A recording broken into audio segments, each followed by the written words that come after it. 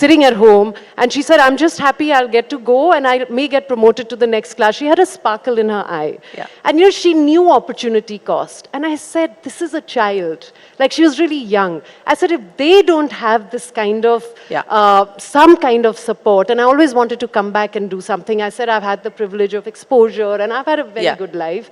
So I wanted to come back and do something, and that's when I said, Love Foundation has to be set up where we train young law students over a program which runs parallel with the colleges with the end goal of trying to get them jobs.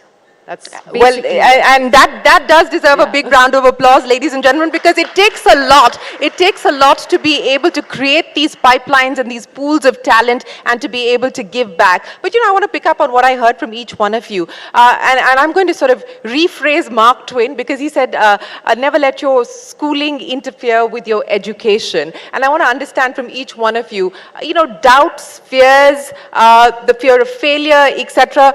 Did that ever constrain your dream of becoming an entrepreneur? Was that ever a question in your mind? Akshita, I'll start by asking you. And how did you cope with that? How did you deal with that?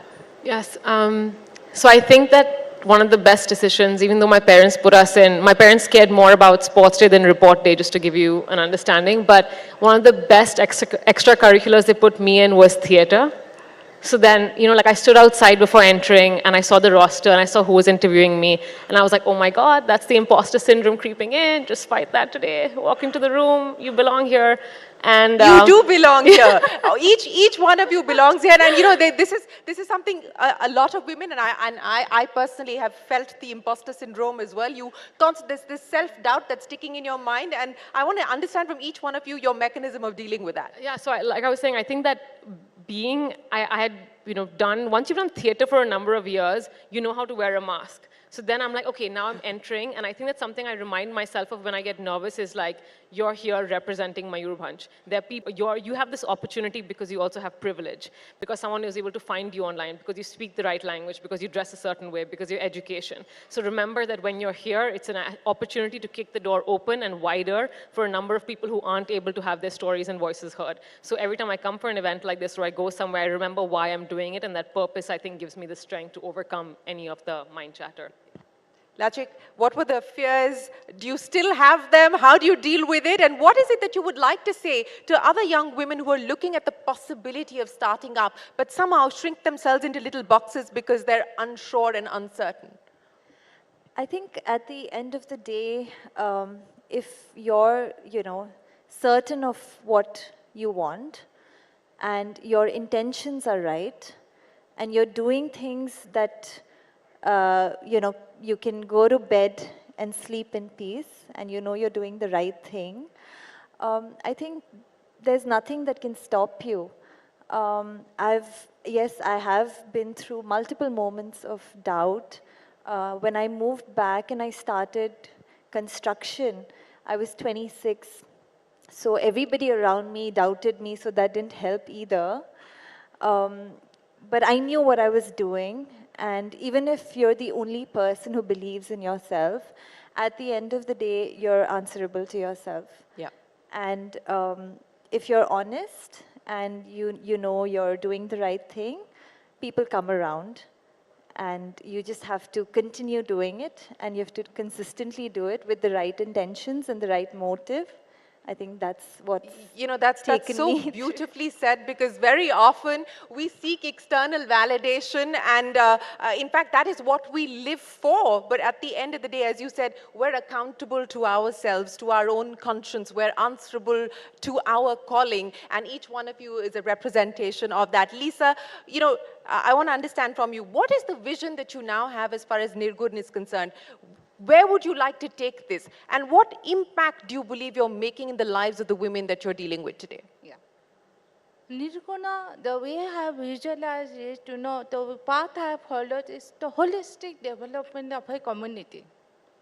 So in a holistic development, what I always say to my customers, don't look at a sari as a product. It is a service to a community. You're talking the tradition, the culture, the local motives, the local rituals of that place. When I say Sambalpuri sari, we're talking about Sambalpuri people, right? Similarly, when I went to the interior researchers of Odisha. And suddenly one day I realized, oh, there is something called Dhalapathar close to Bhubaneswar, I don't know. Yeah. And that is a sari, I'm wearing that sari. We revived the sari. After 100 years, it was lost in time. Yeah. So those kind of things, the revival of weaves, documentation. For last 8 years, we were doing video documentation of local culture, local tradition, local weaves. Yeah. Their motives. So somebody have to preserve our tradition because that is where India lies. Yes, and that is how brands are built. Brands are not built on the strength of just the product alone. Brands are built on the strength of the stories that they represent. And what a wonderful sari you're wearing here, Lisa, today. So thank you very much for sharing the story of the sari that you're wearing. But Tala, let me ask you, what is it that you hope to do with the foundation? What is the kind of impact that you would like to make? I think what we realized, we thought we were trying to get jobs, but we realized that we are effectively making a systemic change. Because it's not just, in Kashmir, J&K, usually there's not much of a private sector, so there's only government sector. So just the shift from government sector to private jobs, that itself, people have to get used to it. Secondly, women moving out, because we can't take all the jobs there right now. So people moving out, mobility, are they willing to move out, insecurities, etc. That's another. So there are a lot of, I think what I realize, it's a marathon, it's not a sprint. Yes. So you have to kind of stick with it. It's going to be very slow because it has to be systemic change rather than just the few jobs you get. So I think you have to be very aware of that and not get discouraged. Keep encouraging yourself and pivot as and when required to make Oh, absolutely. You have to have the agility and the dynamism. I want to end by asking each one of you, and I'll start with you, Akshita, what we just heard there from Tala as well, that, this is not a sprint, it's a marathon. You've got to keep at it. So I'm going to get each one of you to pass the baton on to the other. And the one thing that you believe that we as a society, as civil society, can do to ensure that we see more women participate in the workforce, in the formal economy, and the one thing that you believe the government needs to do. I think that, there's this idea that the focus is on women's education, and if we focus on women's education, that's going to, make sure that they're going to join the, labor force. But actually, we know that's not true. There were more women working in jobs, public and private sector in the 80s than there are today. Women are getting educated and choosing not to work. So I think that we need to take a hard look at who is framing the rules of society and work, and what is, if that's working for women. I mean, I've been working for 7 years, and this is the first job I have. I'm still working in the corporate sector and doing both. But this is the first job I have that there are sanitary napkins in the bathrooms at Dasra, the nonprofit I work in Mumbai. And that's really important, right? I mean, something so small is like, like creating safe spaces for women at work, making sure that work from home, hybrid work, whether that works or not. And also, I think what's important is when we talk about women at work, we focus on urban women and jobs which are, say, white-collar jobs, and we completely disregard rural, rural women from, Dalit communities, indigenous communities. When we're talking about women, we have to also talk about transgender women and their rights. Inclusion in all its, I think you said it there. Absolutely. Lachik, very quickly, in 10 seconds, the one thing that you would like us to take away from this conversation. I think as an entrepreneur and as like a woman entrepreneur, the most important thing and the biggest challenge is usually finance. And I think the government really needs to work towards providing more financial support to women entrepreneurs. We hear about a lot of schemes, but on ground, we know the reality. So I think that is the biggest support. Access to capital, access to finance. Well made. That point is well taken. Lisa, very quickly, the one thing. Yeah. Apart from government support, but I want to tell every one of us, let's buy a handloom sari every year. Okay, everyone, make a commitment to buy a handloom sari, and that will go a long way. Tala, I'll end with you. I think what we need to do is in our workspaces, I think we need to really actually indoctrinate the fact that women have issues, all of the issues. We put a lot of policies together, but implementation and execution, I think if we focused more on that than adding just policies, I think that would be really the key. Policies need to be made for people. People should not have to customize themselves to policies. Ladies and gentlemen, a big round of applause for our women achievers here, kickstarting She Shakti, Swayam Shakti, representing the many faces of India. We wish you the very best of luck, and thank you so much for joining us here this afternoon. Thank you very much, ladies and gentlemen. Anand, back to you. Thank you. Thank you, ladies. Please stay there, and I'm going to request Shireen to present a small token of our appreciation and for their effort that they've taken to come all the way on this platform of Rising India She Shakti. To Akshita, yes, Akshita has also helped us curate something very special later this afternoon in the presence of the Honorable President. Reflection of Mayurbhanj, Chhau. Lachit Risyan. Lisa Mohanty ji. I love your sari, ma'am. It's beautiful.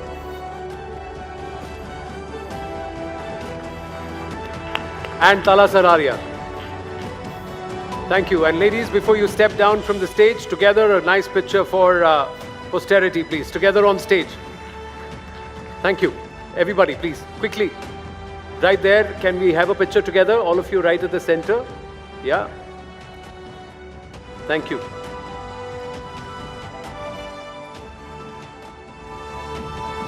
Thank you very much. The representation of Swayam Shakti on stage, ladies and gentlemen. Thank you so much, ladies. Thank you very, very much. Let's set up our next session. We've got lots of ground to cover, and I have to tell you, how many gentlemen here who are less than 40 years of age? How many gentlemen less than 40? If you're all occupying chairs and if you see ladies standing here, you know what you have to do. Right? Spot them who are less than 40 and you know what to do, ladies. Okay. It's not just Swayam Shakti. There are many aspects that we'd like to cover. We've got about multiple sessions, multiple achievers to showcase. We should also have the Honorable President of India in our midst in a short while from now. Union Minister Smriti Irani will be here. But right now, we're going to set up something which makes us all very, very proud. Ye jo tiranga hai na? When you see it scaling not just the skylines, but way into Antariksh, and when you know that there is She Shakti behind it, and you feel so much more proud. So while there's a lot more to be done at the grassroots and further empower and enable her, she has already done a lot to secure Bharat and ensure the enemy thinks twice before training its guns at us, because Bharat's arsenal is stocked with intercontinental ballistic missiles that will make many sweat. Not just think twice, never think about it actually. Our next She Shakti has helped the country take rapid strides in missile technology. She has played a pivotal role in the development of the Agni series of missiles, becoming the project director for Agni 4 and continues to inspire generations with her remarkable achievements and unwavering spirit. The Missile Woman of India, Dr. Tessie Thomas, and as she comes up, I'm going to request another pride of Network 18, Palki Sharma, to please come up along with Dr. Tessie Thomas and take this conversation forward. Big round of applause, ladies and gentlemen. Thank you so much. See all the ladies, I'm going to take pictures of all their saris, for posterity. Thank you, thank you.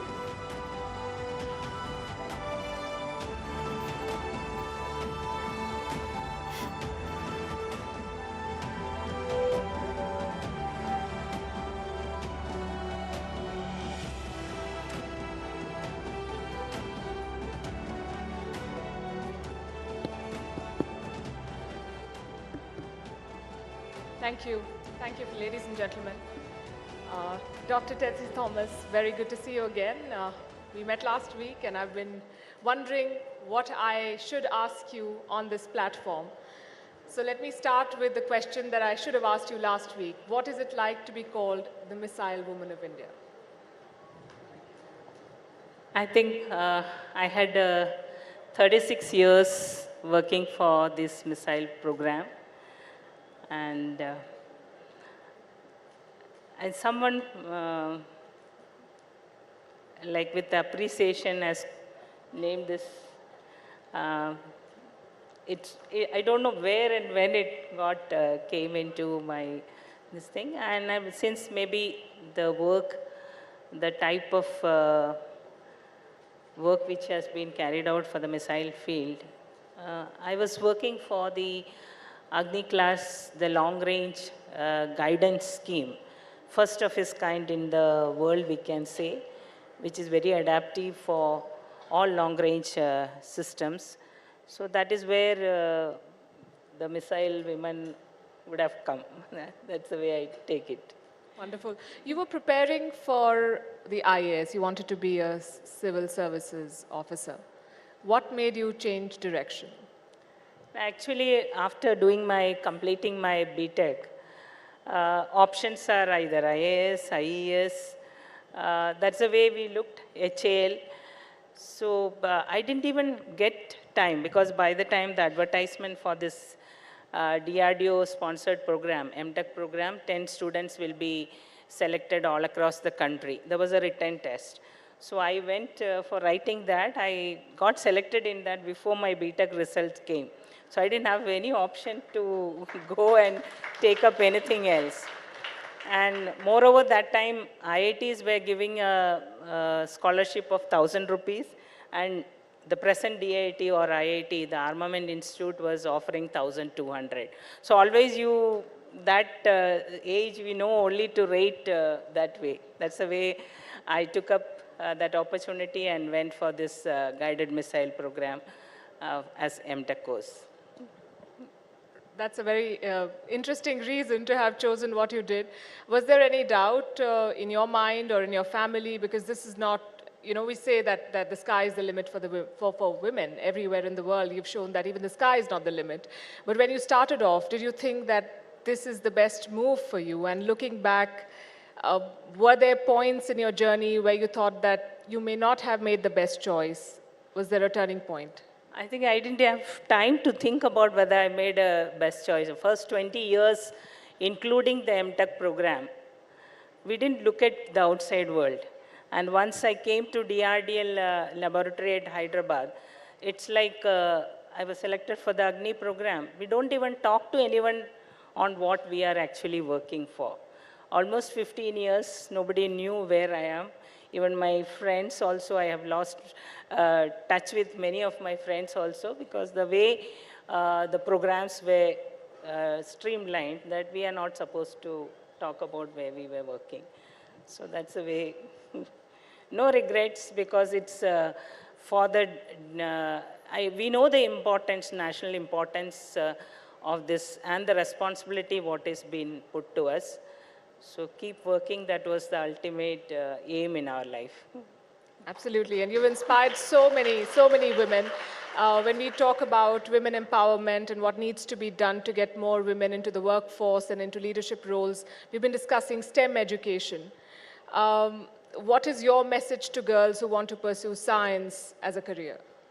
Yeah, actually when I joined the organization, it was hardly less than 3%.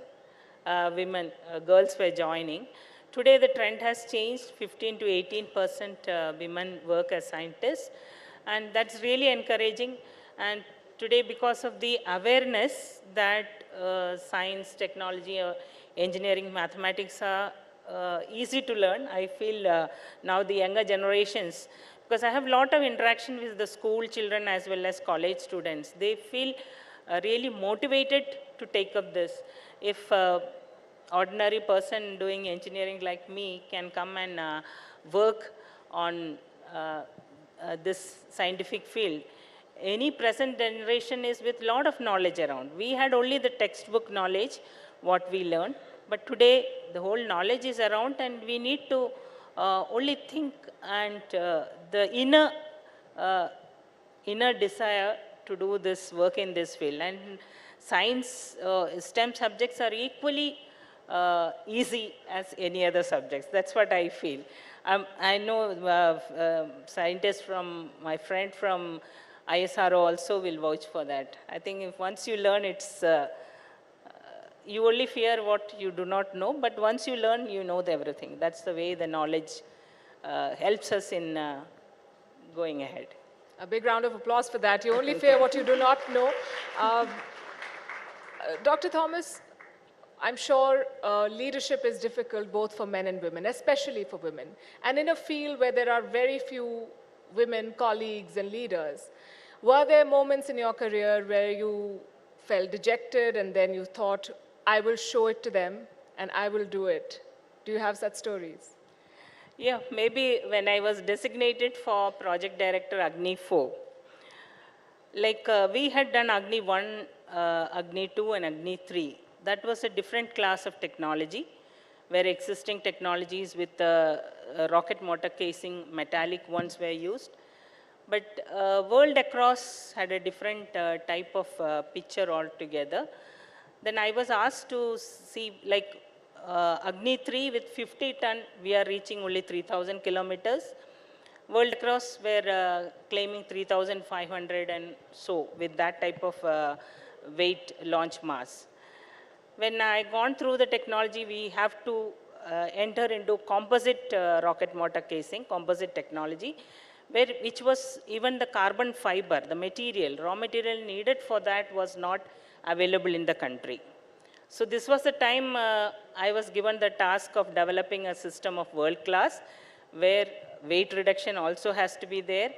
And initially, the mandate was if we may change the one of the stage of the rocket motor, we may be able to achieve.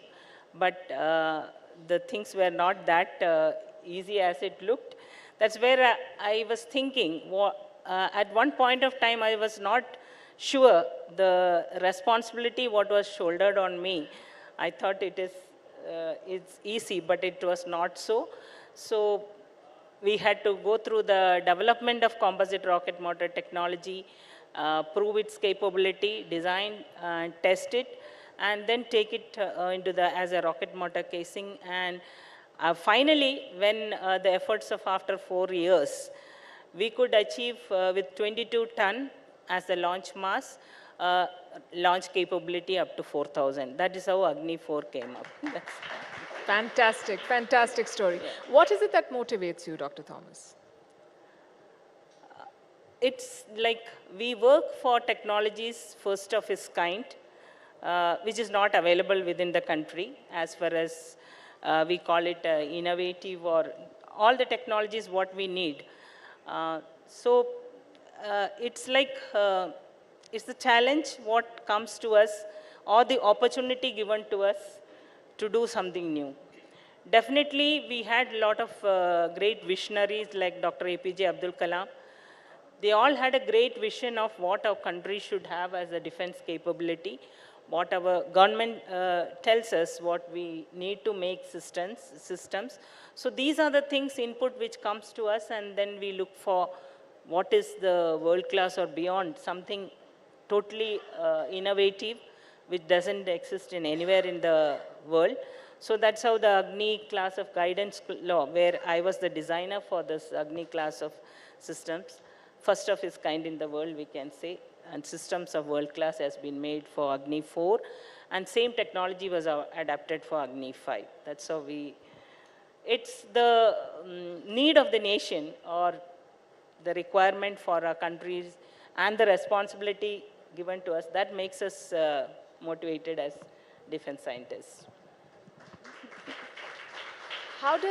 How does your team align with you when you take up this project, which is a matter of pride, not just for you and your organization, but it's something that your entire country is looking at you for delivering on something like this.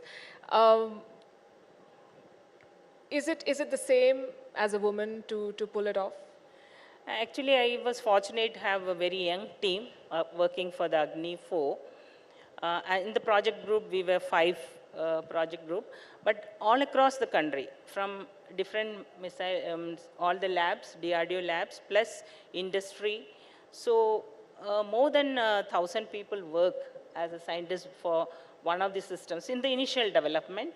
So that is like, if all of them are coming out to work and all of them are inspired to work for the country, then that gives us the all of us the guidance. It's a team. It's a leader.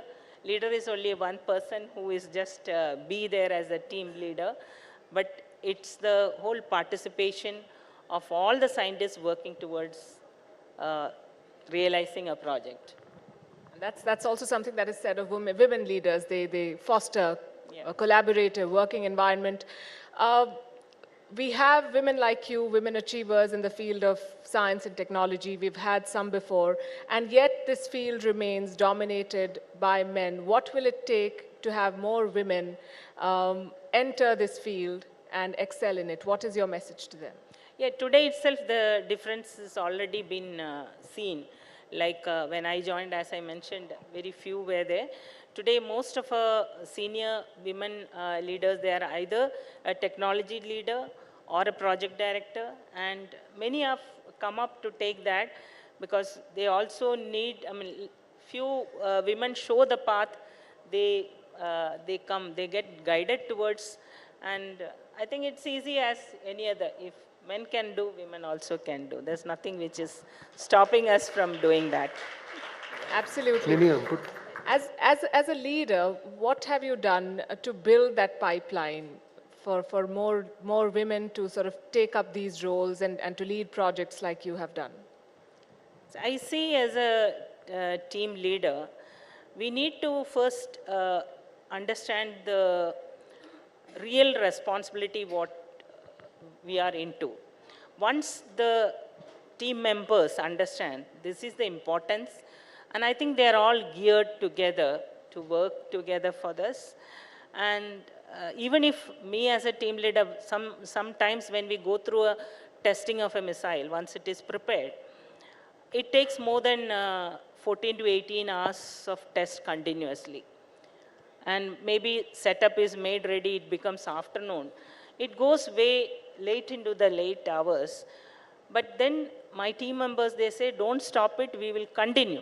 We may end at 3 o'clock at the early morning, but all the team members, that the spirit of the whole team members, that we'll complete. Otherwise, there's no excuse for doing things of this national importance. I think all of them are so much motivated and inspired. And we all work for technologies which is unknown to us. So it's the avionics, the electronics part was going through a lot of changes, revolutions.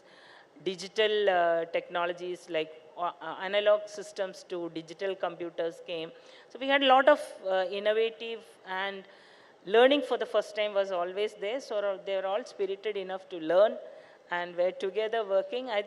Scientists don't give up. So they continue working throughout. That's the way we do. What does the missile woman of India do when she's not designing missiles or thinking of them? Now, those tough days of my life, I get back, switch on the TV and watch the TV, drain out whatever was in my mind, see like who is wearing good saris. So that was the one thing which used to relieve me from all my tensions. Then I didn't have any complaint of cooking, so I used to cook my own food. That's the way I used to spend time. Little time in some badminton or something like that. That's the way I used to have life. My husband was from the Navy, so he was also posted somewhere outside. So, but whenever they were here with me, great support as family. So we were, my son also, very understanding. So that way, we all together made it, we can say. Very inspiring story. Thank you very much, Dr. Thomas, for speaking to us and for sharing your thoughts with us. Thank you. Thank you so much. Ladies and gentlemen, big round of applause to Dr. Tessie Thomas. And I'm going to request Palki to please present a token of our gratitude to Dr. Tessie Thomas, the She Shakti plate.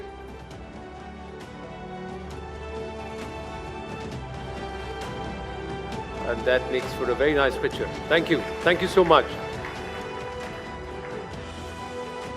Right. Thank you. Thank you so much, Palki. Thank you so much, Dr. Tessie Thomas, for making the effort and coming back. Thank you, ma'am. Lovely to meet you. Thank you. And on that note, ladies and gentlemen, we're going to take a very short break. I request all our guests to be seated where they are. We'll see you in just a bit. All right, ladies and gentlemen, I'd request your cooperation. We need to do it as quickly as possible and as seamlessly as possible. We've got to do, because of the Honorable President's attendance, we've got a security drill. You have a dog squad and the advanced security team which is already inside the auditorium. So they're going to request I think barring the center tables, 1, 2, 3, 4, 5, everybody else will have to clear the audience. So everybody who's standing there, please, you'll have to make your way out of Alamgir, out of the Darbar Hall, please. Except for the ASL team, everybody will have to make your way out. All of you, ma'am, all of you, sirs, please. And you have to go back out and then come back in. Please leave your things where they are. Please leave your things where they are. They just need the area to be cleared. And they're going to start with the security check of the stage. By then, let's try and please quickly clear in and then come back in at the earliest. Thank you. Sorry for the inconvenience, but this is a necessity.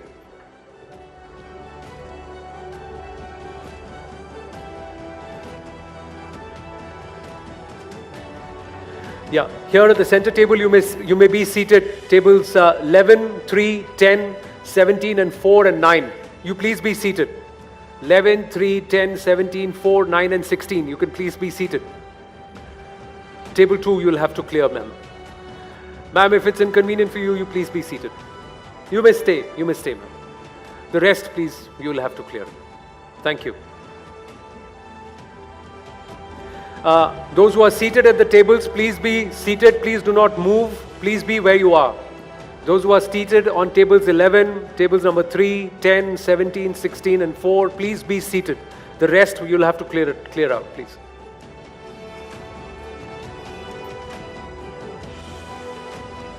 Thank you for your cooperation. We'll try and get it done at the earliest.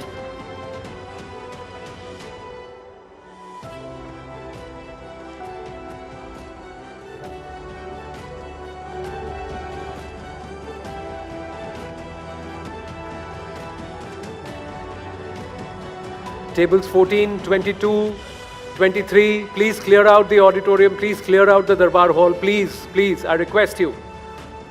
The faster we are able to do this, the faster we are able to begin. The gentleman standing behind table number 9, I request all of you to please either be seated or please vacate the hall. I request all of you to please be seated or please vacate the hall, please.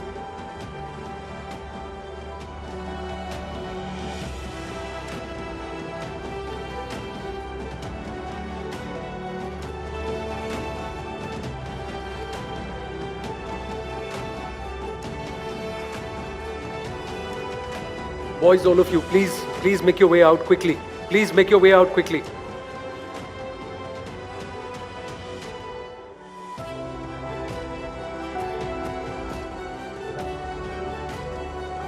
Those who are sitting at the back, please stay where you are. Please don't move around.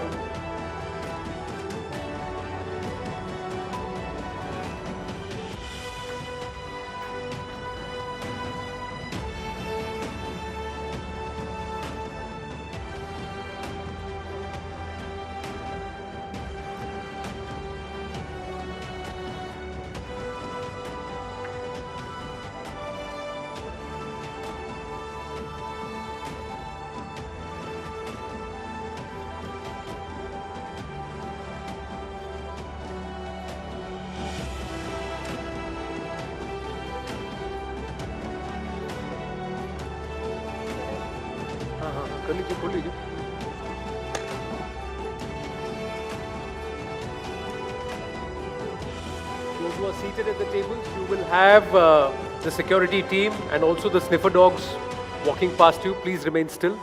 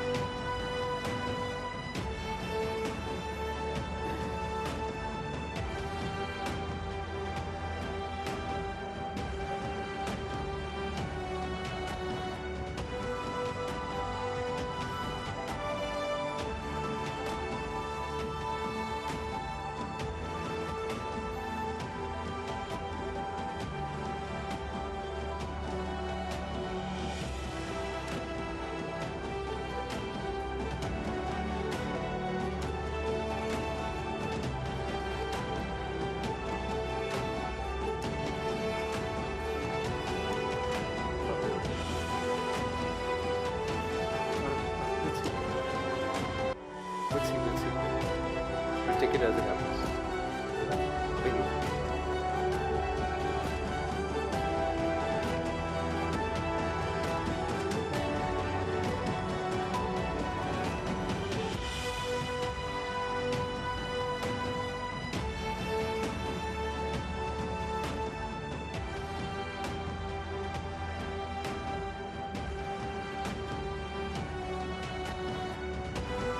would be great the inconvenience, but this is part of security protocol. The Advanced Security Liaison or the ASL team is all around us.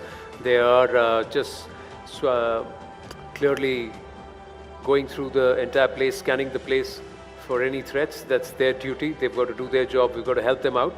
So it's a matter of another 4-5 minutes, and hopefully we should have the Darbar Hall clear to continue proceedings and ready to also welcome the Honorable President of India in a short while from now. She's expected sometime around 4:15 this evening. Before that, in just about 45 minutes from now, we should also have Union Minister Smriti Irani ji joining us here at Rising India She Shakti. The hashtag is She Shakti. If you'd like to tweet, post, talk about it, please use the hashtag. And this endeavor is with a promise that there will be many more. We've tried to curate She Shakti, or women from the length and breadth of the country. Some of the performers, some of the panelists have traveled thousands of kilometers just to be here for 15-20 minutes on stage and to spend an evening or a day with us. So it takes a lot from them also in terms of commitment, in terms of belief that we are here to do something good, that they've joined us. So I request all of you to just show some patience. We had no advance inkling of when they will come. So that's why we couldn't plan it. So we had to do it when they turned up.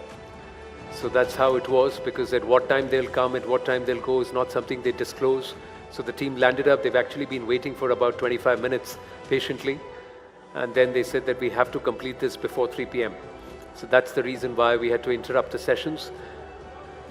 Frankly, ladies and gentlemen, there are no breaks today.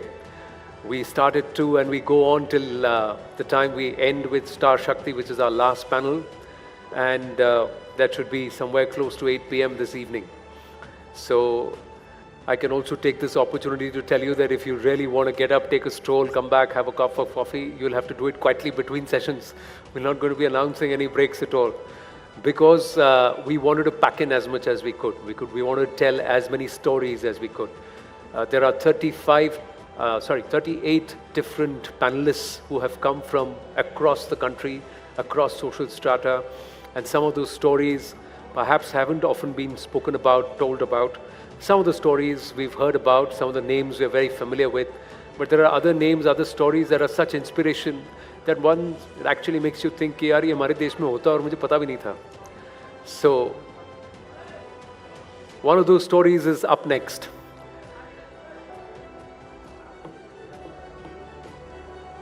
So I'm just going to check if we have an all clear, and can we start calling audience back into the Darbar Hall. Siddharth, do we have an all clear?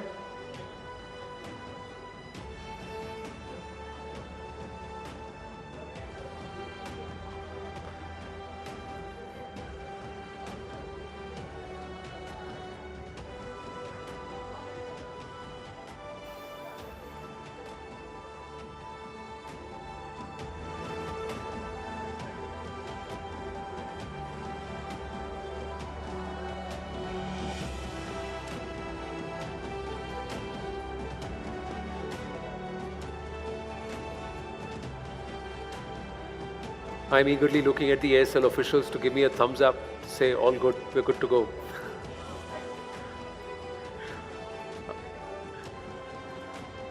So I'm just waiting, sir.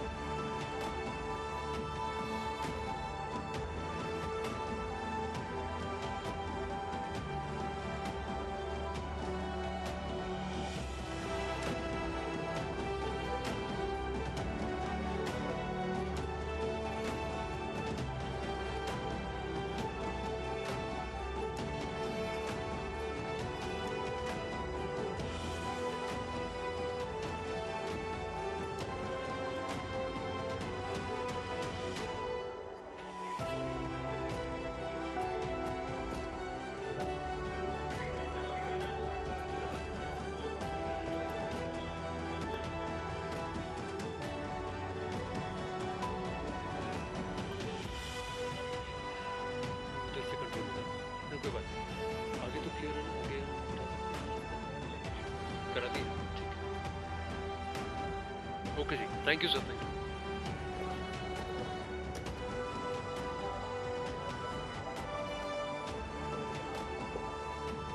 We can start getting everybody back in.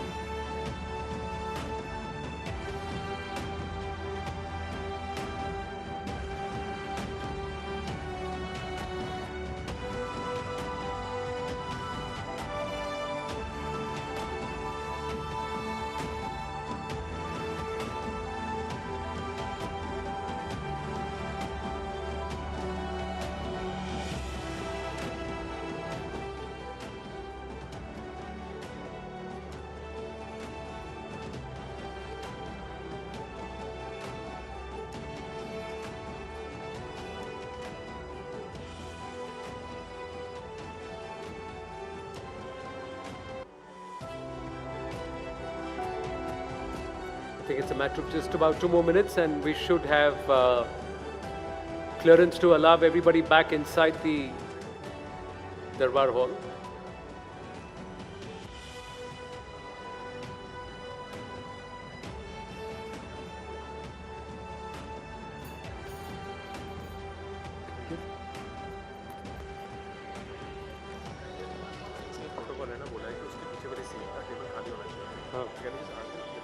Yeah. Yeah. Okay. Okay. Yeah. So table 4 has to be empty, right? Okay. Ladies who are all sitting in tables 2, 3 and 4, 1, 2, 3 and 4. आपका table number 1 renumber हो गया है. So table number 1 is there. So you will have to move to that table. Just right behind you. Please move to that table quickly before everybody else is coming. Table 2, ma'am, you will have to move to this table, please. Table 3, you will have to move to table 2. Everybody on table 3, please move to table 2. And everybody on table 4, you will have to move to table 3. Table 4 has to be left empty. They are all moving. Numbers can also please move the table numbers. Ma'am आप इधर आ जाइए, इधर आके बैठ जाइए, इस तरफ सामने ये जो चेयर है, हाँ let us sit there, आप इधर बैठ जाइए मैम, हाँ you can take that one, yes please.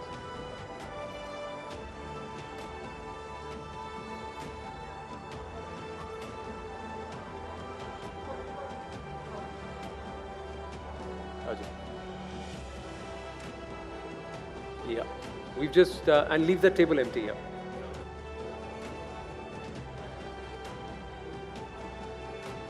Thank you everyone for your patience. Please come back in and settle in at the earliest so that we can start proceedings right away.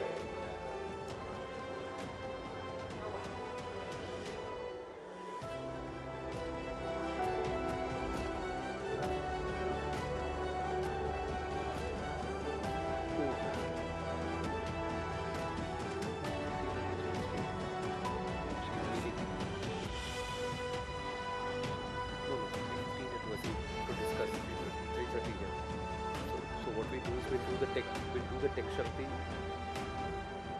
Yeah.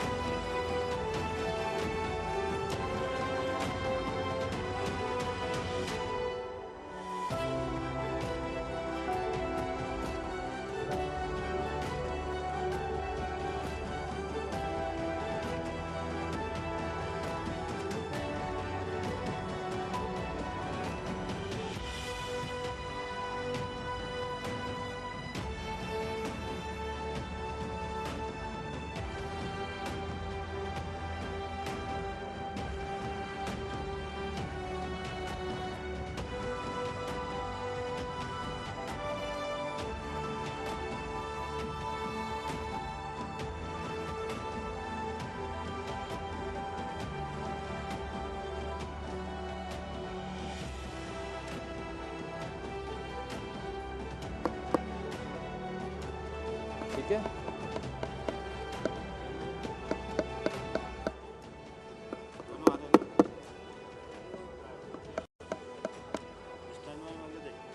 ठीक है अर्जुन को ना अर्जुन अर्जुन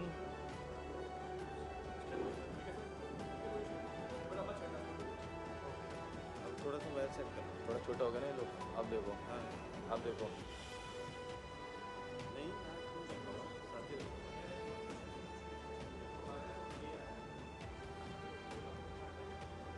उनकी team से आया था सिर्फ team से आए हुए नहीं वो कह रहे हाइट छोटी है थोड़ी मैं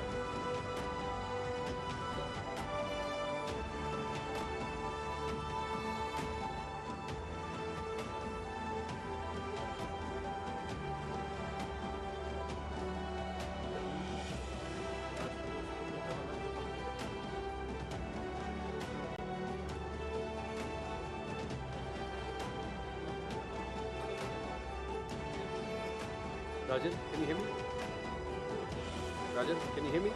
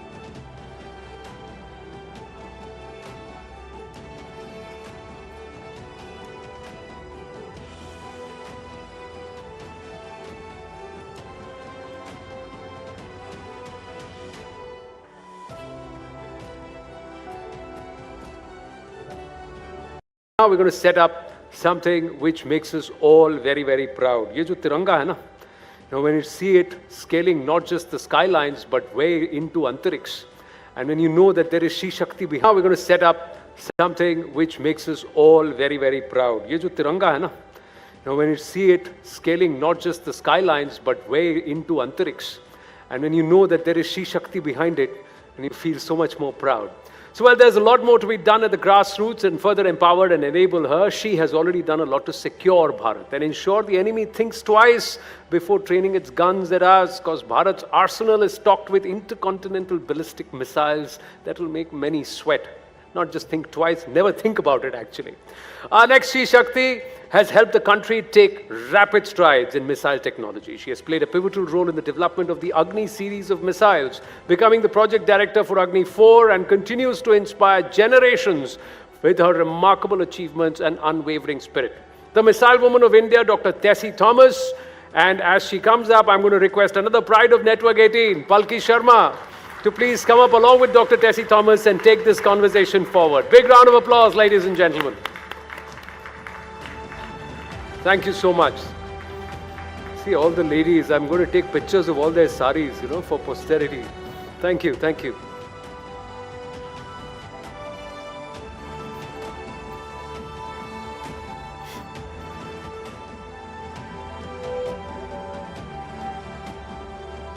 Now we're going to set up something which makes us all very, very proud. Ye jo tiranga hai na, when you see it scaling not just the skylines but way into Antariksh, and when you know that there is She Shakti behind it, and you feel so much more proud.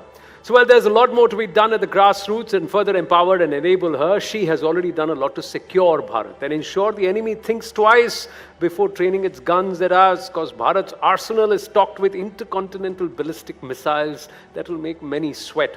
Not just think twice, never think about it actually. Our next She Shakti has helped the country take rapid strides in missile technology. She has played a pivotal role in the development of the Agni series of missiles, becoming the project director for Agni 4 and continues to inspire generations with her remarkable achievements and unwavering spirit.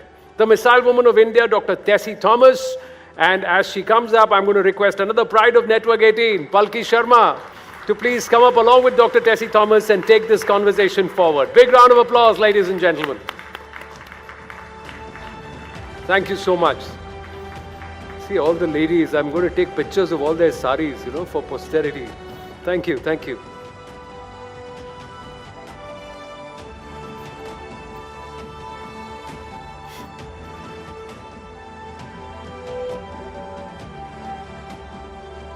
Now we're going to set up something which makes us all very, very proud. Ye jo tiranga hai na, when you see it scaling not just the skylines but way into Antariksh, and when you know that there is She Shakti behind it, and you feel so much more proud. So while there's a lot more to be done at the grassroots and further empowered and enable her, she has already done a lot to secure Bharat and ensure the enemy thinks twice before training its guns at us, because Bharat's arsenal is stocked with intercontinental ballistic missiles that will make many sweat. Not just think twice, never think about it actually. Our next She Shakti has helped the country take rapid strides in missile technology. She has played a pivotal role in the development of the Agni series of missiles, becoming the project director for Agni 4 and continues to inspire generations with her remarkable achievements and unwavering spirit. The Missile Woman of India, Dr. Tessie Thomas, and as she comes up, I'm going to request another pride of Network 18, Palki Sharma, to please come up along with Dr. Tessie Thomas and take this conversation forward. Big round of applause, ladies and gentlemen. Thank you so much. See, all the ladies, I'm going to take pictures of all their saris, for posterity. Thank you, thank you.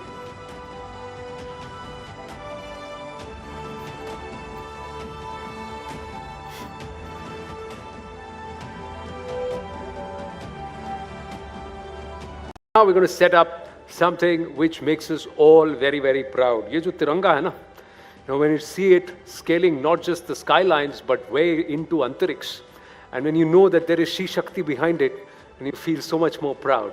So while there's a lot more to be done at the grassroots and further empowered and enable her, she has already done a lot to secure Bharat and ensure the enemy thinks twice before training its guns at us, because Bharat's arsenal is stocked with intercontinental ballistic missiles that will make many sweat. Not just think twice, never think about it actually.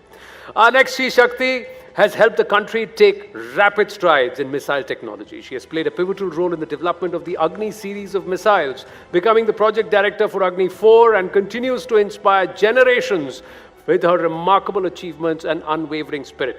The Missile Woman of India, Dr. Tessie Thomas, and as she comes up, I'm going to request another pride of Network 18, Palki Sharma, to please come up along with Dr. Tessie Thomas and take this conversation forward. Big round of applause, ladies and gentlemen.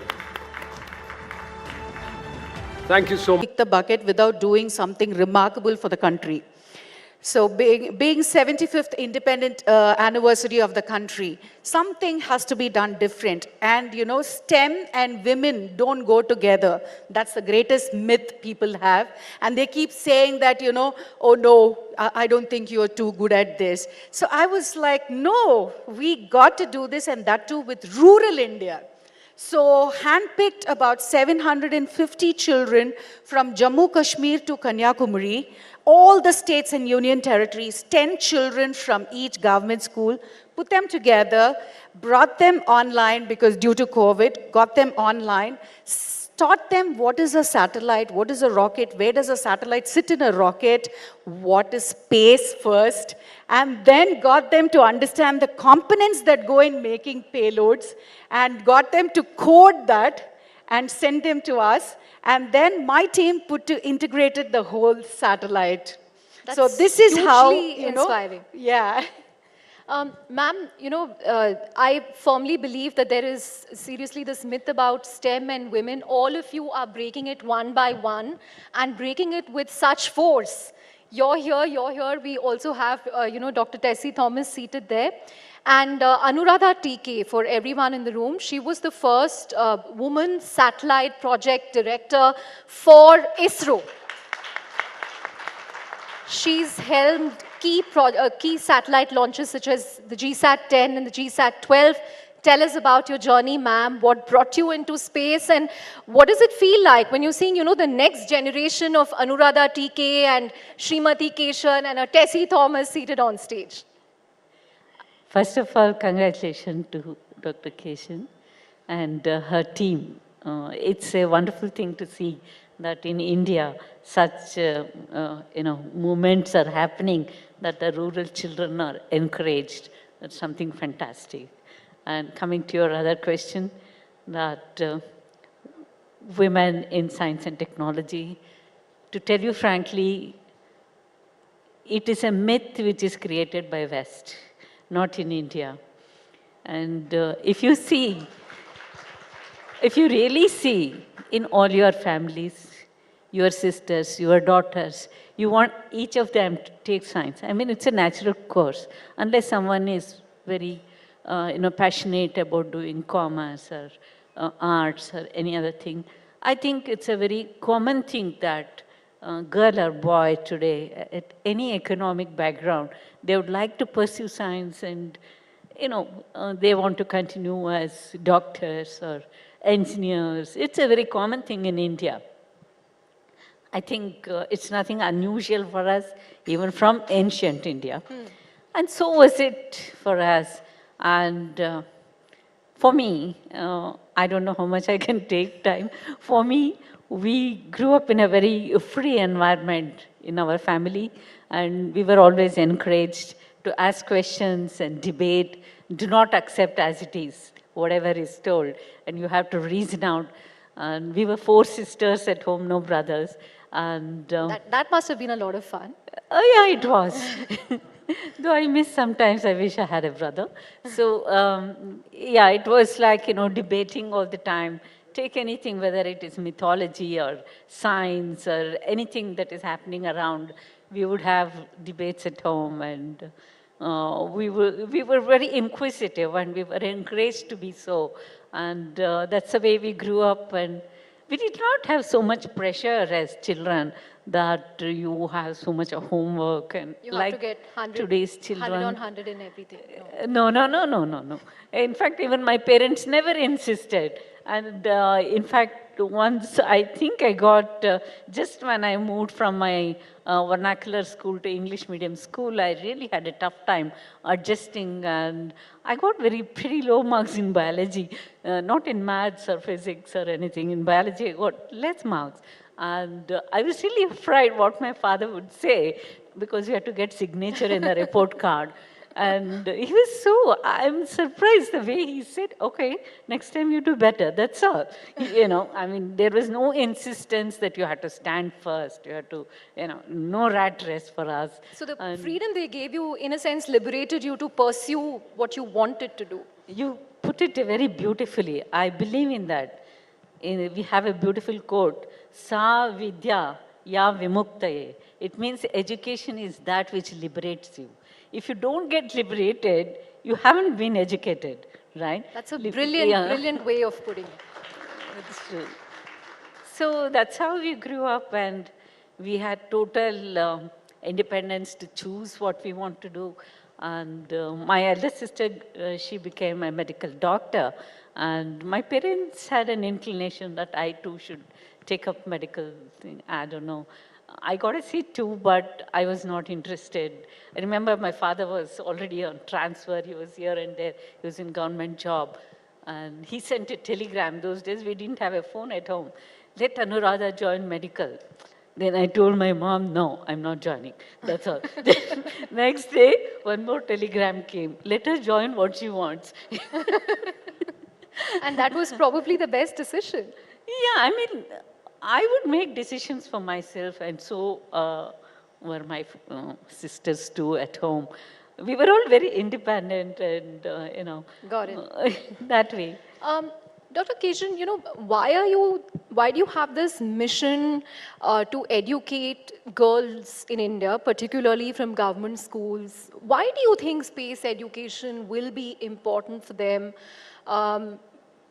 Beyond the fact that it looks great, the fact that these 750 girls worked on a satellite that India has launched, what's the larger impact? How is this going to help the country? Well, that's a brilliant question. The facade of Indian rural children generally internationally is, you carry a mud pot, torn clothes, walking on a deserted path. This is what is picturized everywhere, in all the magazines that you see. I wanted to break that. I wanted to say that, these are not Indian girls. The Indian girls are more powerful if you give them a platform. So give them that platform. And in fact, for this year's UN Girl Children's Day, what we did was the children who worked on Azadi Sat, they were in their rural attire, but we gave satellites and rockets in their hands and sent that to UN, and it was published everywhere. So we said, no more Indian girls with mud pots. They are with satellites. And space is the future. Everybody is talking about it, and they want to, I think this is a platform, I'm sure, I know if I'm going to voice out, they're going to be brickbats, but I would love to voice out saying that the West always loves to trounce upon that Indians are snake charmers still, and we wanted to say, no, our girls, rural India is also powerful. So what are you talking about? People sitting there in ISRO and everything. They are even more powerful. So we will launch Chandrayaan at the first shot, Mangalyaan first shot. Everything is possible. So this kind of a power I wanted to give my rural children, so that today they stand as a testimony to the rest of the children, rest of the youth of the country as leaders. How many children, you should ask this to them, I think. I think get them to talk. Yeah, how they feel about, Right. what's the transformation they had. Right. So we have, kids from Kerala, Jharkhand, Chhattisgarh or up, Bihar and Tamil Nadu. So one of them will be speaking in Tamil, two of them will be speaking in Hindi, and she's going to be speaking in English. We will translate it for the benefit of our audience here. நீங்க முதல்ல சொல்லுங்க உங்களுக்கு எதுக்கு space பிடிச்சிருக்கு satellites பிடிச்சிருக்கு என்ன ஆகணும்னு நினைக்கிறீங்க என்னோட பேர் ஜே குகப்பிரியா. நான் தமிழ்நாட்டில் மதுரை மாவட்டம் திருமங்கலம் அரசு பெண்கள் மேல்நிலைப் பள்ளியில் 12ஆம் வகுப்பு படிக்கிறேன். ஆசாதிசா 2 எங்கள் 780 மாணவிகளின் கனவு. ஆசாதிசா 2 அன்னைக்கு பிப்ரவரி 10ஆம் தேதி 780 மாணவிகளின் கனவுகளையும் எங்கள் கனவுகளின் அரசி டாக்டர் ஸ்ரீமதி கேசன் அம்மையார் அவர்களின் கடின உழைப்பையும் அதை எங்களுக்கு கற்றுக் கொடுத்த 11 இளம் விஞ்ஞானிகளான சகோதரர்களின் அறிவையும் எங்கள் பெற்றோர் மற்றும் ஆசிரியர்களின் ஆனந்த கண்ணீரையும் சுமந்து கொண்டு வெற்றிகரமாக விண்ணில் சீறி பாய்ந்தது. She's from a background that, absolutely rural, and she says it was a dream we've never dreamt before, and this has really transformed not only our lives, our parents' lives, everybody's lives, and we wanted to be thankful for this whole mission. What she's being humble about is she owed a lot of gratitude to Dr. Keshan for making her dreams come true. ஆசாத்தி sir 2க்கு அப்புறமா எனக்குள்ள ஒரு தன்னம்பிக்கை வந்துச்சு. இன்னும் நான் நிறைய கண்டுபிடிப்புகள் கண்டுபிடிக்கணும். என்னோட எண்ணம் எல்லாமே ISROல சயின்டிஸ்ட் ஆகணும் அப்படின்றது. That is easy to translate. She wants to become a scientist at ISRO. All the very best to you. And we will interview you 10 years later or 20 years later as a scientist. Maybe as a project director. Thank you so much. आप बताइए आपके बारे में, आपको अंतरिक्ष में इतनी रुचि क्यों है? आप किससे प्रेरित हुई हैं? वैसे तो मुझे साइंस में पहले से ही इंटरेस्टेड थे, लेकिन जब से मैम के द्वारा ये मिशन चलाया गया और ऑनलाइन क्लास के द्वारा मुझे जो टीचिंग मिली, इंफॉर्मेशन मिला स्पेस के बारे में, उससे मुझे और भी इंटरेस्टेड होने लगा और मुझे स्पेस में और भी इंटरेस्ट होने लगा. और आप क्या बनना चाहेंगी बड़े होकर? I want to become in the science field. Excellent.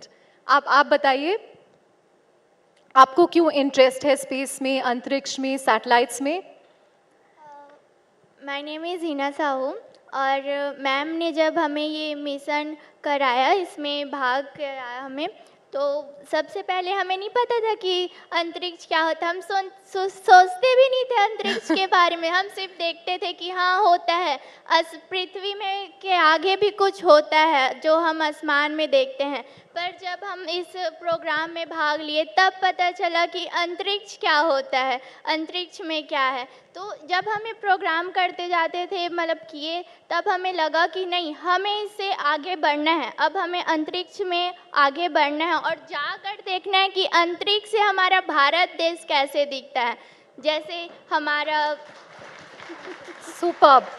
One after the other, these girls are just remarkable. They deserve a bigger round of applause. I'm going to let the girl from Kerala have the last word. Tell us what your dreams and aspirations are.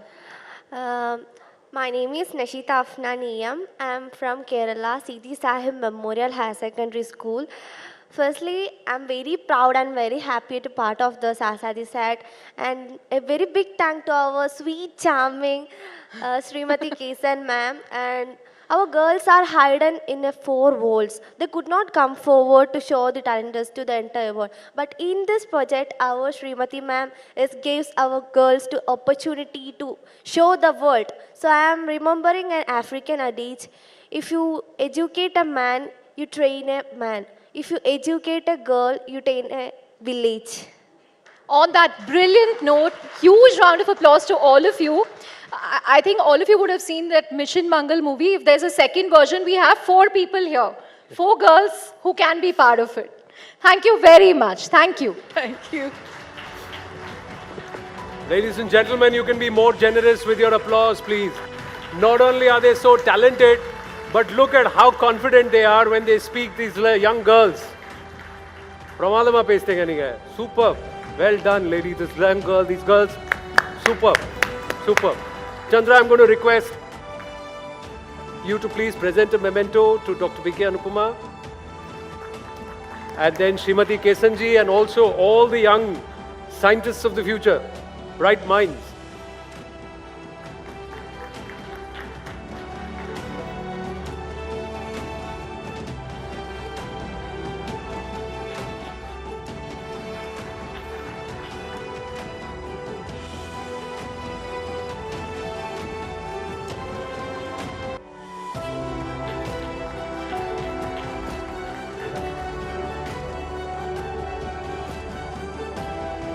Space से भारत कैसा दिखता है आप देखना चाहते हैं, आप space में जाके अंतरिक्ष की उड़ान भरिए, भारत सब पीछे छूट जाएगा.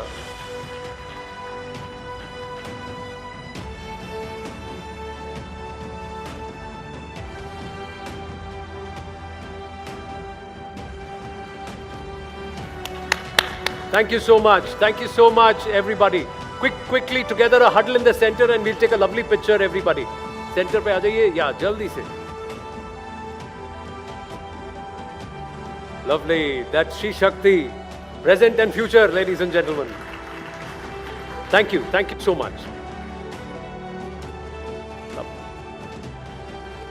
Let's get a move on. Ladies and gentlemen, Rising India She Shakti is very special to us, but just like the flight of a fledgling needs the solidity of a branch or even Mother Earth to take off, An initiative such as this also needs the backing of solid partners who believe in the cause. So I'm taking this opportunity to thank all our sponsors, all of them who stepped forward and said we want to back this initiative and who have helped make this possible. But foremost among them is Quest, our main sponsor, who embraced the philosophy of She Shakti and told us, "Tum kar sakte ho."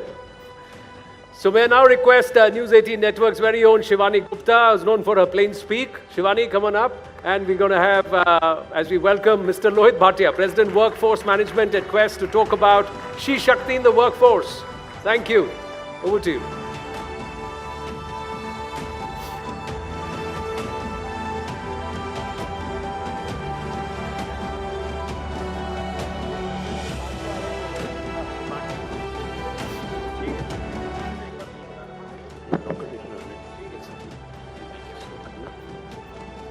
Thank you so much, and a very warm welcome, and thanks to all of our audiences and guests. I'm Shivani Gupta. I'm in conversation with Mr. Lohit Bhatia, President, Workforce Management at Quest Corp. He comes with an experience of over 25 years across industries such as textiles, auto components, and services, with a focus on product and services, sales and business development, along with proficiency in manpower outsourcing programs, with emphasis on managed services across industries. I do thank you, first of all, for partnering with us. Why is this initiative so important to you? Let me begin by asking that. So first and foremost, I'll take a second to thank every woman in this audience and out there. This Nari Shakti, this She Shakti is absolutely to be celebrated every day, every moment. So that's the first. Why is it important to us? So Quest started with very humble backgrounds in a 3-bedroom apartment in Bangalore 16 years ago.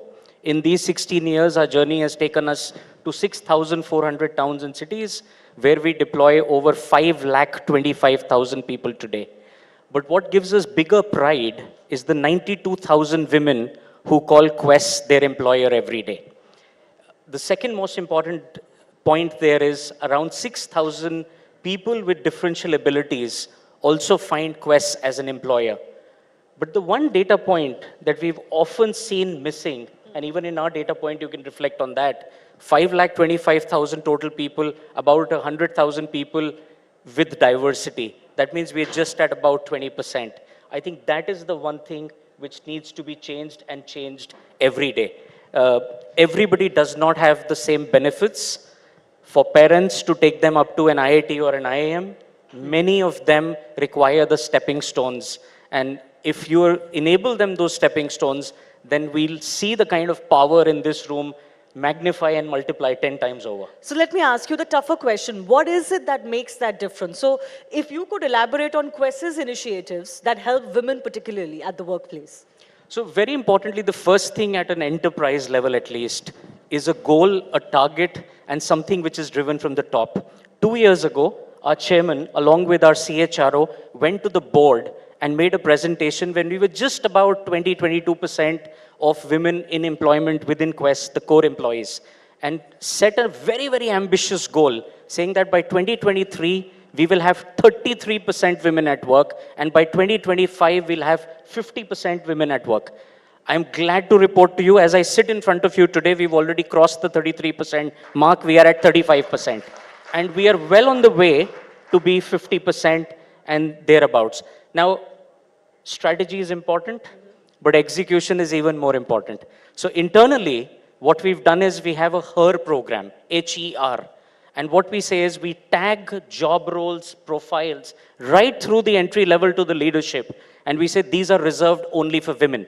We don't just stop there. We take it to our business leaders. And some of my business leaders are in this room today. This becomes a target to them. They have to not only open those job roles only to women, they have to ensure that they come into the system, and they come into the system with open arms and a red carpet. And beyond that, you have to make it easy for them after they come to place of work. You know, I was going to ask you exactly that question. From my grandmother's generation to my mother's generation, every generation has faced issues, and I have, of course, grown up as any woman would, learning about what those issues were. And as a young woman professional, I feel some of my issues are different. I want to ask you, what is the issue or what are the issues that today's woman in the workplace faces, and how do we solve those issues? Have we identified those issues first up? So I think over the centuries, some issues have remained constant. And women will typically, in my opinion, have 4 hurdles or 4 M's in their life. The first M or the first hurdle would be marriage. And I'm not saying it in the wrong way. I am married. I love my wife. I found her in school. We both started dating when we were just 9 years, in the 9th standard. And since then, it's gone pretty steady. So marriage is important. Please let me put a caveat out there. But that becomes the first hurdle for a woman. The second hurdle for a woman is maternity. The third hurdle for the woman is medical care. And medical care both for your own aging parents and your parent-in-laws. And the fourth hurdle is motherhood and becoming a mother as your children start to grow up. They get to the middle school, they finally get to the 10th standard, the 12th standard. The burden eventually goes back onto the woman. So as Quest, very specifically, we've tried to address each of these. After the HER program brings a woman into the system, we also encourage them to stay for longer. So the first program that we run is called GROW. And once a woman is into the system, how can she go from the junior management to mid-management to senior management? The second one that we have, which the senior women leader anchor, is called QUEEN. But this QUEEN is with slightly different spellings. It's QWEEN, and that is Quest Women Employment and Engagement Network. So all senior leaders, all women senior leaders at Quest have to mentor and buddy all the junior women leaders and navigate them through these 4 M's or these 4 hurdles at the workplace, which, mind you, they are going to get. I'll add one more point and just one tactical thing. We added and we changed our leave policies. And one of the policy we added was that if you're a parent of a child going into the 10th or the 12th standard, both father and mother will get a leave during the board exam. So we are telling the men, please share the burden. Don't expect your wife to give up the job during that time. We also added just one last one, and this is important because I heard in the earlier panel as well. We started what is called a period leave. I know Government of India is talking about it. We said if you are in your menstruation cycle and you need to work from home and you feel comfortable working from home, no questions asked, just convert that day into work from home and you're comfortable. So these are small little things. A lot of enterprises can do it. Absolutely, absolutely. No, so there is, as you said, some challenges haven't changed for women. And those come from marriage, maternity, motherhood, as you said. And as you rightly said, those challenges will not go away till the burden of motherhood or parenthood is shared equally between men and women. But I do want to ask you, there is a report that Quest has initiated or authored, which is called the New Collar Generation. Could you tell me what is it that you found about young women or women of all age groups in the workforce, especially from the unorganized sector to the organized sector? So thanks for that question. Actually, Quest brings people into formal employment for the very first time. In the last 12 months, when we added about 350,000 people, 177,000 of those people got a UAN number for the very first time. That means they came into formal employment for the very first time. 42,000 of those were women employees who came into the formal employment for the very first time.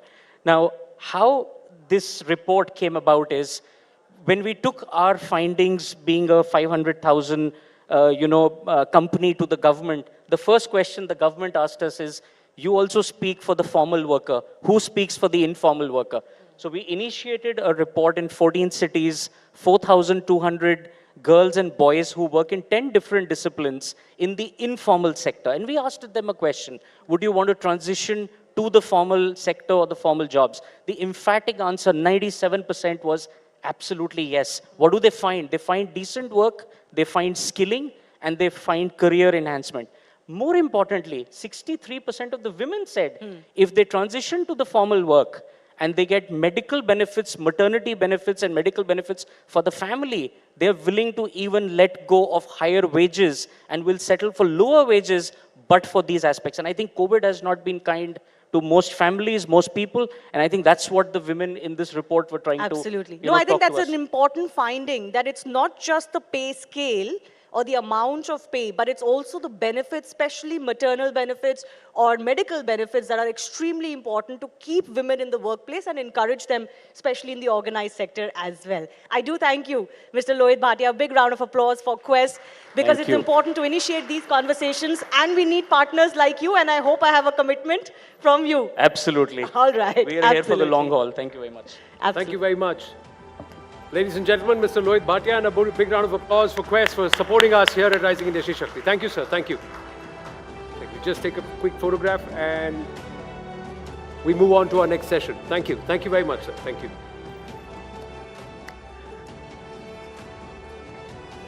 Well, ladies and gentlemen, what we do is whenever we have politicians, we journalists are fighting with each other to say who's going to do the interview. So this time around we said, no, this is Rising India She Shakti. Let's get another achiever, non-journalistic, to take the lead as she takes the lead. This session is Netritva Shakti. One of the most popular ministers in the current government. She has ably shouldered responsibilities across ministries, served as a union minister right through 9 years of the Modi Sarkar. She's also triumphed in a political bastion no one thought could ever be surmounted. But has it all been guts and glory all along? Will we get to hear the untold story of Union Minister Smriti Irani ji at She Shakti? Well, as she comes in, I also invite our moderator, another very, very special person, an achiever herself, an IAS officer from the late 80s batch, the first to serve in railway traffic service. They kept calling her Sir for 6 months. She's also an acclaimed dancer, a Padma Shri awardee, a TEDx speaker on cancer, Srimati Ananda Shankar Jayant.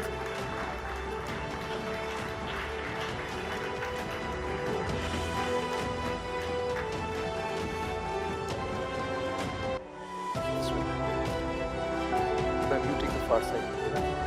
I'll take that.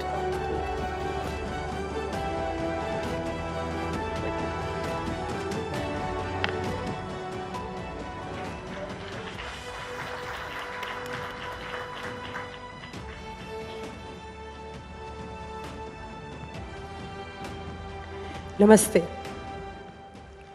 As grateful daughters of this land, this ancient civilization, Bharat, which has bequeathed to us in extraordinary legacies of learning and knowledge that continue to exist and grow unbroken over millennia. From Gargi and Maitreyi to every Indian woman today, she leads not just this nation, but the very world. Charting her journey across many, many different genres of learning, she continues to guide this nation and the world in what it is meant to be. She is Shakti, the core of Bharat's growth story. Shakti, that is the essence that is powering Bharat's and India's Atmanirbharata. Today, it is indeed an extraordinary honor and privilege to welcome someone we have all grown up admiring for decades.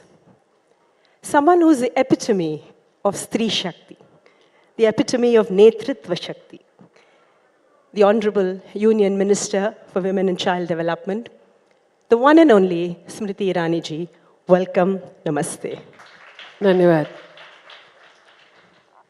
Your incredible journey is one of focused pursuit of dreams that are beyond the purview of the average middle class.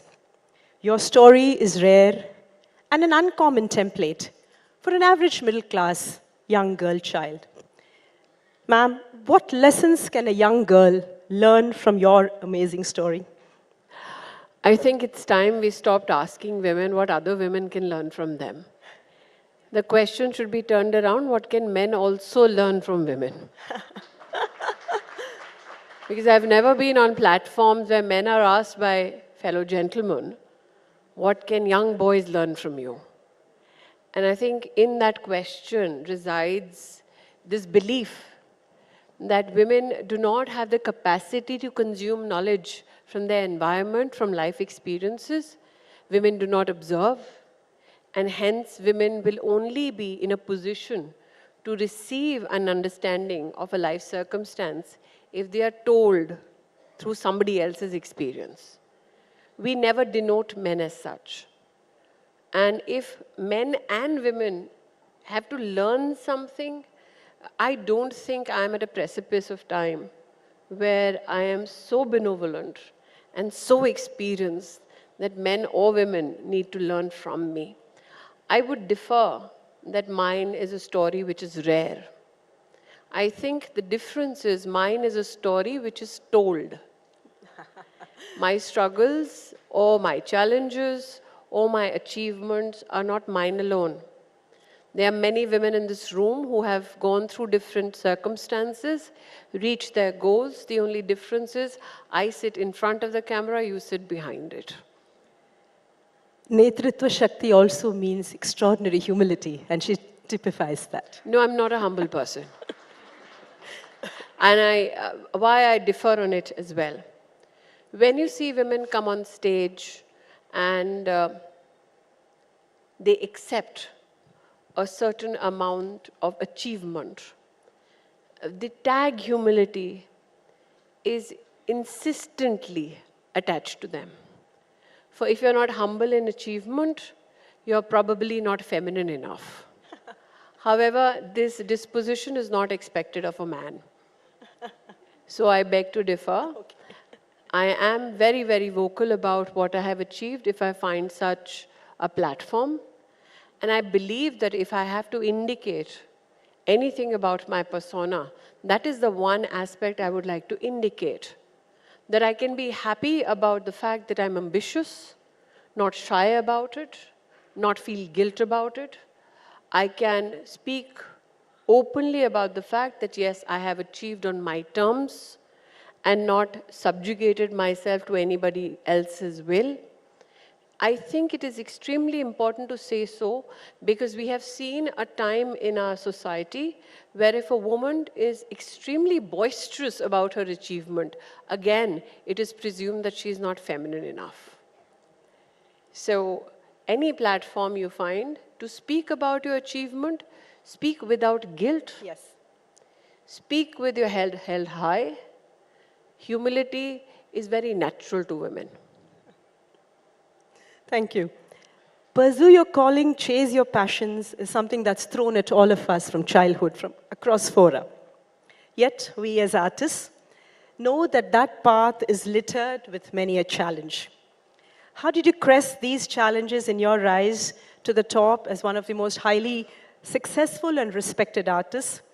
And would you define these challenges as struggles or challenges? I don't think that we give a complete lesson in life. Especially, I belong to an economically challenged family as a young child. When you teach a child who comes from a poor family or a lower middle class family, pursue your dreams with vigor, with a sense of passion, I think there has to be a very big footnote with it. Pursue it, but remember there'll be a price. Because when you pursue things on your own terms, there will be many that you will upset because you refuse to be crushed. There will be many who will be upset because you've received a knowledge system and possibly surpassed those who taught you. There will be many who believed that in your journey, you will never transform. I'm sure many women in this audience today, and I know a few of them, have had a juncture in their lives when they're told, "Aap aise nahi the, jab aap pehle mile the, tab aap alag the." As though it is a crime to transform. It is a crime to find more confidence, more joy. So I believe that when you teach a child, boy or girl, the art of pursuing a goal, you need to instill in them the common sense that for every decision and choice you make in life, there will be a price to pay. That price may be paid with your patience, that price may be paid with your reputation, that price may be paid with your peace of mind, nothing comes free. To me, Smriti Irani ji epitomizes the power of laser-sharp focus. I thought it was a laser-sharp tongue. It's something that I see, that we all have seen her bring to every aspect of our life. In these days of easy distractions, growing and nurturing that power of focus is a learning that all of us can take back today, a takeaway. I think because I've learned very early that there is a price to pay, hence there is an understanding that what are the distractions that price extracts. Women, when they are young, are told that if you reach a level of achievement, all your problems will dissipate. I see my senior colleague Tessie Thomas in the audience today. I remember, and with your permission, Tessie, I'll say this today, when I became Minister Education, I remember walking into the IIT Council meeting. The room was filled with male scientists, and some of the most acclaimed ones. Tessie knows it, I know them, we won't name them. When I walked in, I looked around and I said, where are the female scientists? They looked around and they told me, well, you fill the female slot. I said, but I'm not the scientist, I'm the politician.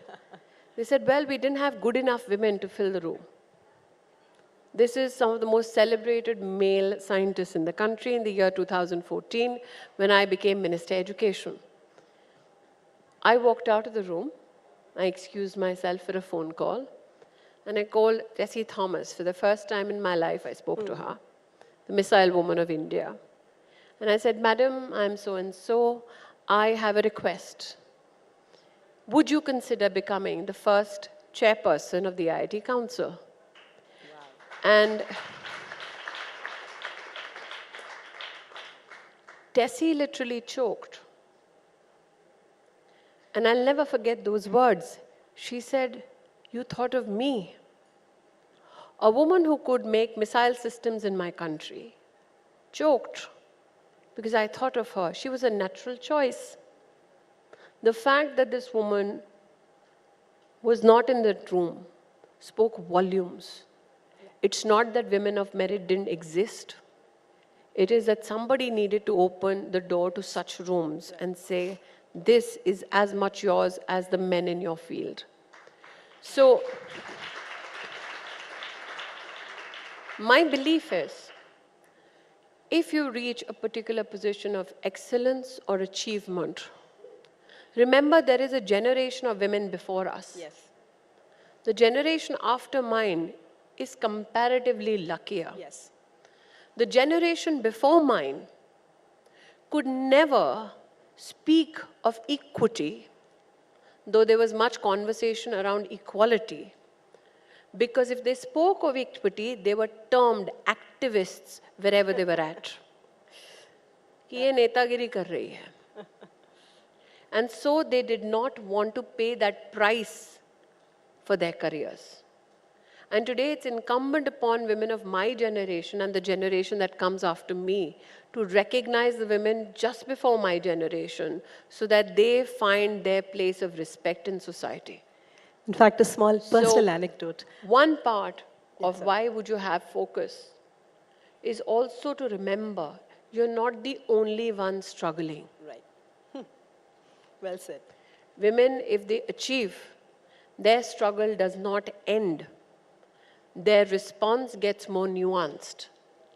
We will have the privilege of having the Honorable President of India on this platform today. I would highlight to this august audience that even after becoming the President of India, the Supreme Commander of the Armed Forces, she was subjected to humiliation in politics. Yes.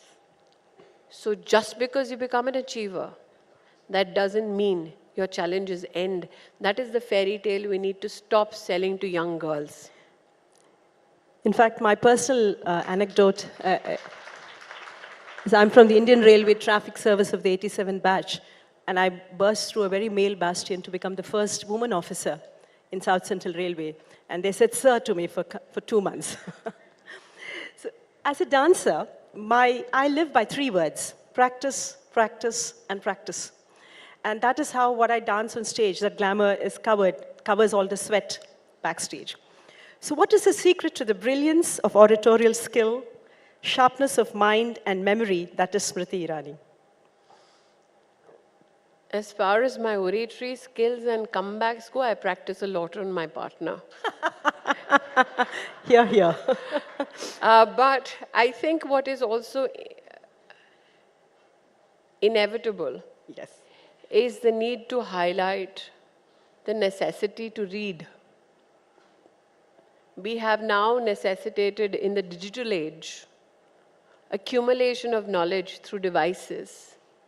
But everything that Google has is not sacrosanct.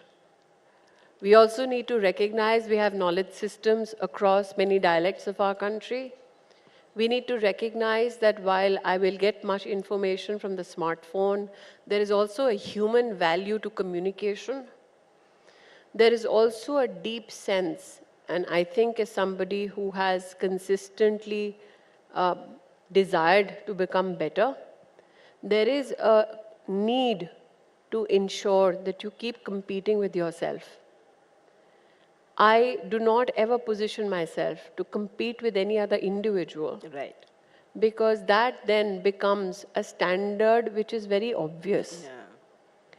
If I am in a position to do something better, learn something better today, I will look for that opportunity.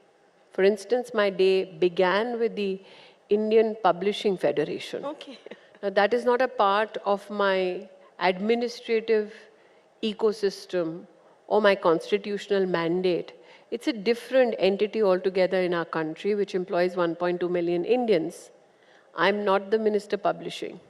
However, I'm meeting these people who have spent years dedicating themselves to printing and publishing of books. Yeah. Now, that is the most unnatural thing for me to begin my day with. But there is limitless opportunity to educate oneself. So I think if you keep looking at new avenues of gaining knowledge, you stay razor sharp. You come from two very different workplaces. You were at the top of your career, you gave it all up, actually to get onto the shop floor of politics. And obviously, there is a whole lot of learning that you probably bring from the artistic space to the hustle and bustle of politics and governance. Well, I must here give a very humble disclosure. Even when I was in the media, I was mostly a union leader. So I've had the privilege of serving in the Writers' Federation. The camera people that you see behind, we are called the Allied Workers Union. So I was a part of their union as well. The Jimmy Jip that you see, I was a part of their union as well. I was a production union person as well. So yes, my union buzzy and activism was also So you brought reflected behind the camera as I cried my way to the bank. As women in leadership, and literally you at the top of that center and owning that space, it's often that eyes and knives are pointed at us. I'm sure we all know how you deal with it in an extraordinary way. What is your advice to youngsters entering the leadership space? And of course, these eyes and knives, I'm sure it bothers you. And I'm sure you have a huge family. Nothing bothers me. It doesn't? You can't be in the public space. Yes. And hope to be protected. You are to be morally, ethically lynched. If you're a female who has made a considerable political impact, and especially if you're one Amethi, you have to be ready to be stripped of all your dignity, because that is the way they hope you defocus from issues. Right, right. And once you understand that strategy, everything else falls in place. Fantastic. So I believe that if somebody wants to come into the public space, there are two issues you need to consider before you come in. Don't come in because you have no other career option. Right. India deserves better. Yes. People deserve better. Absolutely. Value why you are coming into politics. Second, which part of politics do you want to be a part of? I began with political activism. I began with social activism. I was the WHO USAID ambassador to India. And as I worked in the field of health across the country, I was just 24 then, I realized, till such time I don't become a policy maker, not much will change. Hence, I switched to electoral politics. So one, you need to decide how, where would you like to contribute? 2, you need to decide how long would you like to contribute? Prime Minister Modi has emphasized on the need for women-led development. This is a little long question, multiple questions actually. A little elaboration on that if you can, if you may. And any resistance to this idea from the other half of the population? No. I'm very grateful, one, that the very phrase women-led development is a tectonic shift, not only in narrative, but also perception.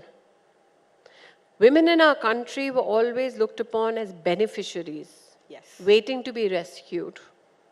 Someone or the other in politics would talk about how humko aurton ke liye ye karna hai.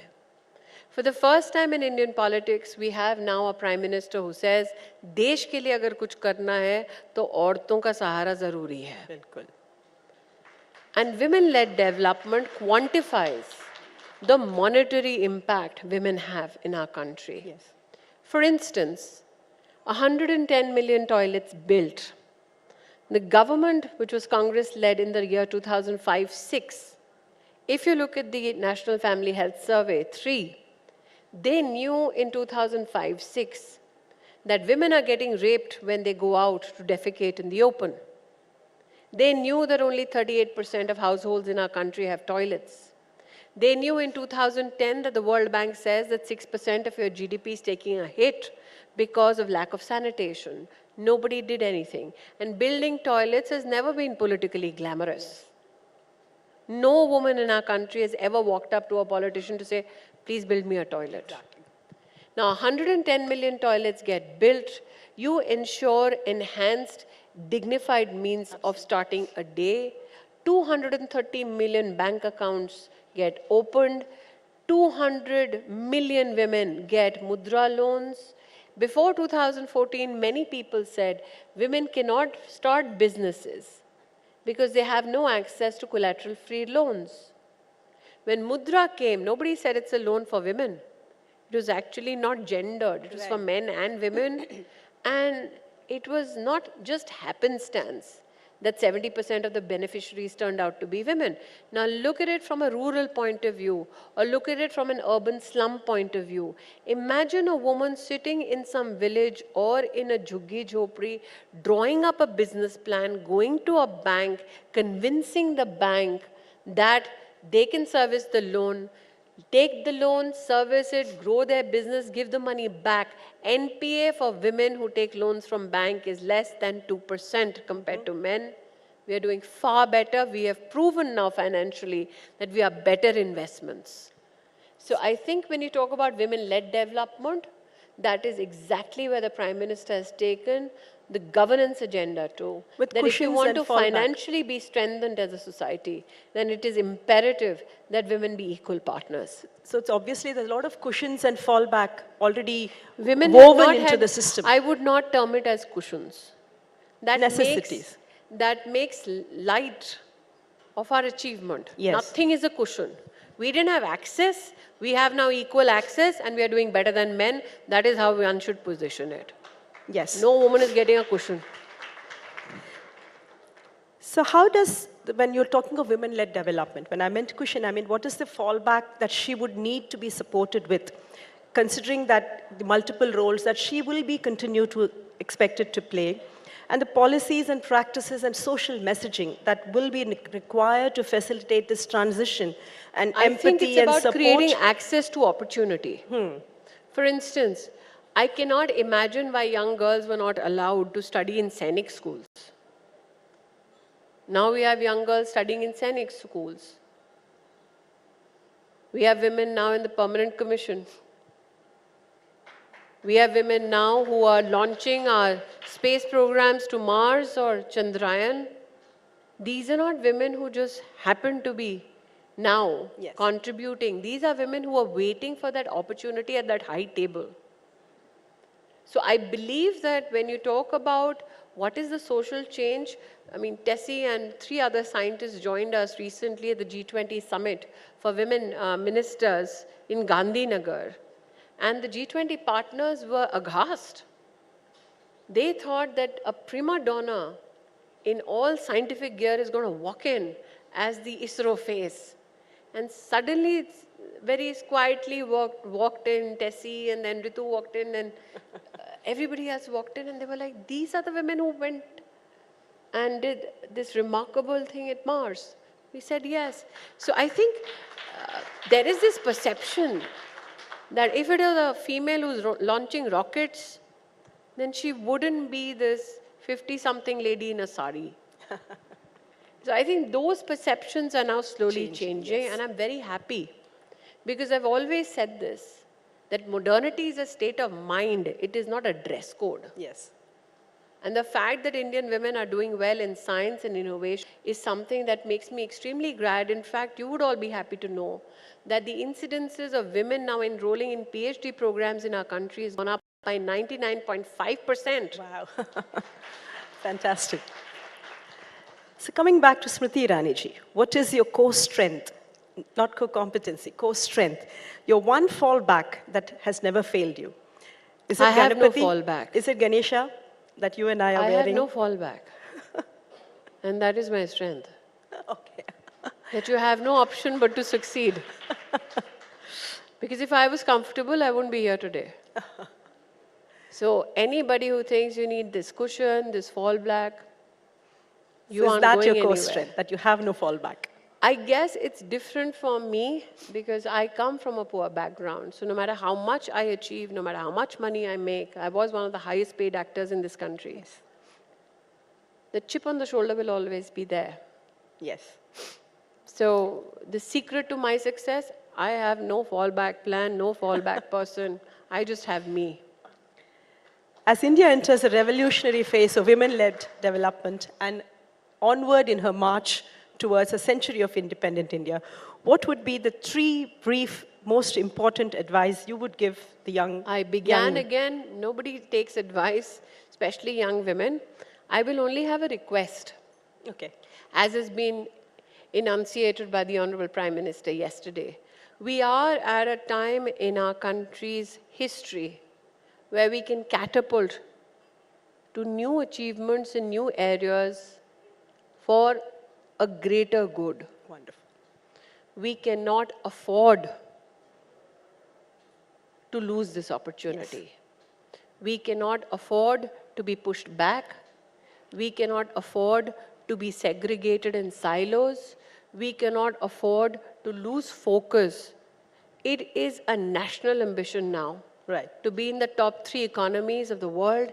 It is a national ambition now to ensure that per capita income increases. It is a national ambition now to ensure that in green hydrogen, in artificial intelligence, in reading, writing, we become one of the most sought after societies in the world. Fantastic. And this is the time to ensure that we as women ensure that that national ambition for a global good is recognized.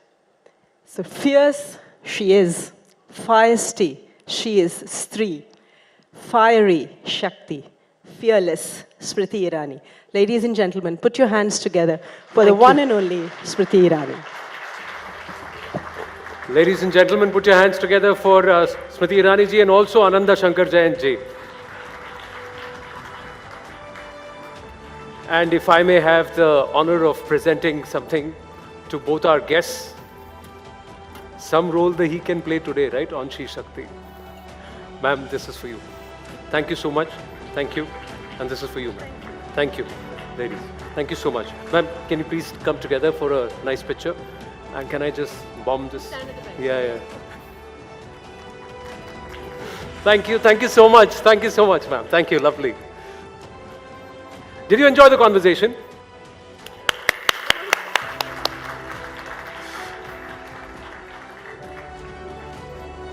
This way. Good.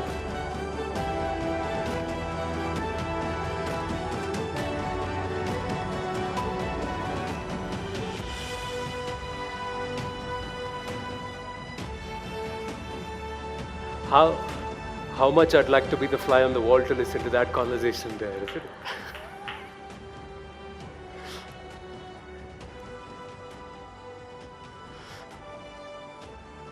Thank you so much, ma'am. Thank you for your time. Thank you so much.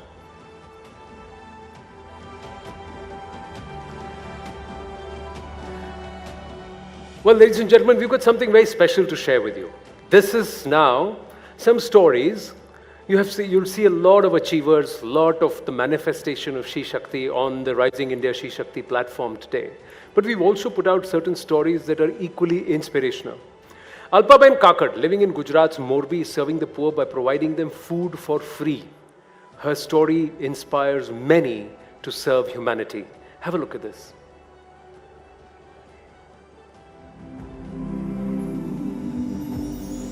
Jan Seva, Hi Prabhu Seva.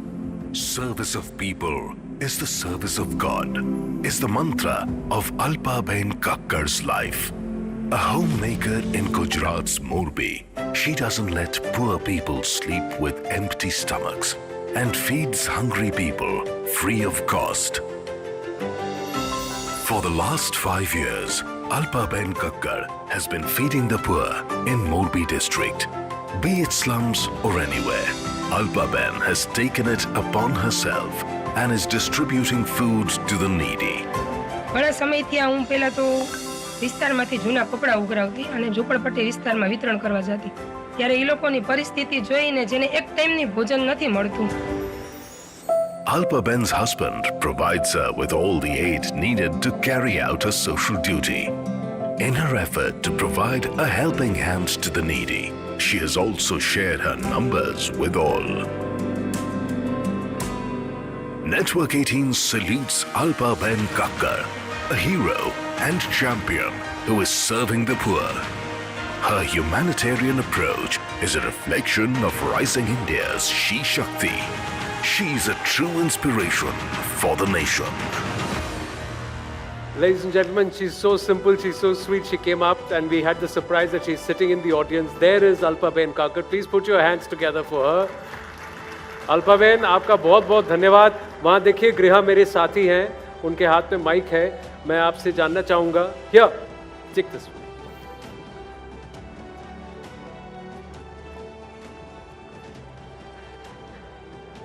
जी, लोगों को खाना खिलाती हैं आप. बहुत शुक्रिया हाँ. आपका हमारे साथ जुड़ने के लिए और इतने सारे लोग आपसे यहाँ पे मुखातिब होने आए हैं. सबसे पहले तो कैसा लग रहा है आपको? इतना बड़ा मंच है राइजिंग इंडिया शी शक्ति का, तो सबसे पहले इसके बारे में बताइए. मैं अपना सौभाग्य मानती हूँ कि मुझे आने का मौका मिला. पहले मुझे कॉल आया तो मुझे मानने में नहीं आता था. मैं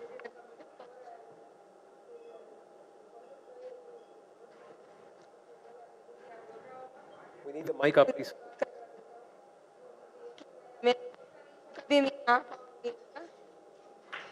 बहुत अच्छा लग रहा है आप सबसे मिलकर. और मैं ये सोचती हूँ कि जो काम मैं मोरबी में गुजरात में करती हूँ वो पूरे देश में चेंज चले है. कोई भी जगह पे शादी ब्याह होता है, बर्थडे सेलिब्रेशन होता है, पुण्यतिथि होती है, कहीं से भी खाना मैं इकट्ठा करके स्लम विस्तार में सबको खाना खिलाने जाती हूँ. ये चेन मैं पूरे देश में चलाना चाहती हूँ क्योंकि मैं सब जगह पे नहीं पहुँच सकती हूँ और मैं ये दौर से गुजर चुकी हूँ. भूख और दुख मेरे गुरु है, इसलिए मुझे पता है भूख लगती है ना तब क्या होता है. पहले मैं सब लोगों को पुराने कपड़े इकट्ठे करके देना चाहती थी. तब सब लोग बच्चे छोटे छोटे मुझे बोलते थे दीदी कुछ अच्छा खाना मिल जाए तो 2 दिन तक मैंने सतत सोचा क्या किया जाए. मैं तो इतनी कैपेबल नहीं हूँ कि सबको मैं खिला सकूँ.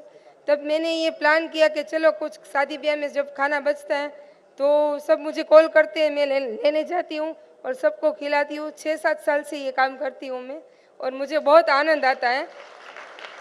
मैं खुद किराए के घर पे रहती हूँ लेकिन कुछ अच्छा काम करने के लिए पैसों की ज़रूरत नहीं रहती है. बिना पैसे भी हम कुछ सब कुछ कर सकते हैं. अल्पाबेन ये बताइए, जब शुरुआत करते हैं तो सबसे ज़्यादा मुश्किल वक्त होता है.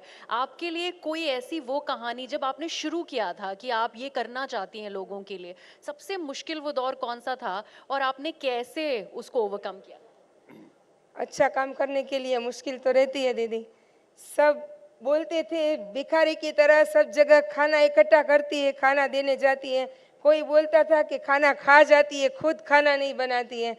सब ताने सुने, सब सुना है, लेकिन मैं चुप रही हूँ. इसलिए मैं आज यहाँ पे हूँ. मैं कुछ बोले नहीं हूँ, सबने सब कुछ बोला, मैंने बहुत सहन किया है. अगर मैं कुछ बोलती तो आज मैं यहाँ पे नहीं होती. Ladies and gentlemen, huge round of applause for Alpaben. Alpaben, thank you so much. आपको बहुत बहुत धन्यवाद. कि आप आई और आपकी कहानी सुन करके I hope there are many who want to do work like you and help you also. Thank you so much Alpa ben. बैठिए. Thank you. Round of applause for Alpa ben Kakad please. ऐसी बहुत सारी कहानियां हैं, इतनी सारी कहानियां हैं कि राइजिंग इंडिया शी शक्ति के लिए जब हम मंथन कर रहे थे तो ऐसी ऐसी कहानियां दिखी, बोली इन सबको कैसे लेकर आए एक दिन में इतने साल. So what we did is we've tried to put this out across our News 18 network in the run-up to Rising India She Shakti, and we'll continue to put out such stories. Another story, ladies and gentlemen. A 25-year-old Asha Bhosle, a national-level mountaineer from Bhopal, on an Indian bicycle tour to raise awareness about women's safety and empowerment. आज हमारे भारत देश की महिलाएं हैं जो कहीं ना कहीं भारत में होते हुए भी ये सोचती है कि हमें डर लग रहा है, हम सुरक्षित नहीं हैं. तो मुझे उसी डर को खत्म करना था, इसीलिए मैंने प्रोजेक्ट बनाया. As part of a Sampurna Bharat Yatra, Asha has already covered 25,000 kilometers across 23 states and continues to pedal for women's empowerment. ऐसे डिफिकल्ट तो कुछ था नहीं, क्योंकि मैं हर प्रॉब्लम को कभी भी प्रॉब्लम के अकॉर्डिंग नहीं, एक चुनौती के अकॉर्डिंग देखती हूँ. News 18 Network salutes Asha Bhosle, a reflection of rising India's She Shakti. There she is, Asha Bhosle. और मैं आपको बताऊं, उनका मोटो है. आशा जी, आपको लगता है आज अभी आपने कितने किलोमीटर कर दिए? सबीना हमारे साथ हैं, जरा बताइए. 25,000 किलोमीटर करने का आपका लक्ष्य था, जहां तक मुझे याद है. Yes sir. सबसे पहले तो बहुत बहुत बधाई और शुभकामनाएं आपको शी शक्ति की एक शानदार मिसाल बनने के लिए. अपने सफर के बारे में हम चाहेंगे आप आज पूरे देश को बताएं. सबसे पहले तो धन्यवाद करती हूँ मैं हमारे पूरे भारत देश का और पूरे विश्व का. और मैं इस यात्रा की शुरुआत 1 नवंबर 2022 को भोपाल से करके अभी तक 24,000 किलोमीटर में कर चुकी हूँ. और इस यात्रा का समापन भी मैं 15 अगस्त को दिल्ली में कर रही हूँ. और इसके पीछे का खास मकसद भी हम चाहेंगे कि आप देश भर की महिलाओं को बताएं. मेरा इस यात्रा का उद्देश्य है महिला सुरक्षा, महिला सशक्तिकरण. यस सर, मैं अभी तक 24,000 कर चुकी हूँ. यस सर, अकेले ही मैं सोलो साइकिलिस्ट हूँ. डर नहीं लगा आपको? सर, मुझे उसी डर को खत्म करना है, क्योंकि हमारे भारत देश में कहीं ना कहीं मैं बहुत सारी गाँव में ऐसे विजिट करती थी, तो हमारे भारत देश की महिलाओं में कहीं ना कहीं छोटी सी एक चीज़ होती थी कि हमें डर लग रहा है. तो मैं इस राइड को रात को और दिन में दोनों टाइम करती हूँ. कभी कभी मैंने 24 घंटे भी कंटिन्यूसली राइड किया है.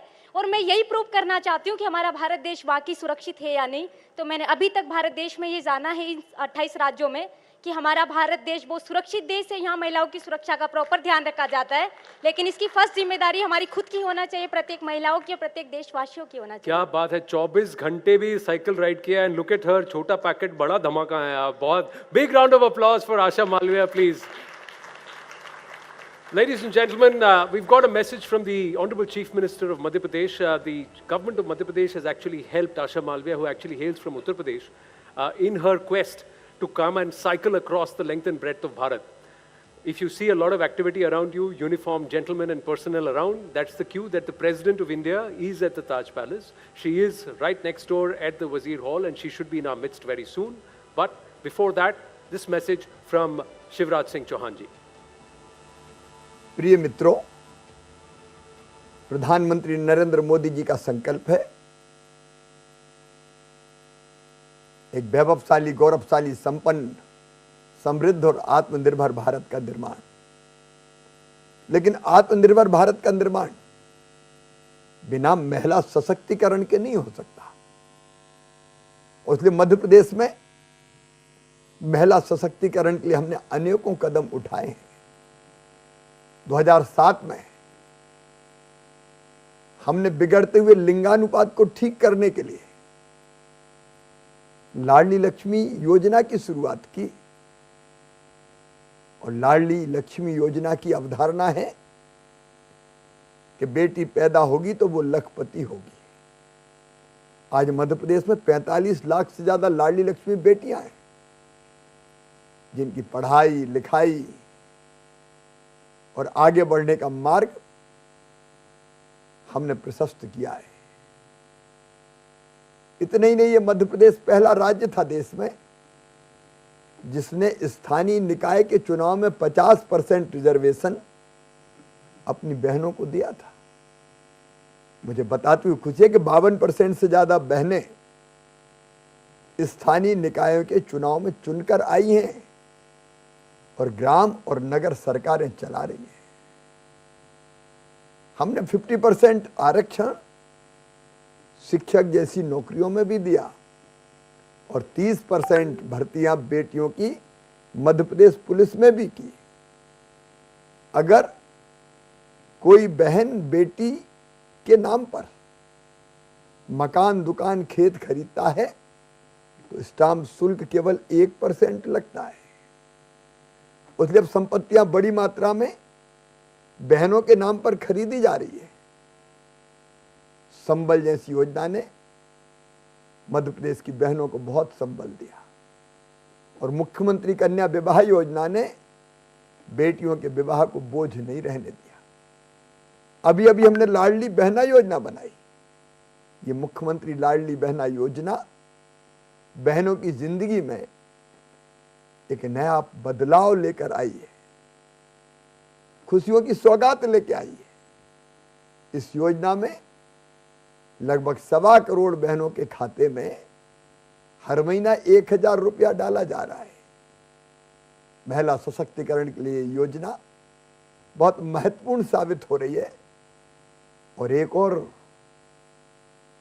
शुभ समाचार जानकारी मैं आपको देना चाहूंगा कि इन सब का परिणाम है कि मध्य प्रदेश में लिंगानुपात बढ़कर अब 1000 पुरुषों पे 976 महिलाएं हो गया है।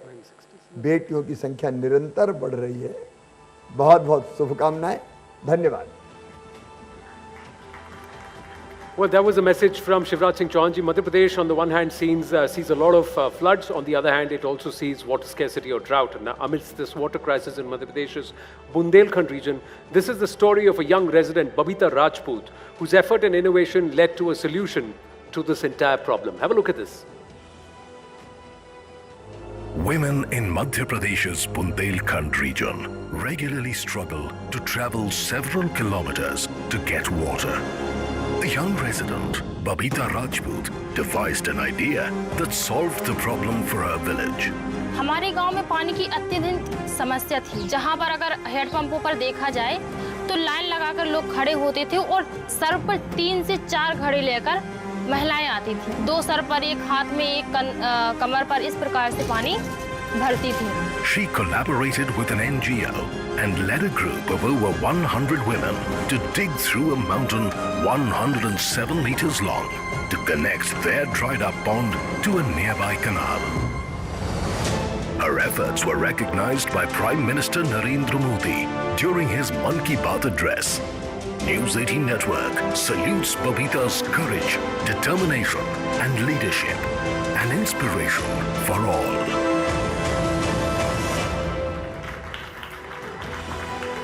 Well, there is Babita Rajput.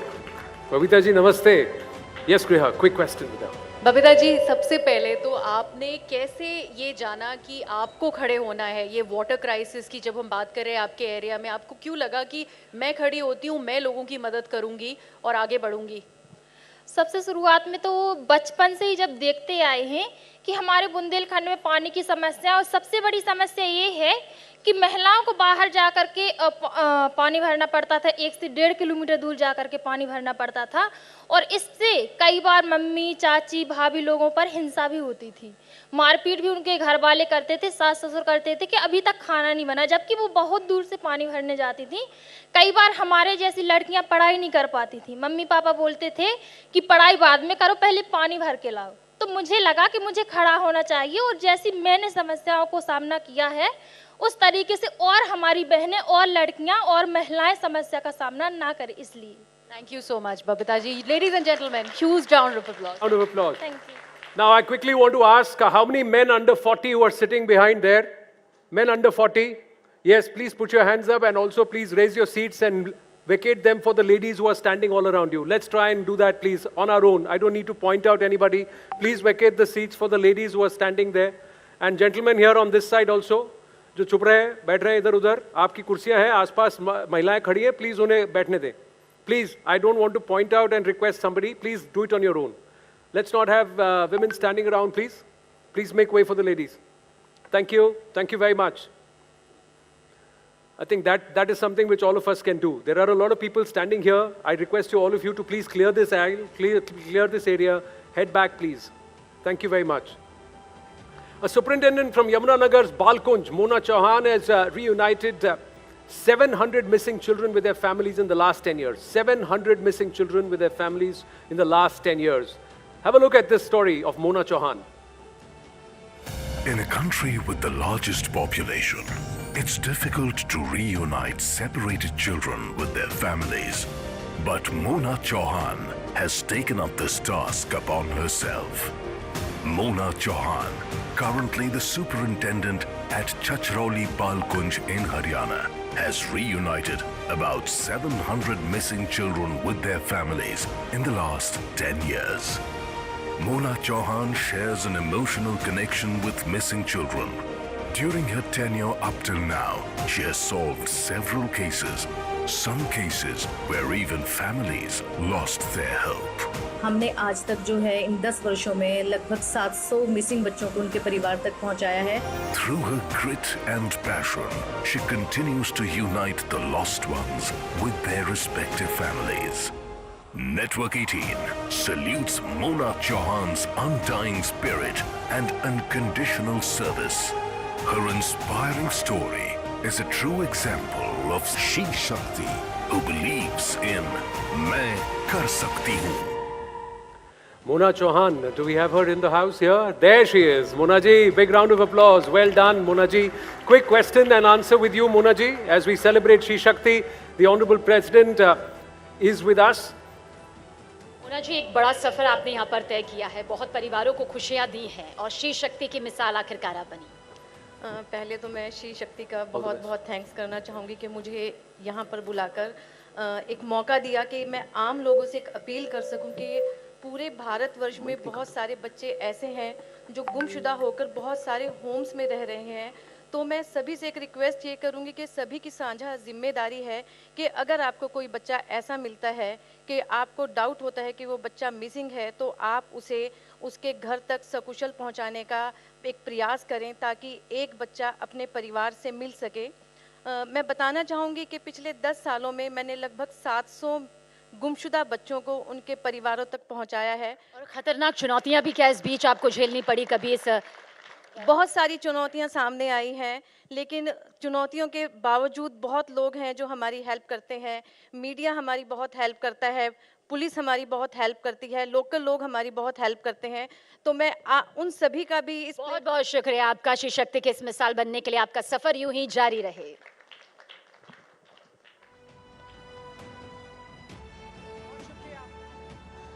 देवियों और सज्जनों, महामहिम राष्ट्रपति द्रौपदी मुर्मू जी वजीर रूम का रुख कर चुकी हैं। बस कुछ ही देर में राष्ट्रपति जी हमारे समक्ष होंगी। भारत की नारी सशक्तिकरण की मिसाल बन चुकी महामहिम राष्ट्रपति द्रौपदी मुर्मू जी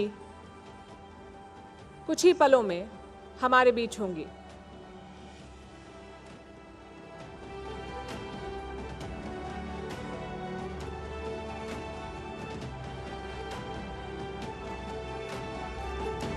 महामहिम राष्ट्रपति द्रौपदी मुर्मू जी कुछ ही पलों में हमारे समक्ष।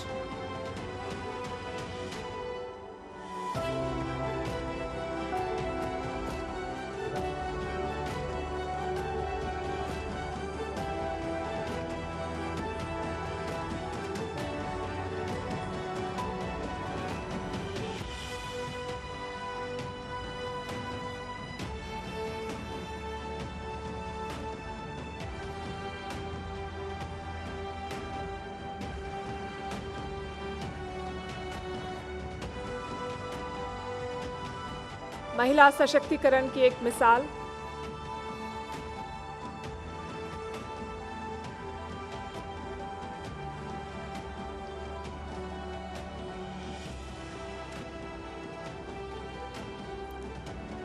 उनका भारत की राष्ट्रपति बनना कई मायनों में खास है। देश की पहली आदिवासी महिला राष्ट्रपति बनने का गौरव उन्हें हासिल है। इसके अलावा वो आज़ाद भारत में जन्म लेने वाली पहली और सबसे कम उम्र की राष्ट्रपति हैं। ओडिशा के मयूरभंज जिले में एक छोटे से गांव से देश के सर्वोच्च संवैधानिक पद तक पहुंचने का उनका सफर आसान नहीं रहा। कई मुश्किलें आईं, लेकिन उन्होंने कभी हार नहीं मानी और उसी जज्बे की बदौलत वो आज इस मुकाम तक पहुंची हैं।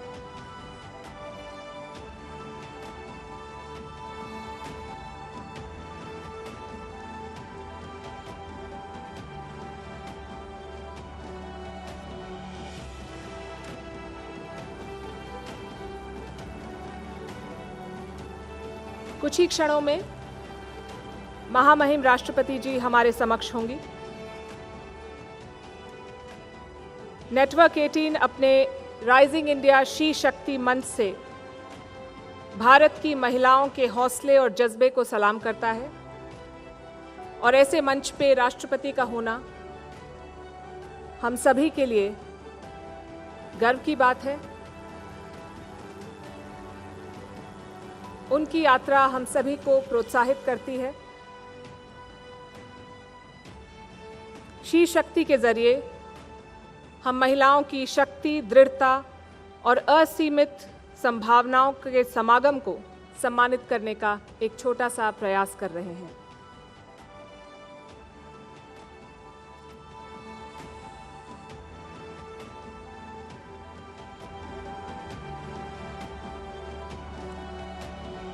वजीर रूम में महामहिम ओडिशा से आए कुछ शिक्षकों और छात्रों से मिली हैं। वो खुद एक शिक्षिका रह चुकी हैं। वो जानती हैं कि एक परिवार, समाज और देश के लिए योग्य और होनहार छात्र तैयार करने में एक शिक्षक की कितनी बड़ी और कितनी अहम भूमिका और योगदान है।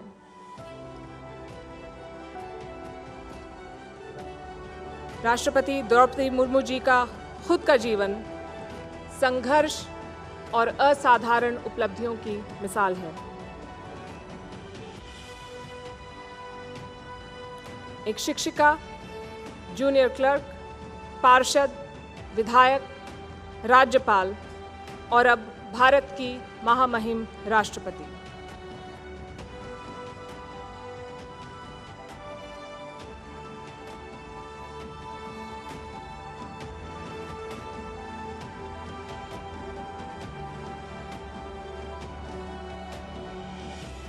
श्रीमती द्रौपदी मुर्मू जी देश की 15वीं राष्ट्रपति हैं।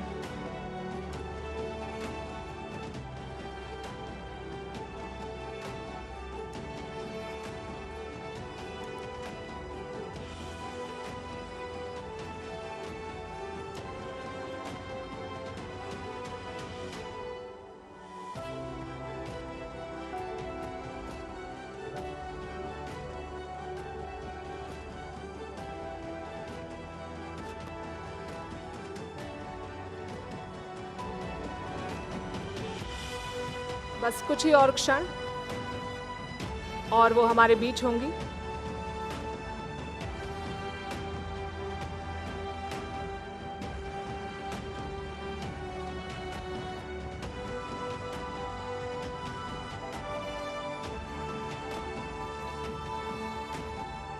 नेटवर्क 18 के राइजिंग इंडिया शी शक्ति मंच से सिर्फ भारत ही नहीं बल्कि पूरे विश्व की महिलाओं के जज्बे और हौसले को सलाम करने की ये एक छोटी सी कोशिश है।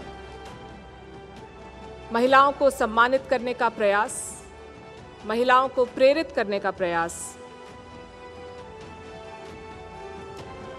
अलग अलग विषयों और क्षेत्रों में महिलाओं के योगदान को पहचानने और उनकी उपलब्धियों का जश्न मनाने की प्रतिबद्धता का एक प्रतीक है ये राइजिंग इंडिया शी शक्ति इवेंट।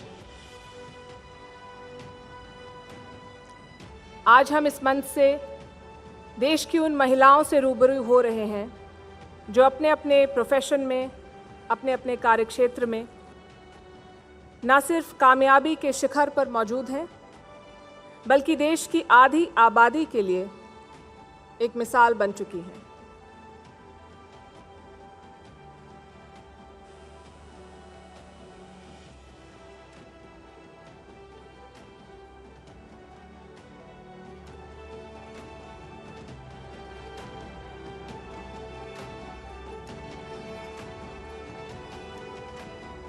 महामहिम राष्ट्रपति द्रौपदी मुर्मू जी के हमारे बीच आने तक हम एक बार फिर से आपको राइजिंग इंडिया शी शक्ति इवेंट के पीछे जो हमारी सोच है, जो हमारा प्रयास है, उसके बारे में बताना चाहते हैं। आसमान ही नहीं, मैं अंतरिक्ष भी छू सकती हूँ। सरकार हो या कारोबार, हर बागडोर संभाल सकती हूँ। उठाए अगर कोई दुश्मन आंख, तो करारा जवाब दे सकती हूँ। महामहिम राष्ट्रपति हमारे बीच आ चुकी हैं। सदन में उपस्थित सभी माननीय अतिथियों से निवेदन है कि वो देश की फर्स्ट सिटीजन महामहिम राष्ट्रपति द्रौपदी मुर्मू जी का जोरदार तालियों से स्वागत करें।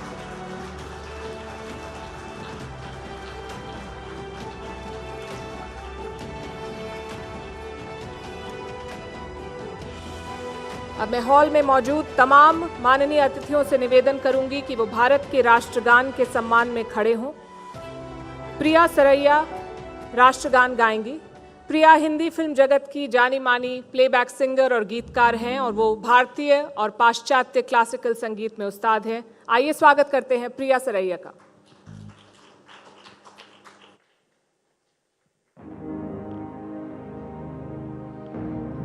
जनगण मन अधिनायक जय हे भारत भाग्य विधाता।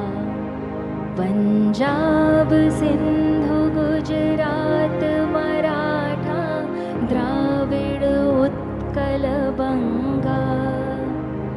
विंध्य हिमाचल यमुना गंगा उच्छल जलधि तरंगा। तव शुभ नामे जागे, तव शुभ आशीष मांगे। गाहे तव जय गाथा। जनगण मंगलदायक जय हे भारत भाग्य विधाता। जय हे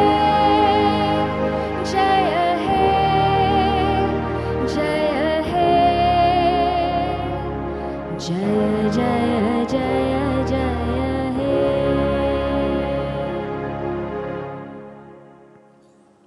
शुक्रिया प्रिया जी। और अब एक खास पेशकश ओडिशा के मयूरभंज छऊ नृत्य की। देवियों और सज्जनों, महामहिम राष्ट्रपति द्रौपदी मुर्मू जी मयूरभंज से ताल्लुक़ रखती हैं। आज के हमारे कलाकार उन्हीं के गांव से हैं। ओडिशा का मयूरभंज अपने छऊ नृत्य के लिए प्रसिद्ध है।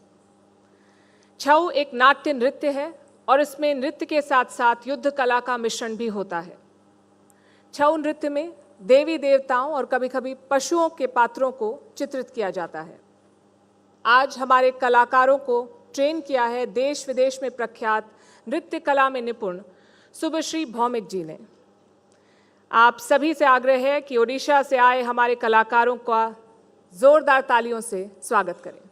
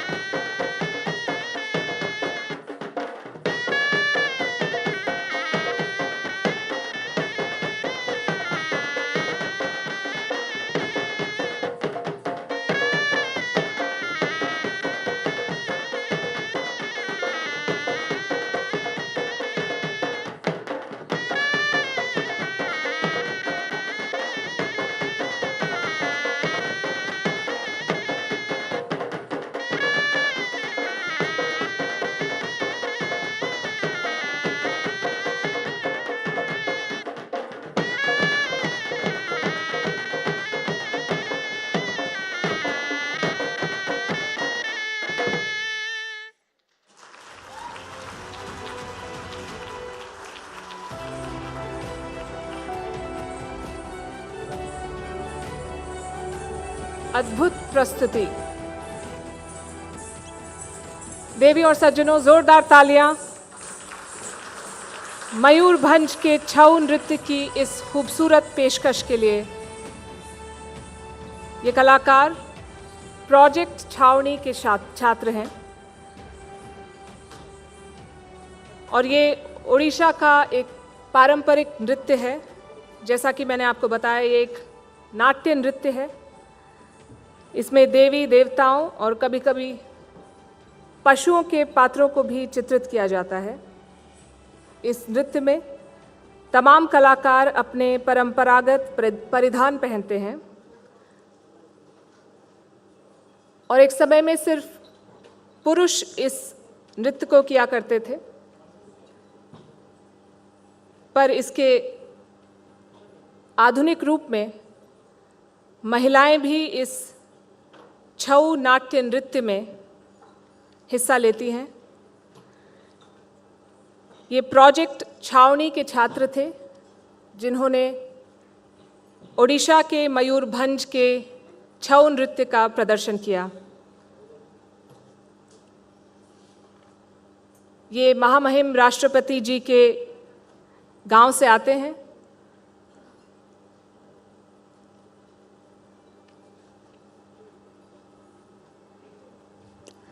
और अब मैं नेटवर्क 18 के ग्रुप एडिटर इन चीफ और एमडी श्री राहुल जोशी जी से निवेदन करूंगी कि वो राष्ट्रपति द्रौपदी मुर्मू जी को मंच पर आमंत्रित करें।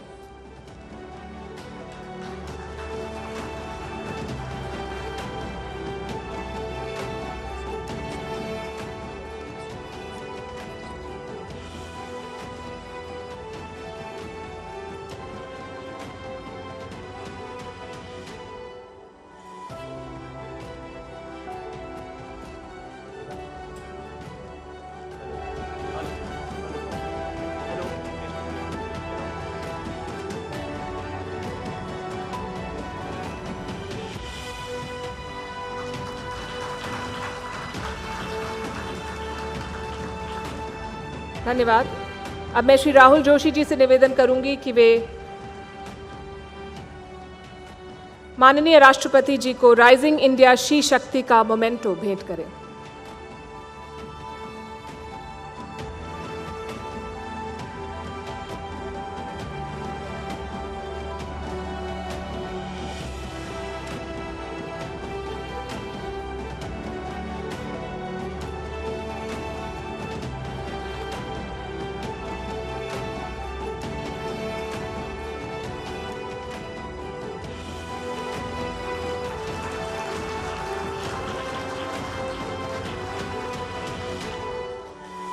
राहुल जोशी जी से अब निवेदन है कि महामहिम राष्ट्रपति और हमारे समक्ष उपस्थित सभी अतिथियों का सादर अभिनंदन करें।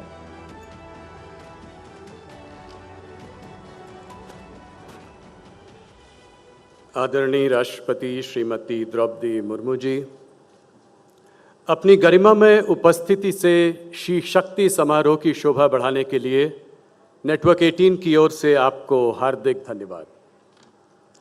भारत की नारी शक्ति की उपलब्धियों का उत्सव मनाने वाले इस मंच पर आपका स्वागत करने का मौका हमारे लिए एक बहुत गौरवपूर्ण बात है। राष्ट्रपति के रूप में सर्वोच्च संवैधानिक आसन पर आपकी मौजूदगी यहाँ बैठे सभी लोगों के लिए प्रेरणादायी है। जिन महिलाओं के योगदान का उत्सव हम यहाँ मना रहे हैं, वो भी आपको सामने देखकर गर्व महसूस कर रही हैं। नारी शक्ति का योगदान इस गौरवशाली इतिहास वाले राष्ट्र के विकास में प्राचीन काल से रहा है।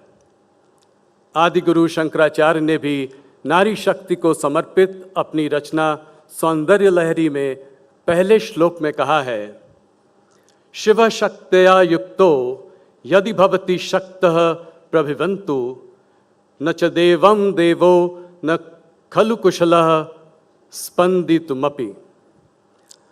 अर्थात शक्ति के सहयोग से ही शिव संसार का सृजन करने में समर्थ होते हैं। शक्ति के बिना ऐसे समर्थवान शिव भी अपनी जगह से हिल नहीं सकते। आदिकाल से ही हमारे देश का भविष्य कैसा होगा ये तय करने में महिलाओं ने बराबर की हिस्सेदारी निभाई है। चाहे शिक्षा साहित्य का क्षेत्र हो या विज्ञान का, खेल का मैदान हो या राजनीति का मंच, चारों ओर नारी शक्ति अगुवाई ले रही है, और वो भी बिना कोई शोर मचाए, गंभीर मर्यादित ढंग से। हमारे लिए गर्व की बात है कि शी शक्ति का मजबूत संदेश देने वाली ये तमाम हस्तियां आज हमारे सामने इस हॉल में मौजूद हैं। मुझे ये बताते हुए और भी खुशी हो रही है कि इस पूरे कार्यक्रम का आयोजन मुख्य तौर पर महिलाओं ने ही किया है। इस कार्यक्रम को अपने समर्थन और योगदान से सफल बनाने के लिए आप सबका बहुत धन्यवाद। राष्ट्रपति जी, जनसेवक, शिक्षक, विधायक, मंत्री, राज्यपाल और अब राष्ट्रपति के तौर पर आप इस देश में सभी लोगों के लिए रोल मॉडल हैं। सादा जीवन और उच्च विचार की आप जीती जागती एक मिसाल हैं। स्वयं की जगह राष्ट्र और समाज की सेवा को आपने सर्वोपरि रखा है। आप जीवन में आई तमाम कठिनाइयों के बावजूद मजबूती से उनका सामना कर कर यहाँ पहुँची हैं और राष्ट्रपति के इस पद का मान आपने और भी बढ़ाया है। नेटवर्क 18 के इस शी शक्ति कार्यक्रम की मुख्य अतिथि के तौर पर मैं आपका फिर एक बार बहुत बहुत अभिनंदन करता हूँ। बहुत बहुत धन्यवाद।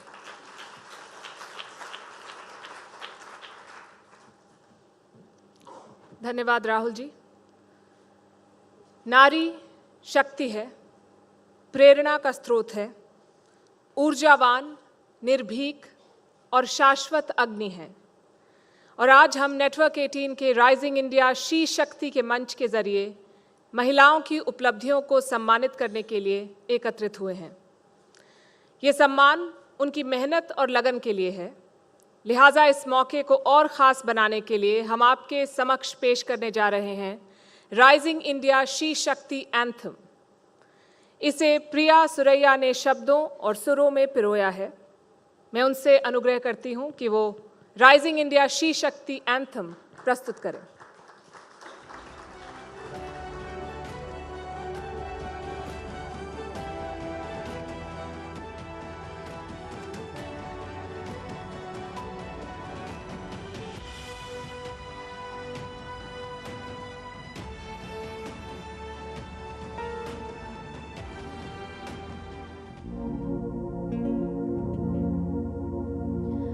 बेड़ियों को चुप्पियों को तोड़ के चली हूँ मैं, तेज है मेरी लहर तूफानों से लड़ी हूँ मैं। सांस ले रही थी कब से आज जी रही हूँ मैं, जो स्थान है मेरा उस पे हक से अब खड़ी हूँ मैं। हिंदुस्तान की बेटी हूँ जो चाहूँ पाके रहती हूँ, मैं शक्ति हूँ कर सकती हूँ, हाँ मैं शक्ति हूँ। क्रूरता का शूरता से देती हूँ जवाब मैं, जंग हो या झुंड हो मशाल मेरे हाथ में। विश्व के उजालों में हूँ देश का चिराग मैं, हिंदुस्तान की बेटी हूँ मैं गर्व उसका रखती हूँ। मैं शक्ति हूँ कर सकती हूँ, हाँ मैं शक्ति हूँ। मैरी हो या साइना, मिताली हो या कल्पना, इन्हीं से लेके प्रेरणा है इनके जैसा बनना। हिजाब पहनूं या चुनर है कम कहाँ मेरा हुनर, हिंदुस्तान की बेटी हूँ मैं शान से ये कहती हूँ। मैं शक्ति हूँ कर सकती हूँ, हाँ मैं शक्ति हूँ। तीर भी चलाती हूँ उड़ाती हूँ रफेल भी, उड़ा दे सबके होश ऐसे खेलती हूँ खेल भी।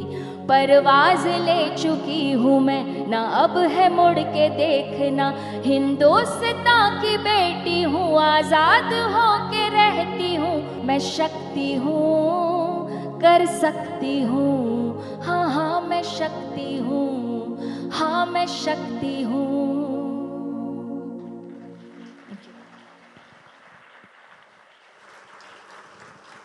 बहुत शुक्रिया प्रिया सुरैया जी।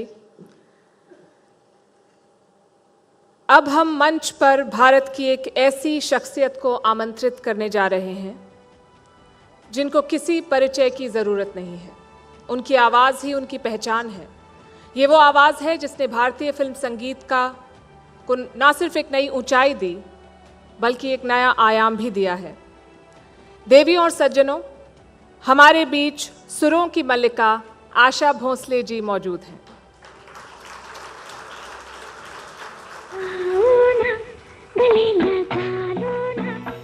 From wild and vivacious cabaret numbers to soulful melodies with a career spanning over 6 decades, Asha Bhosle remains the most versatile playback singer in Indian cinema.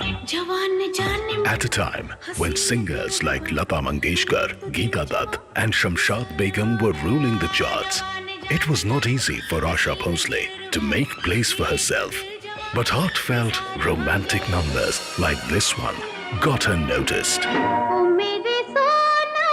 Born into a family of musicians in Maharashtra, a young Asha Mangeshkar, along with her sister Lata, started singing at an early age to support their family after the death of their father. It was music composer O.P. Nayyar who gave Asha the opportunity to sing for the lead heroines. Be it a seductive cabaret number or a madcap comic rendition, Asha Bhosle took the music scene by storm in the late 50s. After a string of peppy songs and cabaret numbers through the 60s and 70s, Asha sang Avali for R.D. Burman in Hum Kisi Se Kam Nahi in 1977. A film which till date remains close to her heart. Asha ruled the music charts through the 80s with the entry of disco and Bollywood and the new conversational style of singing. Asha proved the versatility and agelessness of her voice when she continued to give her voice to a new crop of heroines in the 90s. Even in the new millennium, more than half a century after she began singing, Asha's voice continues to enthrall listeners. On the 8th of September, as Asha Bhosle turns 90, she will be singing live in a concert at Dubai. A career span of over 70 years and thousands of songs later, Asha Bhosle's legacy is one that will remain unmatched for a long time to come. But it's her zest for life that makes her a legend.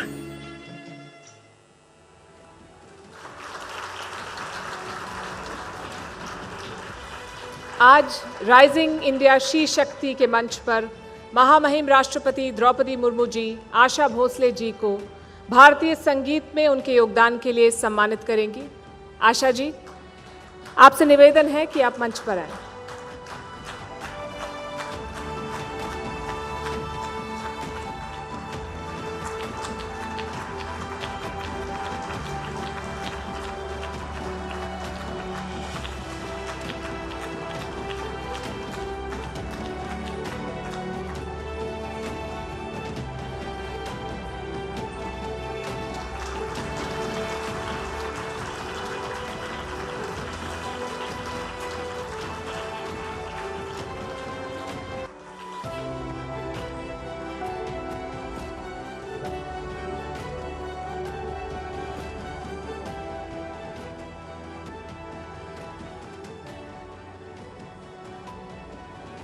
इस सुंदर अवसर में हम सबके बीच आशा दीदी है, तो आशा दीदी की आवाज़ में हम सबको उनके पसंद के एक गाना गाने के लिए मैं रिक्वेस्ट करूँगी।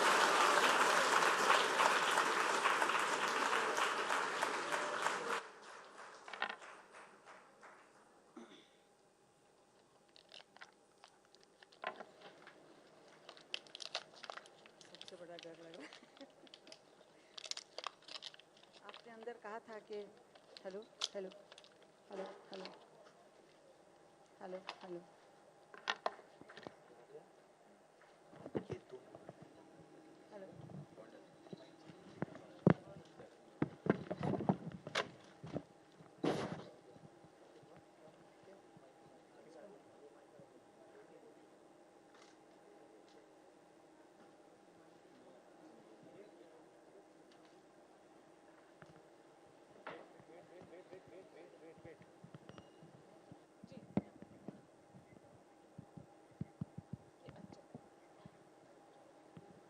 हेलो। पहले तो यहाँ बैठे हुए सारे बड़े बड़े लोग और आपको नमस्कार, प्रणाम। आपने कहा कि मधुबन में कन्हैया किसी गोपी से मिले, मुझे सुनना है। तो मुझे वो गाना इतना अभी याद नहीं है, मैं मुखड़ा सुना देती हूँ। मधुबन में कन्हैया किसी गोपी से मिले, कभी मुस्काए कभी रास रमे, रास रमे। राधा कैसे न जले, राधा कैसे न जले, आग तन मन में लगे, आग तन मन में लगे। राधा कैसे न जले, राधा कैसे न जले, राधा कैसे, राधा कैसे न जले।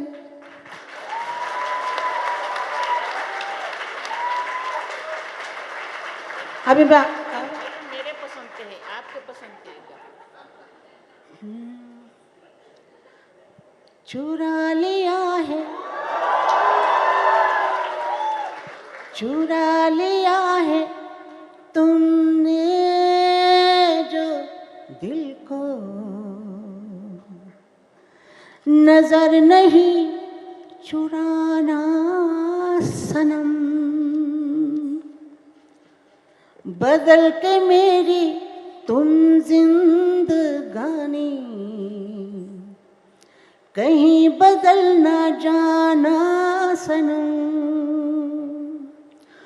चुरा लिया है तुमने जो दिल को,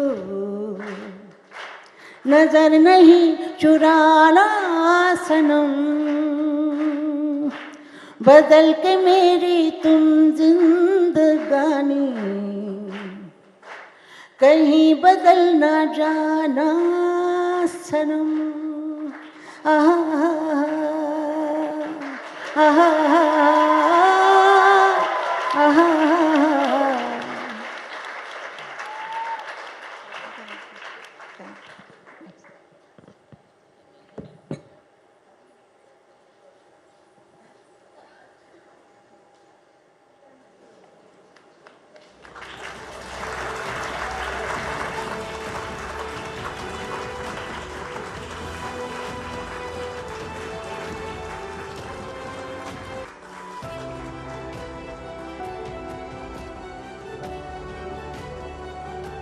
thank you so much, it was beautiful. बहुत बहुत धन्यवाद आपका। राजनीति के दांव पेच हो या फिर खेल का मैदान हो, रॉकेट साइंस हो या देश की हिफाजत करने की जिम्मेदारी, महिलाओं ने पुरुषों के साथ कंधे से कंधा मिलाकर हर फर्ज न सिर्फ बखूबी निभाया है, बल्कि पूरी दुनिया में भारत का परचम बुलंदी से लहराया है।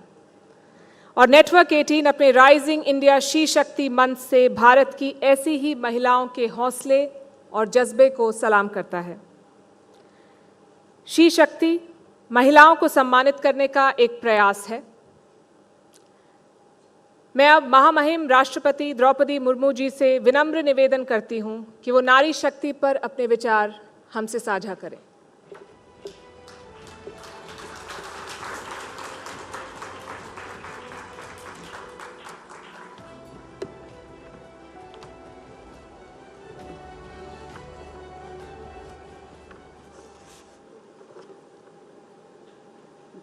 भारत की नारी शक्ति पर केंद्रित इस विशेष कार्यक्रम में राइजिंग इंडिया शी शक्ति में उपस्थित केंद्रीय महिला एवं बाल विकास और अल्पसंख्यक कार्य मंत्री श्रीमती स्मृति जुबिन ईरानी जी, नेटवर्क 18 के editor in chief Shri Rahul Joshi ji, हमारी सभी बहनों और बेटियों, गणमान्य अतिथियों, नेटवर्क 18 से जुड़े सभी मीडिया कर्मीगण, सभी को मेरा नमस्कार, जोहार। महिलाओं की उपलब्धियों को मान्यता देने, सम्मानित करने और उसका उत्सव मनाने के इस कार्यक्रम में शामिल होकर मुझे हार्दिक प्रसन्नता हो रही है। मैं इस कार्यक्रम के आयोजन से जुड़े प्रत्येक व्यक्ति के अथक प्रयासों की प्रशंसा करती हूँ। मैं इस आयोजन में भाग लेने वाली वुमेन अचीवर्स की सराहना करती हूँ, जिन्होंने यहाँ अपने जीवन कथा लोगों के साथ साझा किया। मुझे ये जानकर प्रसन्नता हुई है कि इस कार्यक्रम के अंतर्गत विभिन्न विषयों पर अलग अलग सत्र आयोजित हुए हैं। इस समारोह को अपने टेक्नोलॉजी से लेकर डिफेंस, वनवासियों की उपलब्धियों से लेकर एंटरप्रेन्योरशिप तक हर क्षेत्र में महिलाओं के महत्वपूर्ण योगदान की चर्चा का मंच बनाया है। मुझे बताया गया है कि आज के सत्र में अनेक सफल महिलाओं ने अपने अनुभव और विचार साझा किए हैं। यहाँ पर आशा दीदी और भारत की missile women doctor Tessy Thomas से लेकर कविता सिंह, बधुरी ताती और पुनीता अरोड़ा जैसे हस्तियों को उपस्थित महत्वपूर्ण है। आप सभी ने एक सामान्य सी शुरुआत करके अपने लगन और परिश्रम के बल पर बड़े मुकाम हासिल किए हैं। आप सभी को बहुत बहुत बधाई। मुझे पूरा विश्वास है कि आपके अनुभव से उन लाखों लोगों को प्रेरणा मिलेगी जो विभिन्न चैनलों और डिजिटल प्लेटफॉर्म के जरिए इस कार्यक्रम से जुड़े हैं और आपके बारे में जानकारी प्राप्त कर रहे हैं। देवियों और स्वजनों, आज जब हमारे देश अमृत काल में प्रवेश कर चुके हैं तो इस कार्यक्रम का आयोजन अत्यंत ही प्रासंगिक है। हमने भारत को निकट भविष्य में ही तीसरी सबसे बड़ी अर्थव्यवस्था बनाने का लक्ष्य रखा है, लेकिन क्या हमारी आधी आबादी के योगदान के बिना ये संभव है?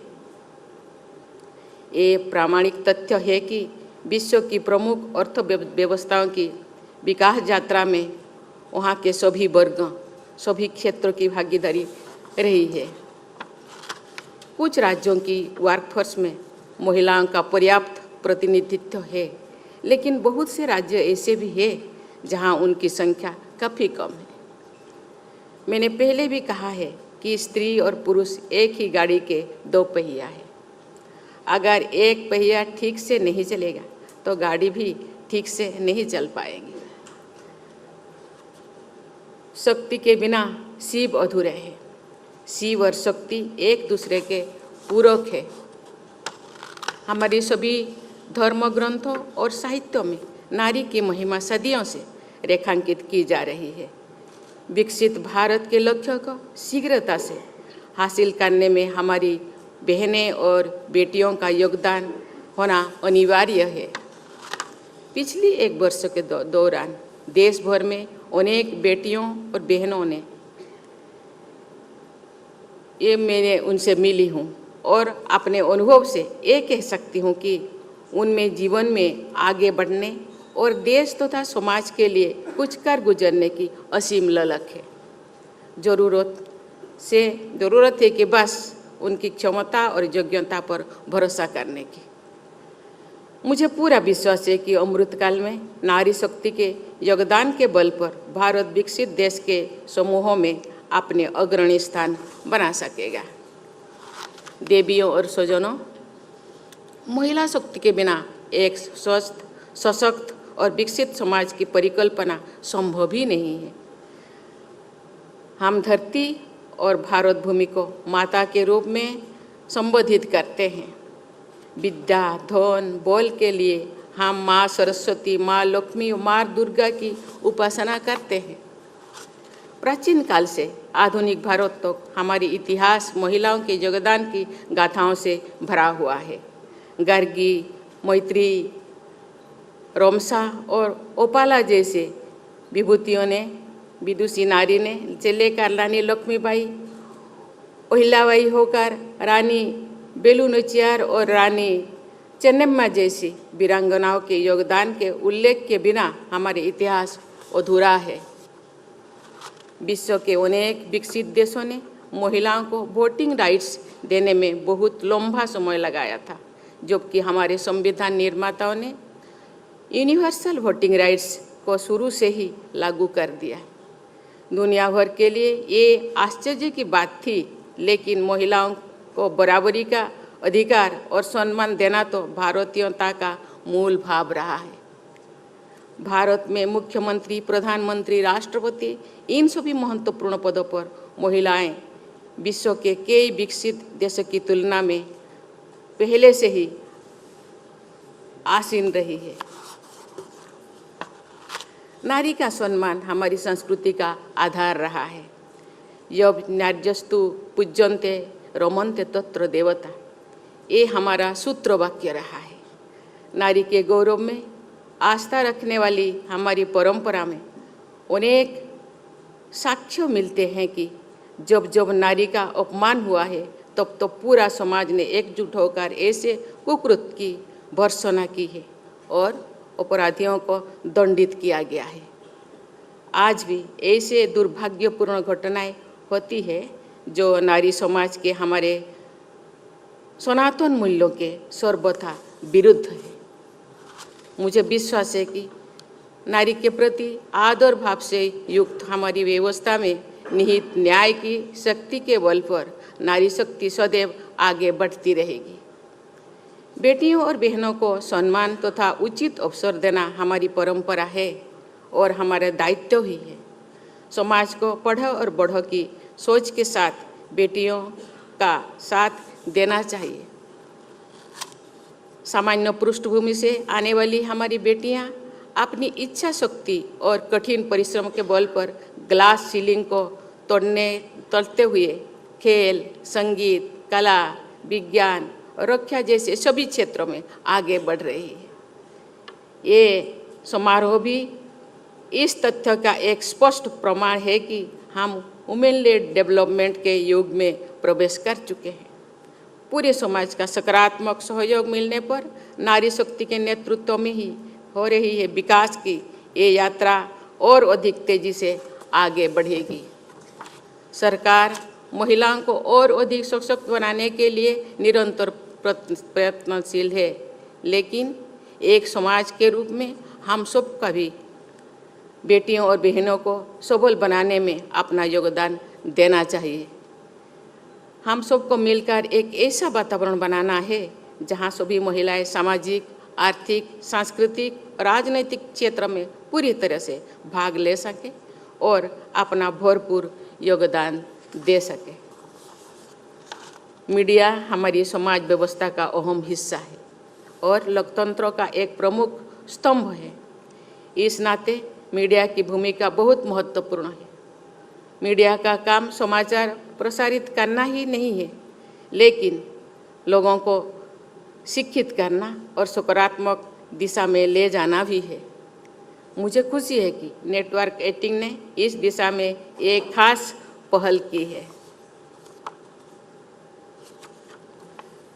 अपने अपने क्षेत्र में सफल महिलाओं को ऐसा मंच प्रदान करने और उन्हें सम्मानित करने के लिए आयोजित ये समारोह प्रशंसनीय है।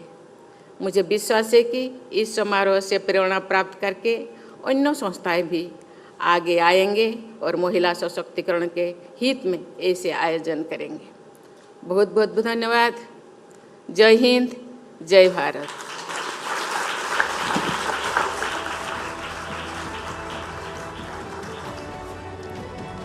बहुत बहुत धन्यवाद महामहिम राष्ट्रपति जी आपके प्रेरणादायक विचारों के लिए। अब मैं हॉल में मौजूद तमाम अतिथियों से निवेदन करूंगी कि वो भारत के राष्ट्रगान के सम्मान में एक बार फिर खड़े हो जाएं। प्रिया सुरैया जी से विनती है कि वो मंच पर आकर राष्ट्रगान गाएं।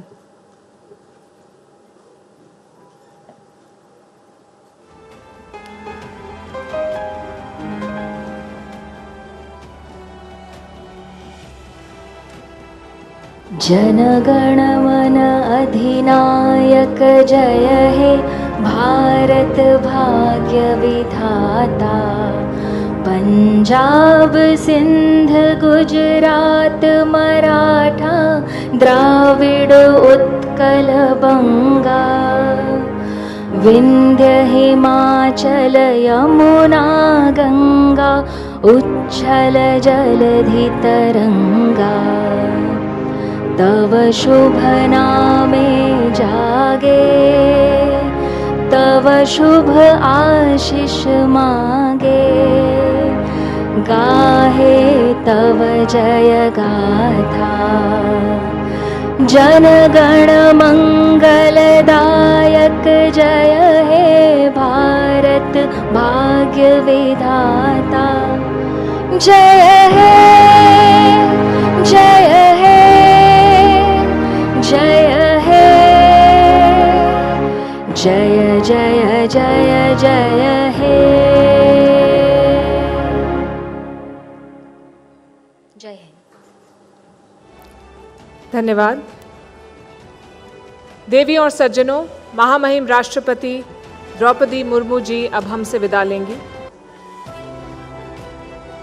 मैं समस्त नेटवर्क 18 ग्रुप की ओर से उनका राइजिंग इंडिया शी शक्ति सम्मेलन में पधारने और इसकी शोभा बढ़ाने के लिए धन्यवाद करती हूँ। आप सभी से अनुरोध है कि आप भारत की फर्स्ट सिटीजन के सम्मान में कुछ देर खड़े रहें।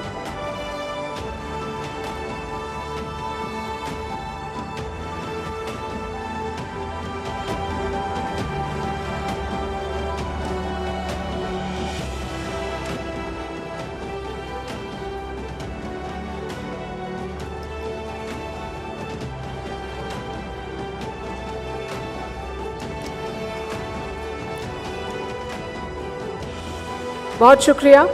आप सबसे अनुरोध है कि आप अपना स्थान ग्रहण करें और आइए राइजिंग इंडिया शी शक्ति सम्मेलन का कारवां आगे बढ़ाते हैं। और मैं एक बार फिर आशा भोसले जी से गुजारिश करूंगी कि वो मंच पर आए और हमें अपने सुरों और शब्दों से आशीर्वाद दें। इस सिलसिले को आगे बढ़ाने के लिए मैं अपनी सहयोगी और CNBC TV 18 की मैनेजिंग एडिटर शिरीन भान को भी मंच पे निमंत्रित करती हूं। आप सबसे अनुरोध है कि आप अपना स्थान ग्रहण करें।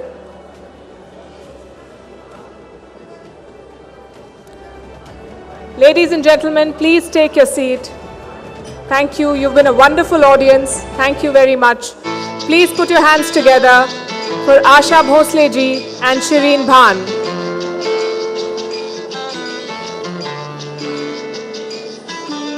I'm going to request you one more time to please take your seats. Kindly take your seats for us to continue with the event.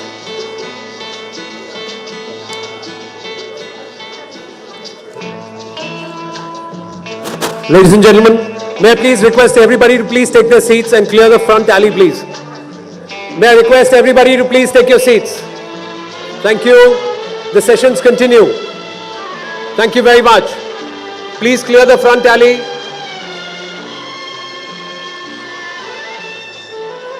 Everybody please settle down. Thank you.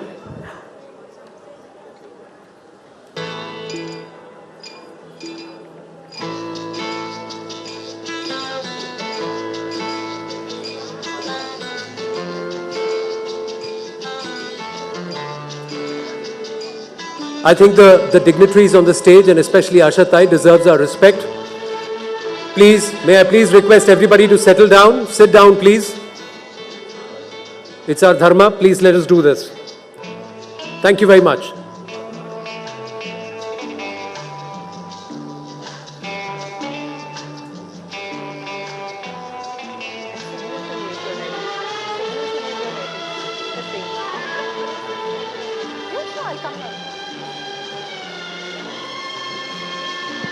Ladies and gentlemen, good evening to everybody, and thank you so much for settling down.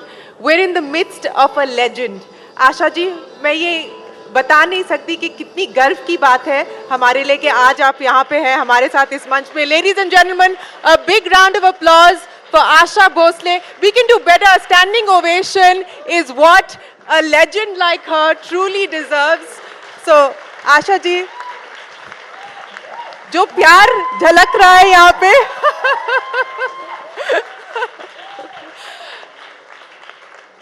मैंने आपको पहले भी कहा था कि आज मैं इतने सारे लोगों से मिली हूँ और जितने भी लोगों ने मुझे बताया कि वो यहाँ आ रहे थे, सबने सबसे पहली बात यही की कि हम आ रहे हैं आशा जी को देखने के लिए. तो आपने देखा कि किस प्रकार का प्यार आपके लिए है. पर मैं शुरुआत करना चाहूँगी आपके जो सफ़र रहा है. आप 8 सितंबर को you're going to be 90, ladies and gentlemen. She's going to turn 90. What a fabulous journey it's been. और आपने हमेशा कहा है कि आप गाना नहीं चाहती थी, आप काम करना नहीं चाहती थी, आप फिल्में नहीं करना चाहती थी, लेकिन फिर भी आशा भोसले ने इतना कुछ कर दिया है, इतना करके भी आप अभी भी रिटायर नहीं हो रही हैं. आप चाहती मैं रिटायर? नहीं, बिल्कुल नहीं चाहते कि आप रिटायर हो. जब छोटी थी तब ये ठीक है. थोड़ा सा Can we get the sound up on Asha ji's mic, please? हाँ जी, बोलिए. मैं जब छोटी थी गाना तो गाती थी, सीखती भी थी पिताजी से, लेकिन इतना ध्यान नहीं था. ना स्कूल में ध्यान था, ना कुछ किसी चीज़ में. वो खेल खेल खेल चाहिए और खाना चाहिए. मलाई बहुत खाती थी मैं. मलाई बहुत खाती थी. अभी खाती हैं कि नहीं? खाती हूँ. मलाई खाती हूँ. दूध बहुत पिया है मैंने. और सब लोग बोलते हैं आजकल दूध नहीं पीना चाहिए, तो मैं तो पी चुकी हूँ. और इसीलिए मैं शायद यहाँ आज हूँ. मुझे लगता है वो मलाई जो है वो काम आई है मेरे. फिर उसके बाद पता नहीं हालात ऐसे हो गए कि मैं गाने लग गई. गाना नहीं चाहती थी, फिर भी गाने लग गई. पता नहीं नसीब क्या चीज़ है, कुछ पता नहीं. अब हमको नहीं पता होता. फिर मैं गाने लग गई, फिर गाती गई. और आज तक गा रही हैं आप? जी हाँ, आज तक गा रही हूँ. बीच में बहुत बार सोचा कि अभी छोड़ दूँ, अभी बच्चे हो गए हैं तो छोड़ दूँ. फिर नहीं, तकदीर ही ऐसा झटका मारती थी कि गाना ही पड़ता था. तो इतना नजदीक कैसे लूँ मैं, मुंह में डालूँ क्या? जरा आवाज़ बड़ी करिएगा. कैन वी थोड़ा सा, अगर आप ऐसे पकड़ें तो शायद बेटर रहेगा. अगर थोड़ा सा, can we just increase the audio please for Asha जीज mic as much as possible. हाँ जी, ठीक है. हाँ अभी ठीक. बढ़िया. तो फिर से गाने लग गई, फिर से गाने लग गई और गाती रही हूँ और गाती रहूँगी. गाती रही हैं और गाती रहेंगी. और आज जब हम बात कर रहे थे, आप अब दुबई जाएंगी, अपना जो 90th बर्थडे है वो आप सेलिब्रेट करेंगी एक शो के ज़रिए. और ये 3 घंटे का शो होगा और आप गाने वाले ना ही सिर्फ अपने गाने, पर आपके जो फेवरेट सॉन्ग्स हैं जो आपने नहीं दर्शाए हैं, आपने नहीं गाए, वो भी आप गाएंगी. So tribute to the stars, tribute to the performers of all of these years that you've been performing. तो ये आपने कैसे सोचा कि मैं अब तक परफॉर्म करूंगी और अपने 90th बर्थडे को इस तरह सेलिब्रेट करूंगी? हर नामवर आदमी के पीछे कोई ना कोई होता है. जैसे लोग कहते हैं कि मेरी बीवी मेरा एक्सप्रेशन क्या बोलते हैं, एक्सपायर जी एक्सप्रेशन देती है जी. हाँ, और वैसे मेरा बेटा है जो मेरा बैकबोन है, वो मुझे खड़ा रखता है. नहीं तो मैं कभी का मतलब वो हो जाती थी, नर्वस हो जाती, कभी कुछ होते, वो होने नहीं देता है. और ये जो शो है वो उसी का बनाया हुआ है कि उसकी माँ, उसको मैं इतनी प्रिय हूँ कि उसने बोला 90th बर्थडे कोई गाता नहीं है इस उम्र में, और तुम गा रही हो अभी तक, तो मैं ज़ोरदार शो करूँगा, like Broadway. like Broadway. And that is the tribute that her son, who's here with us, ladies and gentlemen, a big round of applause to him as well. Thank you so much for giving all of us an opportunity to basically see her in action, in live action once again. Asha ji, आपसे मैं ये पूछना चाहूँगी, मैंने आपका एक पुराना interview देखा था, ये 1991 की बात है, और 1991 में आपसे जब पूछा गया था कि आप कैसे देखती हैं अपने सफ़र को, और आपने कहा था मैं जैसे बिल्डिंग की 7वीं मंजिल होती है उस पे बैठ के देखती हूँ कि एक डिस्पैशनेट ऑब्जर्वर की तरह देखती हूँ कि मेरा किस प्रकार का सफ़र रहा है। आज 90 इयर्स ऑन आप किस प्रकार से अपने जर्नी और अपने सफ़र को देखती हैं? असल में देखा जाए तो ये भी हो सकता है कि आदमी कुड़ जाए कि कितना मैंने दुख सहा है, कितना मैंने कुछ किया है, ये वो नहीं करके मुझे ऐसा लगता है कि वाह, इतना कुछ पार करके मैं आई हूँ, आज इतना पार करके आई हूँ कि किसी औरत के लिए नारी शक्ति है, शिव है, शक्ति नहीं है तो शिव भी नहीं है, वो शव हो जाता है। तो शक्ति जो है वो हर औरत में है, हर औरत उसको पहचानती नहीं है। अगर वो अपनी शक्ति जान जाए तो वो बहुत काम कर सकती है। मैं आपको बताती हूँ कि मैं पढ़ी लिखी नहीं हूँ, इतने साल मैं सब मेरा कारोबार चला रही हूँ, मतलब बच्चे बड़े होने तक। कितना मुश्किल है कि एक औरत, अकेली औरत, 3 बच्चों को बड़ा करना, उनको स्कूल भेजना, उनके लिए खाना पकाना, उनके कपड़े देखना, उनको क्या संस्कार देने हैं, क्या नहीं करना है, ये सब देखते हुए फिर दिन रात काम करना है, रिकॉर्डिंग जाना है 10 बजे, रात के 2 बजे आना है। ऐसे मैंने लाइफ झेली है। फिर उसमें भी लोगों के, आपको जानती हैं, ताने वाने सुनना, उसको भी हंस के मज़ा लेके ताने सुनना करना, और जैसे इग्नोर करना दुनिया को, ऐसे इग्नोर किया मैंने, और मैंने अपना काम करती गई। आपने जो कहा है कि दुनिया वाले तो बोलते रहेंगे, दुनिया का काम है बोलना, लेकिन आपने इग्नोर किया और आपको जो करना था वो आपने किया। आपने शक्ति की बात की और कहा कि सब नारियों में ये शक्ति होती है, पहचानने की थोड़ी बहुत देरी लग जाती है। आपको कब पता चला? क्योंकि आपने कहा you were a single mother, आपने फाइनेंशियली अपना जो थे अपनी इंडिपेंडेंट थी काफ़ी बिगनिंग से, तो आपने ये जो शक्ति थी, आपको कब ये महसूस हुआ कि मैं कुछ भी कर सकती हूँ?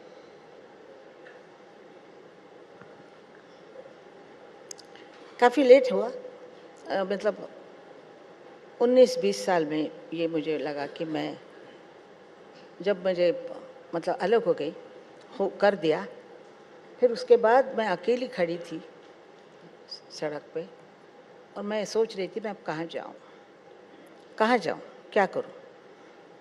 तो एक अपना गला ही अपने साथ है, तो फिर आगे काम चलाती रही, और बच्चों को लेके कैसे मैंने क्या ज़मीन, कैसे फ्लैट लिया, क्या किया, काफ़ी लंबा मामला है, तो ये मैं छोड़ देती हूँ।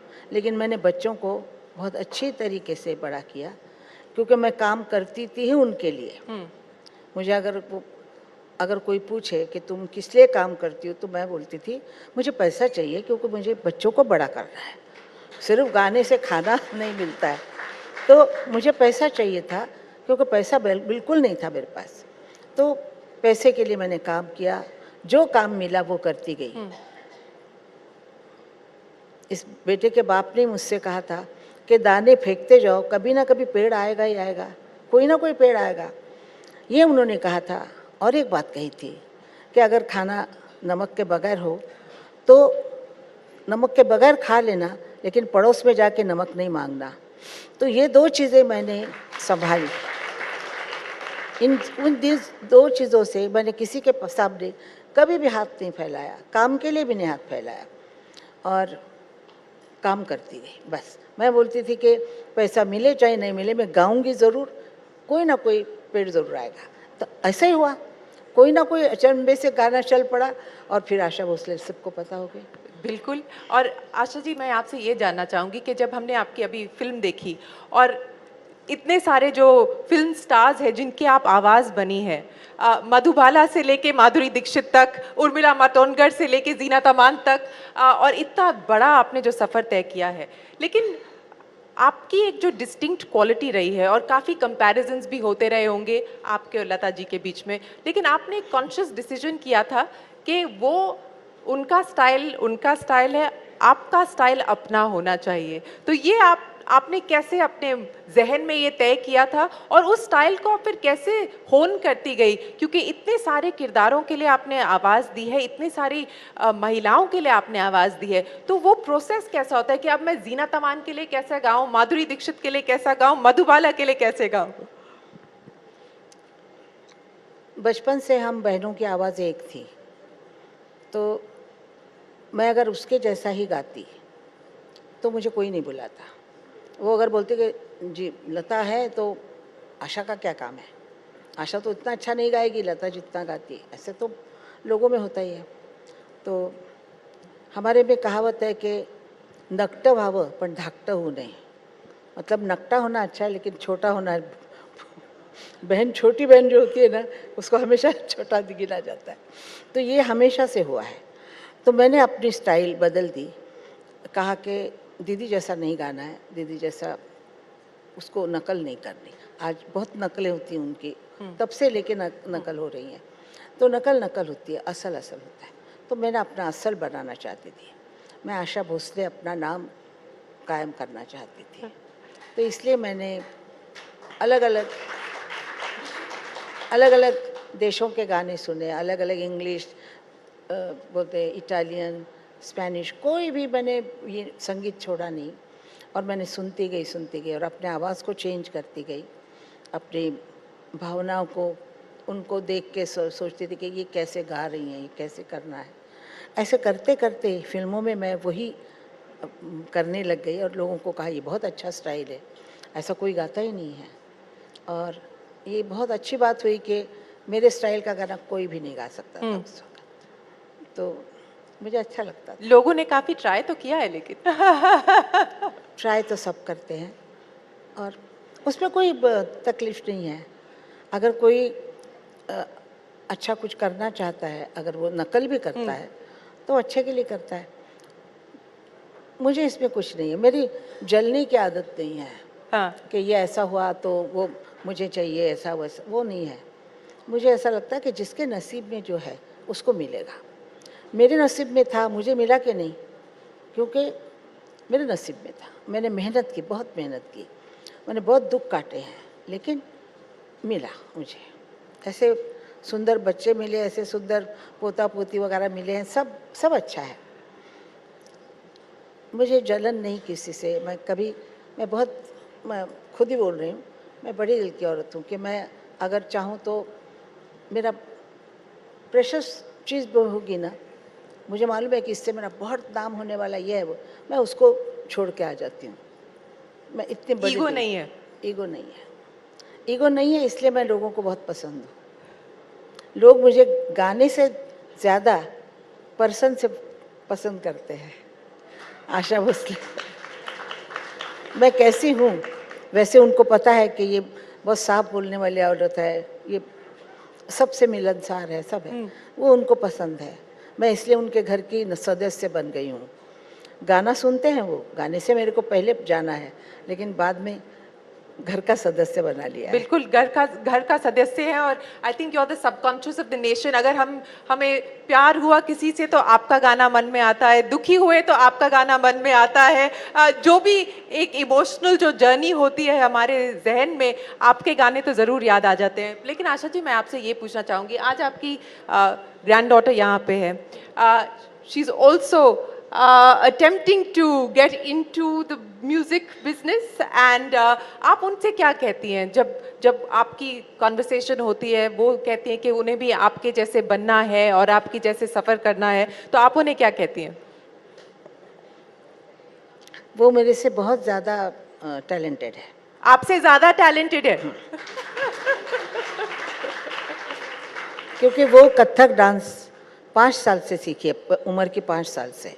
वो कथक में एकदम ठीक है, मॉडर्न डांस में भी अच्छी है, एक्टिंग भी करती है, गाना भी गाती है, तो मुझसे ज़्यादा उसमें है। बिल्कुल सुनेंगे। I heard you. I'm walking up to her because this is your grandmother has said that you're as talented as her. So आज तुझा आवाज चांगला नाही, गाणं गाऊ नकोस.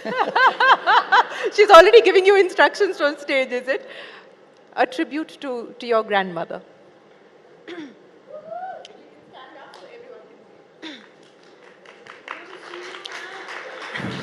नमस्कार.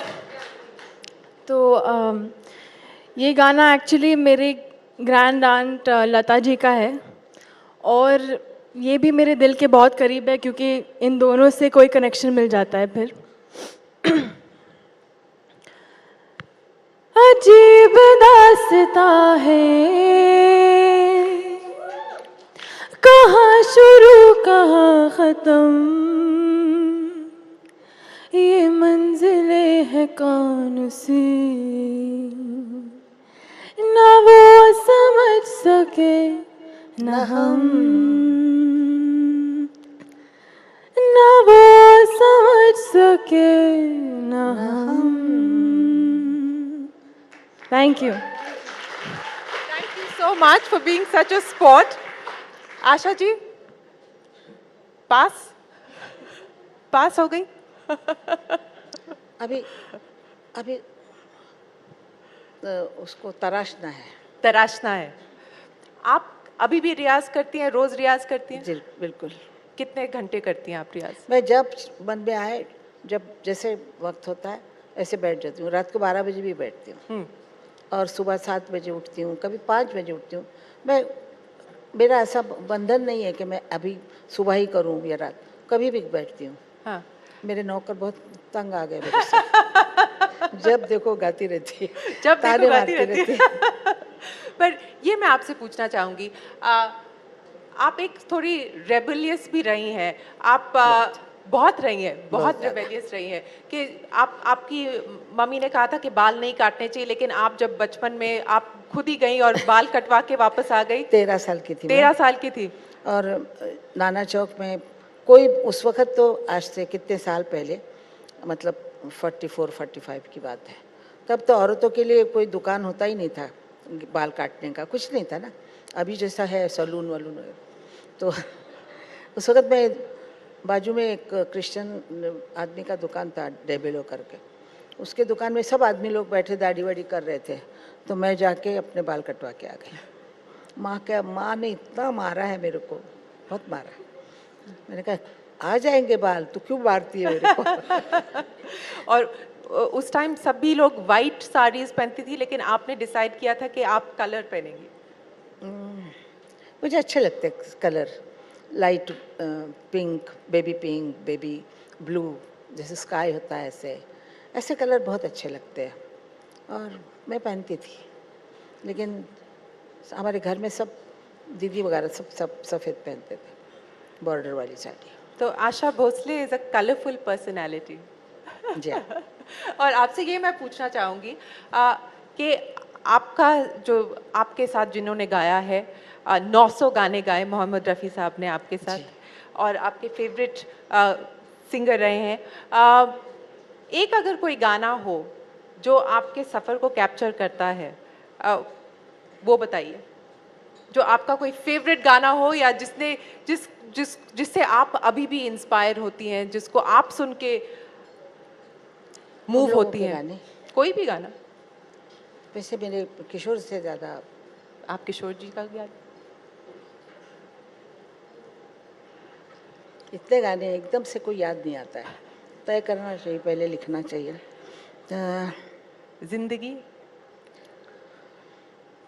जिंदगी के सफ़र में गुजर जाते हैं जो मकाम, वो फिर नहीं आते, वो फिर नहीं आते. जिंदगी के सफ़र, गला जरा. जिंदगी के सफ़र में गुजर जाते हैं जो मकाम, वो फिर नहीं आते, वो फिर नहीं आते। Asha ji, thank you so much. Ladies and gentlemen, we have to do this. We have to do this for Asha Bhosle. She turns 90 on the 8th of September. Can we all sing a very happy birthday to her in advance? Ladies and gentlemen, happy birthday to you. Happy birthday to you. Happy birthday, dear Asha ji. Happy birthday to you. Thank you, thank you, Thank you, ji. Thank you so much, Asha ji. Ladies and gentlemen, a big round of applause for the legendary Asha Bhosle.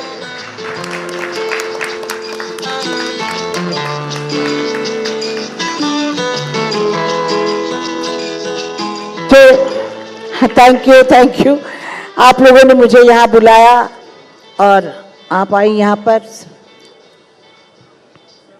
President साहब के हाथ से मुझे award मिला है, इसलिए मैं बहुत शुक्रगुजार हूँ और बहुत आपकी आभारी हूँ और I love you. Asha ji बहुत बहुत शुक्रिया आपका हमारे साथ जुड़ने के लिए। Ladies and gentleman, a huge round of applause for Asha Taiya. She Shakti के मंच पर आशा ताई आप आई, आपने अपना कीमती वक्त हमें दिया, हमारे दर्शकों को दिया। सुरीली शक्ति के लिए एक बार फिर से हम चाहेंगे सभी जोरदार तालियों से एक बार ये साबित कर दें कि आखिर किस तरह से शी शक्ति का ये मंच खूबसूरत पलों से सराबोर हुआ।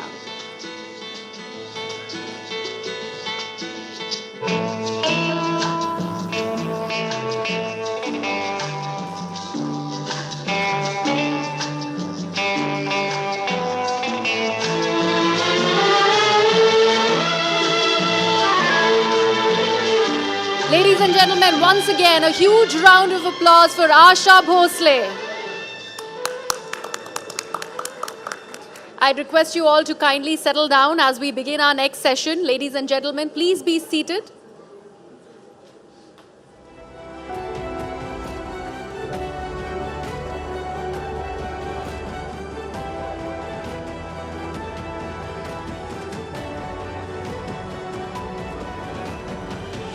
देवियों और सज्जनों, अब वक्त है हमारे अगले सेशन अगम शक्ति का। इतिहास गवाह है, शी शक्ति की दृढ़ शक्ति के आगे पूरी दुनिया नतमस्तक हुई। मैं कर सकती हूँ के अपार साहस ने न सिर्फ उनके किरदार को पुरुष प्रधान समाज में सबसे अलग पहचान दिलाई, बल्कि बाधाओं की जंजीरों में जकड़ी हजारों लाखों महिलाओं को ये विश्वास भी दिलाया कि उनकी जिंदगी का विष भी अब अमृत बन सकता है। These trailblazers have ventured into domains traditionally considered male-dominated, showcasing exceptional resilience and determination. Before I invite them over, let me please invite my colleague Shivani Gupta to join us on stage, please.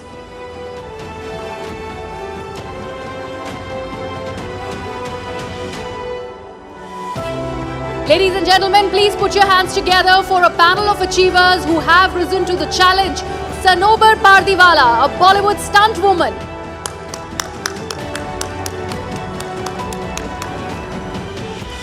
Yogita Raghuvanshi, India's first female truck driver.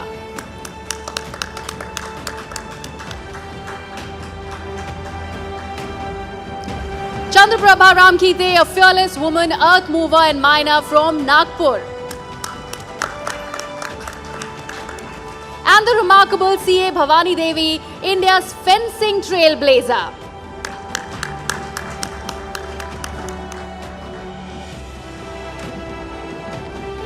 Thank you, Greya and Sabina. I do request all of our audiences to please start taking their seats one more time. I know there's been a bit of an upheaval, and I request our panelists also to take their seats.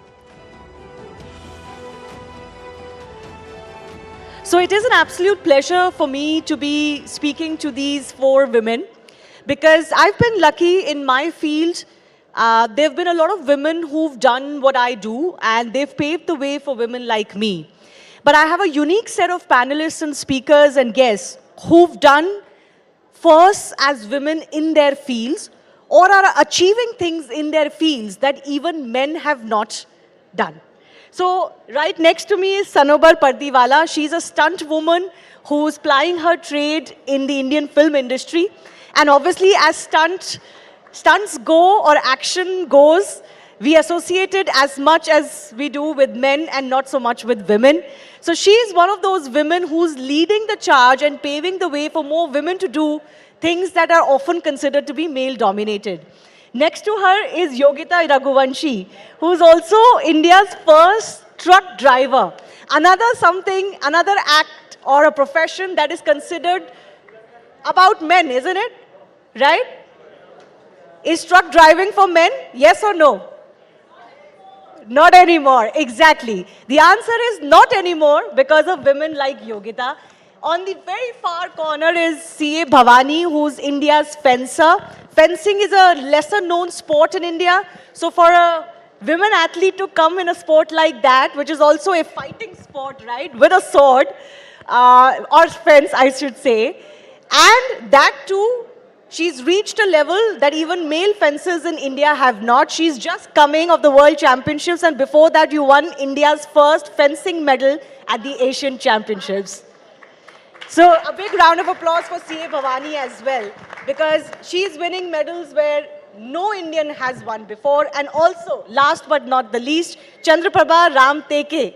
She's joining us. She is an earth mover.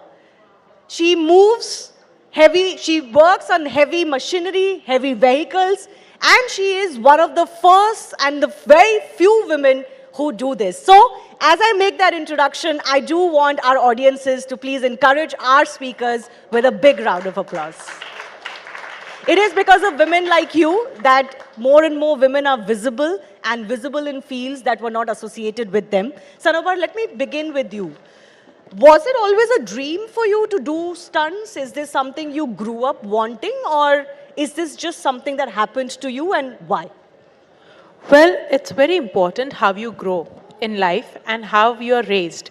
It is very important, and it plays an utmost major chunk in your life. It takes away and it gives you a lot. So when I was 12, I auditioned for my first shoot, and that was the moment, that was that epiphany when I realized that this is something that I'm very good at doing and I want to continue doing it.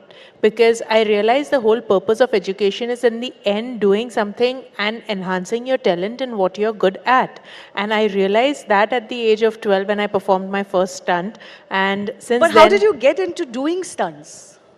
I was a black belt in karate. I was also a gymnast and a very good swimmer, and even better underwater swimmer. I could hold my breath for 2 minutes at that time. So a lot of these skills build up your reflexes. I am also an advanced deep sea diver and a skydiver. I hold a lot of records for the same too. And yes, so that is how it enhances your reflexes.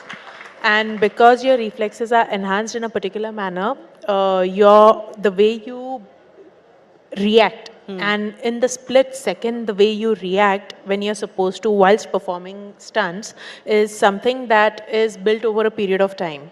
And I realized it. You realized it when you were 12? I realized it when I was 12. Wow, wonderful. Well, that is one thing that really helps, knowing exactly what you want. But before I go to our other guests, Sanobar, I do want to ask you, it is very difficult for women to be taken seriously, even in fields that are not so male-dominated. But your field was not associated with women at all. There were no roles where women would perform stunts. So forget about having a woman, stunt master. So I want to understand from you, how difficult was it for you, or was it difficult for you to be taken seriously in the industry? Well, to be taken seriously, you had to outperform what a guy could not do. In fact, you had to perform better than them, and at the same time, it's not easy. It is difficult because, let's say, even if you, at the end of the day, I'll give you one small vague example. I was called for a bike riding shoot. And it was this very simple shot. I didn't have to do any tricks, nothing, just ride the bike, point A, point B. And just before the take, the director asks me in front of everyone in the loud mic saying, "Can you ride a bike? Are you sure you can ride the bike? Wait, stop." And I'm like, "Didn't you see me ride a bike to the shoot? Isn't that what I'm hired for?" Yeah. So even though you were hired for that job, the director was uncertain you could do that job. Just before the take, he was absolutely uncertain that I could do it or not. And that is where you have to take criticism, and you have to take things with a pinch of salt and a pound of positivity. Absolutely. Well, other than that, you wouldn't be able to do it. But Yogita, I want to come to you. You're India's first truck driver. If I have it correct, आपने एक personal tragedy के बाद truck driving शुरू करी. आपने law पढ़ी थी, लेकिन आप लॉयर का काम नहीं करना चाहती थी क्योंकि आपको लगता था कि उसमें आपको सेटल होने में और पैसे बनाने में बहुत टाइम लगेगा. लेकिन ट्रक इजी मनी था या क्विक मनी था. एम आई राइट? या बट ट्रक ड्राइविंग एक ऐसा काम है जो महिलाएं करती ही नहीं थी. No woman was doing this before you. So why would you even think of doing this? And was there not a doubt that I can do this? मेरी सोच ये थी कि कोई भी ऐसा काम नहीं है जिसे महिलाएं नहीं कर सकती. ये जो सोच थी कि महिलाएं ये काम नहीं करती है, ये उन लोगों की सोच है. मेरी सोच तो नहीं थी ना, तो मेरी सोच नहीं थी तो मैं कर सकती हूँ. जी बिल्कुल. बट आपको लोगों ने कुछ डराया, कुछ ये भी कहा होगा कि आप मत करिए, बड़ा रिस्की काम है. ट्रक ड्राइविंग आप करोगे तो पूरे देश में आपको जाना होगा, अकेले जाना होगा, बाकी ट्रक ड्राइवर्स के साथ रुकना होगा, क्योंकि आपके फील्ड में तो मर्द ही मर्द है. तो वो कैसे टैकल किया आपने? बाकी लोग तो बाद में कहेंगे, सबसे पहले तो घर से शुरुआत होती है. तो घर में ही सबसे पहले पापा ने मना किया, भाई ने मना किया, मैंने नहीं सुना उनका कुछ, मतलब जो भी उन्होंने कहा, और मैंने तो वही किया जो मुझे करना था, और उसी में आगे बढ़ी और आज भी कर रही हूँ. लेकिन करते करते क्या चैलेंजेस आपने देखे, जो सिर्फ वो चैलेंजेस थे जो आपकी कैपेबिलिटी से रिलेटेड नहीं थे, सिर्फ उस चीज़ से रिलेटेड थे कि आप एक महिला हैं? हाँ, एक बहुत बड़ा मतलब चैलेंज ये था कि पब्लिक, मतलब आम जो लोगों के बीच मेरी गाड़ी जाती है और आती या रुकती, या फिर मैं जैसे टायर वाले के यहाँ पे रुकी है गाड़ी और मैं कह रही हूँ कि भैया टायर बनाएंगे, तो वो स्कूटर लेके गाड़ी के मतलब दुकान के पास आ जाता है, बोलता बनाता है. फिर मैं कहती हूँ भैया मेरा गाड़ी का टायर बनाएंगे, तो बोले ये स्कूटर आपकी नहीं है. मैंने कहा नहीं, मेरी वो ट्रक है, उसका टायर बनाएंगे. तो आपकी गाड़ी नहीं पहचान पाते थे वो? हाँ, मतलब कभी सोचा ही नहीं उन लोगों ने कि ट्रक आपका हो सकता है. और ऐसे ही हाथ से सभी दूर ज़्यादातर हुए. मतलब बाकी ट्रक ड्राइवर्स ने आपको देख के कैसे रिएक्ट किया? उन्होंने आपको इनकरेज किया, आपको कंफर्टेबल फील कराने की कोशिश करी, लेकिन या बाकी मर्द को लगता था कि ये औरत कहाँ से आ गई हमारे बीच में? ढाबे के ऊपर जब आधी रात में ड्राइवर्स लोग चाय पीते थे, मैं भी पीने के लिए ब्रेक मारी और गई, तो सारे इस नज़र से देख रहे थे कि कहाँ से आ गई है और क्या है, और ये चाय पी रही है. मतलब मेन तो महिला रात में, आधी रात में ड्राइवर्स लोगों के बीच में जाके चाय तो पिएगी नहीं डिमांड करके. तो आप जाती थी उनके बीच में? हाँ, क्योंकि मुझे रात भर, जैसे मेरे पास टमाटर लोड है तो मुझे रात भर ड्राइव करना है. हाँ. तो मुझे चाय की ज़रूरत तो पड़ती थी नींद को भगाने के लिए. आपको कभी अपनी सेफ्टी के लिए कुछ दिक्कत हुई, कुछ मुश्किलें आई? एज ए वुमेन, मतलब महिला होने के नाते मुझे सेफ्टी की कभी ज़रूरत नहीं पड़ी, क्योंकि किसी भी ड्राइवर या फिर मतलब जेंट्स लोगों के बीच जब मैं गई तो मुझे उनसे असुरक्षा महसूस नहीं हुई, क्योंकि मेरा कॉन्फिडेंस उनके नज़रिए से कई गुना ज़्यादा पावरफुल था. जी. तो मतलब मुझे अपने ऊपर इतना कॉन्फिडेंस था कि मैं ये लोग कुछ भी सोचे, मुझे कोई फ़र्क नहीं पड़ रहा है.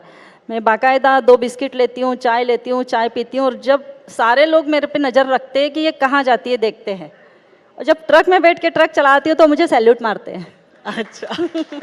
You know, this is a very important lesson as women. I think all of us understand this, कि आप एक कॉन्फिडेंस के साथ बिहेव करें, कॉन्फिडेंस के साथ चलें, तो लोगों को वो दिखता है, और आपके सामने अगर कोई गलत नज़रिए का मर्द है भी तो वो भी आपसे ज़रा 2 कदम दूर ही रहेगा, अगर आप वो कॉन्फिडेंस एक्सयूड करते हैं तो. लेकिन एक बहुत इंपॉर्टेंट चीज़ जो योगिता ने बोली, as women, as young girls, specially in cities और इवन इन स्मॉलर सिटीज़ और टाउन्स, हम लोग घर से 10-11 बजे के बाद निकलते भी नहीं हैं, और यहाँ पे योगिता अकेले ट्रक ड्राइविंग कर रही है around the world on highways which are barely lit and stopping at dhabas and all. So I think she deserves a big round of applause for just having that heart to do so. To just think कि मैं कर सकती हूँ, इसमें क्या बड़ी बात है? जी योगिता जी. हाँ बिल्कुल। कभी डाउट नहीं हुआ? नहीं, कभी भी नहीं हुआ, बिल्कुल 1% या -0.1% भी नहीं हुआ, मतलब बिल्कुल जी। क्योंकि मैं कर सकती हूँ, जो भी प्रॉब्लम्स आएगी उसे मैं हैंडल करूँगी।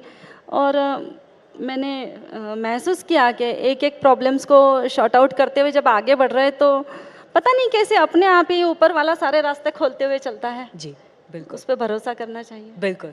चंद्रप्रभा जी भी एक ऐसी ही महिला है जिन्होंने वो काम किया है जो महिलाएं नहीं करती थी। आप एक अर्थ मूवर हैं, आप बड़ी बड़ी मशीनरी और व्हीकल्स चलाती हैं, तो हम मुझे अपने सफ़र के बारे में थोड़ा सा बताइए। ये काम आपने क्यों शुरू किया? आपके हस्बैंड करते थे उसी कंपनी में? नहीं, उसी कंपनी में काम करते थे, लेकिन कंपनी में काम करते थे। लेकिन जो हैवी व्हीकल्स हैं वो आपने चलाना शुरू किया। हाँ। ऐसा क्यों? क्योंकि मैम थोड़ा सा माइक ऊपर करिए। पियून भी सब बनते हैं, पियून चपरासी भी बनते हैं, यानी सब काम करने वाले बनते हैं, लेकिन ऐसा हेवी मशीन चलाने वाले कोई नहीं बनते। तो हमने सोचा कि हम नया कुछ करके दिखाएंगे। और फिर मेरे को बहुत लोगों ने डरा है कि खदान है, वहाँ मर जाते हैं, घुटने टूटते हैं, कमर टूटती है, और वो जेंट्स का काम है, लेडीज का काम नहीं है। फिर भी मैंने बोली कि नहीं, मैं करके दिखाऊंगी और कर सकती हूँ जी। और आगे बढ़ गई मैं। मेरे को सपोर्ट सब लोगों ने किया है, मेरे ऑफिसर लोगों ने, सबने सपोर्ट किया जी। और कोई कोई डराते थे कि नहीं करना करके, लेकिन घर का भी सपोर्ट अच्छा था कि आप कर सकती हो जी। मैं करके दिखाई। चलिए चंद्रप्रभा जी, एक सवाल मैं आपसे पूछूं। ये ऐसे फील्ड्स हैं, आप नोटिस करेंगे हमारे जो पैनलिस्ट हैं बहुत ही फिजिकल फील्ड्स में हैं, तो उनका जो फील्ड है वो ऐसे फील्ड्स हैं जो महिलाओं और मर्दों के बीच में जो एक बहुत फंडामेंटल डिफरेंस है वो स्ट्रेंथ का डिफरेंस है, साइज का डिफरेंस है। I think we can accept that men are bigger, often stronger than us. That's just how it is. That's how our biology, physiology is.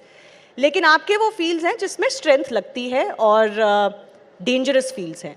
तो चंद्रप्रभा जी, आपको कभी लगा कि आपकी बॉडी में वो उतनी ताकत नहीं है जो ज़रूरी है आपके फील्ड के लिए? हाँ, लगा ना मैडम। लगा। हाँ। तो कैसे आपने ओवरकम किया? जब स्टार्टिंग में जब मशीन पे चले गई ना मैं, तो वो मशीन देख के मुझे भी डर लग गया। तो ऐसा धीरे धीरे पैर वगैरह डालना था मेरे को, और वो मशीन के ऊपर चढ़ना था, फिर बटन दबाना था, क्या करना था ये मेरे को नहीं समझ में आता था। लेकिन कोई कोई जेंट्स ऐसे रहते हैं कि चलो मैडम आपको इच्छा है तो चलो आपको सिखा देते हैं जी। तो मैं पहले तो वो क्या बोलते पीसी सीख गई मैं, फिर बाद में शावेल बोले तो पूरे खदान की एक मात्र ऐसी बड़ी मशीन है कि चार बकेट उसमें डाले तो एक डंपर फुल हो जाता है। तो फिर मेरे को सब लोग डराते थे कि ये शक्तिशाली मैडम का काम है, आपका काम नहीं है, आप मत करो ये काम, आप छोटा मोटा काम कर लो, कुछ भी मांग लो। नहीं, मेरे को वही करना है, मेरे को आगे बढ़ना है। ऐसा बिल्कुल। So basically even if there are issues of physical strength you can overcome it. अगर आपके पास बिलीफ है और कॉन्फिडेंस है कि आप कर सकते हो, यू कैन ओवरकम। बिल्कुल कर सकते मैम, बिल्कुल कर सकते सारा। तो आप मुझे बताइए, आपके फैमिली में बच्चे हैं आपके?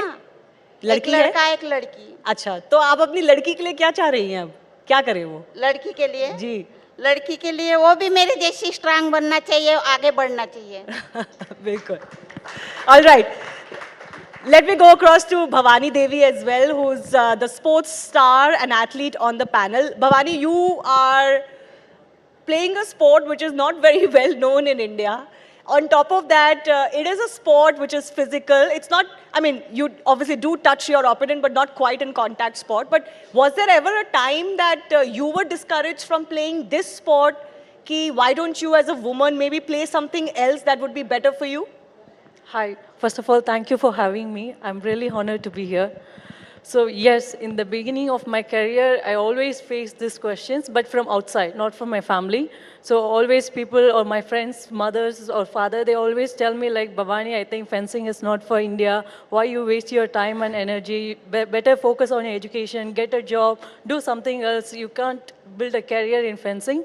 But for me, I understand from their concern, you know, but they don't know what sports life is. Not all people who do sports achieve in Can be the successful. sports, whether Yeah. it is popular sports or not popular sport. Yeah. But for me, fencing, the first ever competition in fencing was the school games. I lost my match, but all my schoolmates, my teammates got medal. So from that day, I thought like I want to do something in this sport, not in the district level, but I want to win something for India. So that's what kept me motivated.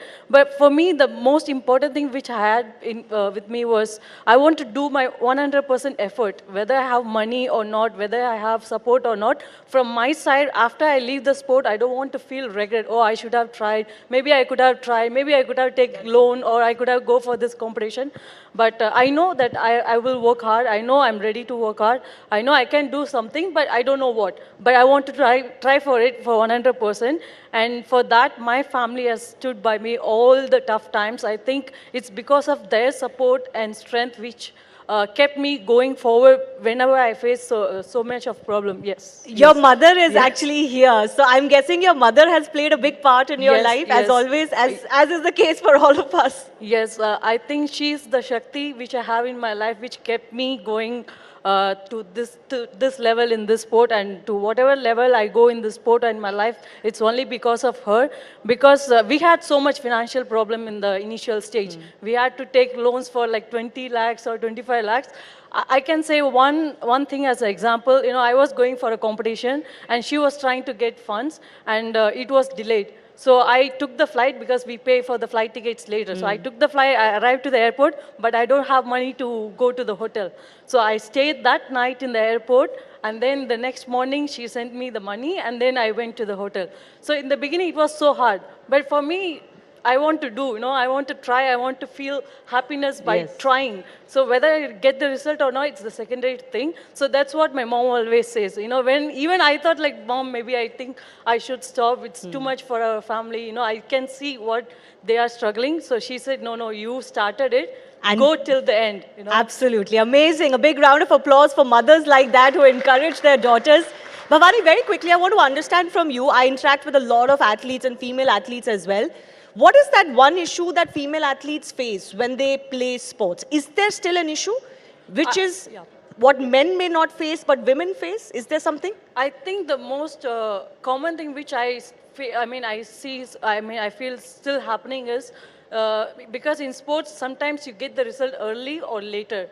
But if women doesn't get results in the earlier stage, it's difficult for the parents or the society To let them continue. They think, oh, it's finished, you cannot do. But for men, it's not the same. They will, oh, try, it's okay. It's not, it's it's okay for men. For women, it's a little No, bit very hard. important point you made, that if a woman is not successful early in her career, then the pressure builds to get married and maybe, build a family. For men, that pressure is not there.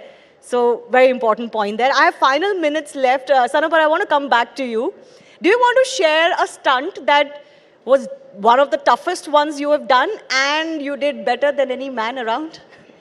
Well, this was for the movie Ravan that I had performed, and this was a sequence where we jumped off a cliff which was around 300 feet high. The ideal shot was to jump from the cliff next to the waterfall.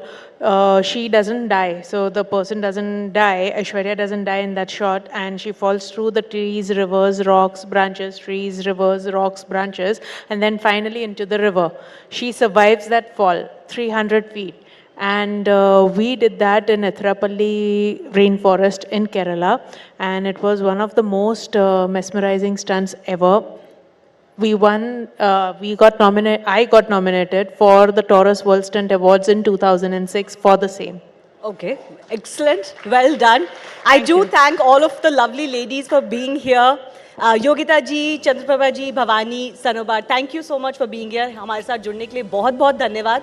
और आपकी story से हम उम्मीद रखते हैं कि बहुत सी महिलाओं को बहुत उम्मीद मिलेगी और वो भी अपने किसी नए फील्ड में कुछ नई शुरुआत करेंगी. Thank you so much. Ladies and gentlemen, a huge round of applause for the very, very inspiring tales that these ladies have shared before you. And Shivani and I now request you to felicitate all the ladies. Can we have the mementos, please?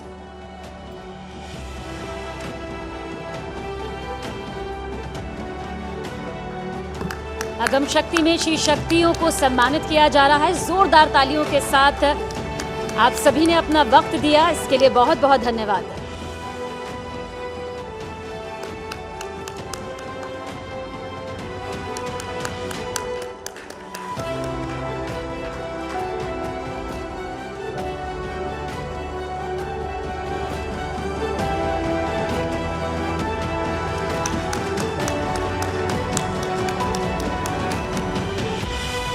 Ladies and gentlemen, our Agam Shaktis, a huge round of applause for them, please.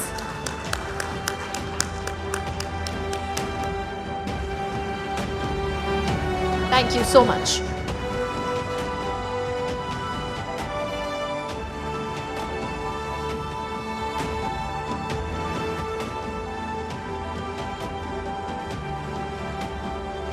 Ladies and gentlemen, this one is special and really, really special. Our next session is called Vanvasi Shakti. Now, they are the true manifestations of She Shakti in the hinterland. They have traveled many miles to come here and honor us with their presence. They and their work are not often talked about, and it gives us immense pride that She Shakti becomes the platform where their work takes the spotlight. I first would request my colleague Palki Sharma to please come up on stage to moderate this session, and before we introduce our panelists, Palki please. वनवासी शक्ति, जिसका जिक्र किए बगैर she शक्ति का सफर पूरा नहीं हो सकता। भारत में लाखों आदिवासी महिलाओं की जिंदगी को सशक्त बनाने के लिए, संपूर्ण बनाने के लिए कई ऐसी शी शक्तियां पुरजोर कोशिश कर रही हैं। सबसे पहले हम मंच पर बुलाना चाहेंगे, स्वागत करेंगे छत्तीसगढ़ के नक्सल प्रभावित जिले दंतेवाड़ा में जाना पहचाना और परिचित नाम बुधरी ताती जी को। जोरदार तालियों के साथ ताती जी का सभी स्वागत करें। आपने समाज सेवा में 40 दशकों से ज्यादा का वक्त दिया है, जिसके लिए हर कोई इस वक्त धन्यवाद कह रहा है। इसके अलावा शी शक्ति की अदम्य मिसाल पद्म पुरस्कार विजेता भूरी बाई जी का भी आप सभी जोरदार तालियों के साथ स्वागत करें। शी शक्ति की एक और मिसाल वनवासी शक्ति में अपनी महत्वपूर्ण भूमिका निभा रही सुरेंद्र देवी राणा जी का भी हम मंच पर तहे दिल से स्वागत करते हैं। आपने महिला कल्याण स्वयं सहायता समूह से आप जुड़ी हैं, अपना विशेष योगदान दे रही हैं। वहीं राष्ट्रीय ग्रामीण आजीविका मिशन को भी आप तेजी से आगे बढ़ा रही हैं। साथ ही स्वागत करें सुरों से वनवासी संस्कृति को संरक्षित और सुरक्षित रखने में सबसे आगे रहने वाली आंध्र प्रदेश की अचम्मा जी का भी। जोरदार तालियां अचम्मा जी आपके लिए। आप लोकगीतों के जरिए संस्कृति और रीति रिवाजों के बारे में स्थानीय लोगों को लगातार शिक्षित करती रही हैं।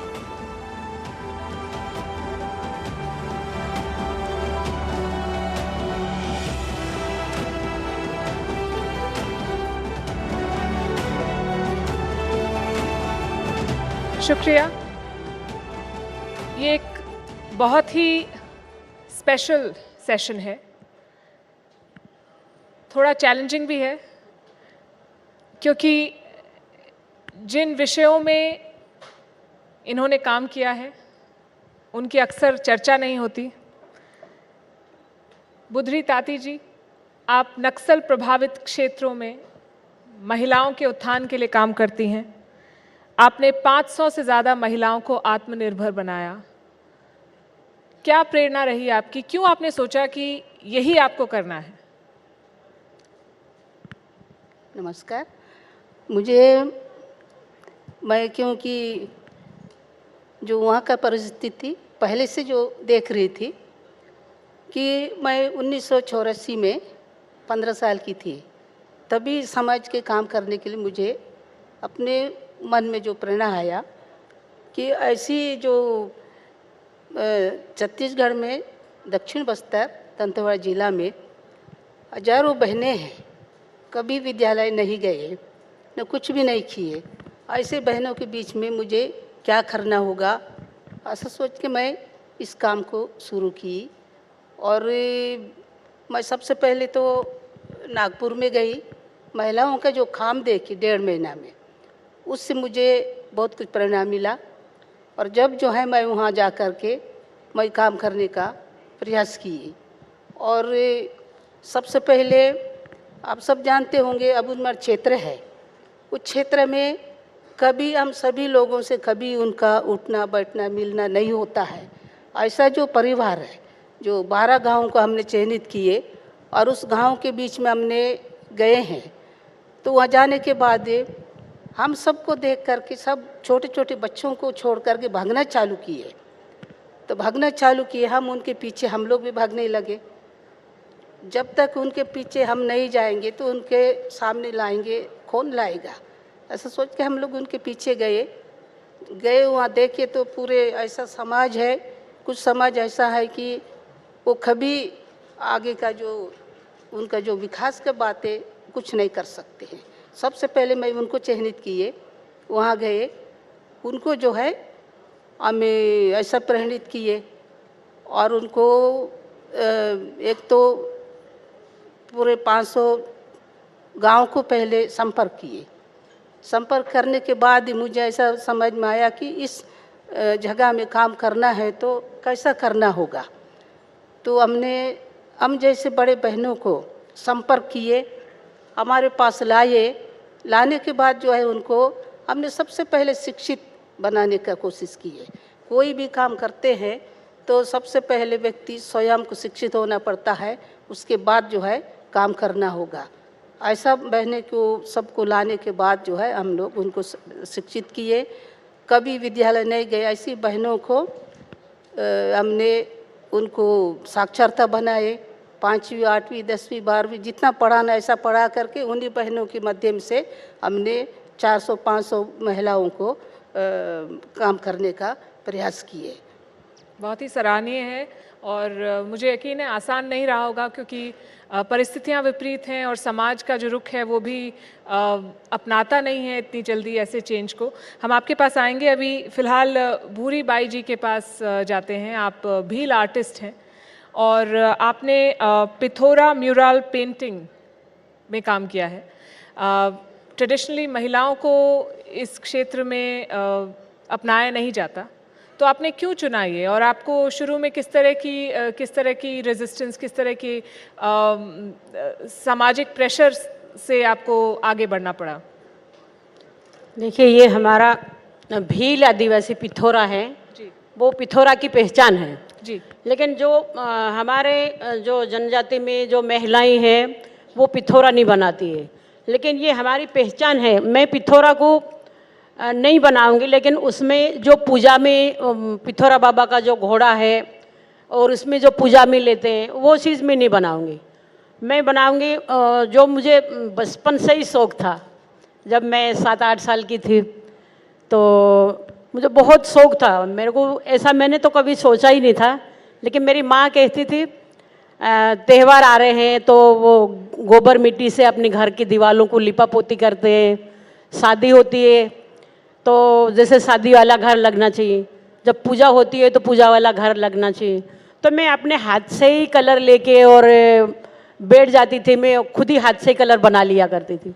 जैसे वो केकड़ा मिट्टी निकालता है, वो मिट्टी ले आती थी। काला कलर जो मिट्टी का तवा पे हम रोटी बनाते हैं उसको खुरूस के काला कलर बना लिया करती थी। जब मेरे को ऐसा लगता कि मैं अब ग्रीन कलर का कैसे बनाऊं, तो जैसे वो सेम कलर की जो पत्ती हैं उनको इकट्ठी कर ली बहुत सारी, उसको सुखा दिया। सुखाने के बाद उसको पत्थर पे पीस लेती थी।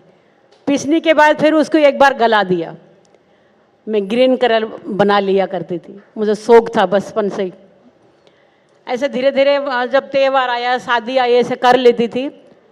फिर जैसे धीरे धीरे हम भाई छोटे थे, दोनों बहनें थी, कमाने वाले थे नहीं, माँ बाप बहुत गरीब थे, क्योंकि हमको खाने के लिए धान मिलता नहीं था। वो किसी के यहाँ एक लोटा लेके जाते थे तो उधार लेके आते थे। वो दूसरी बार फिर नहीं मिलता तो दूसरी बार जाते थे तो बोलते हैं नहीं, पहले की तुमने उधारी नहीं चुकाई, हम नहीं देते हैं।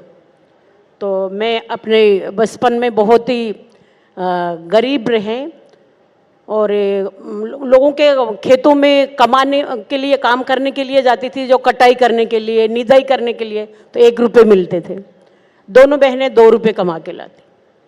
ऐसे करते करते फिर हमारी दोनों बहनों की शादी हो गई।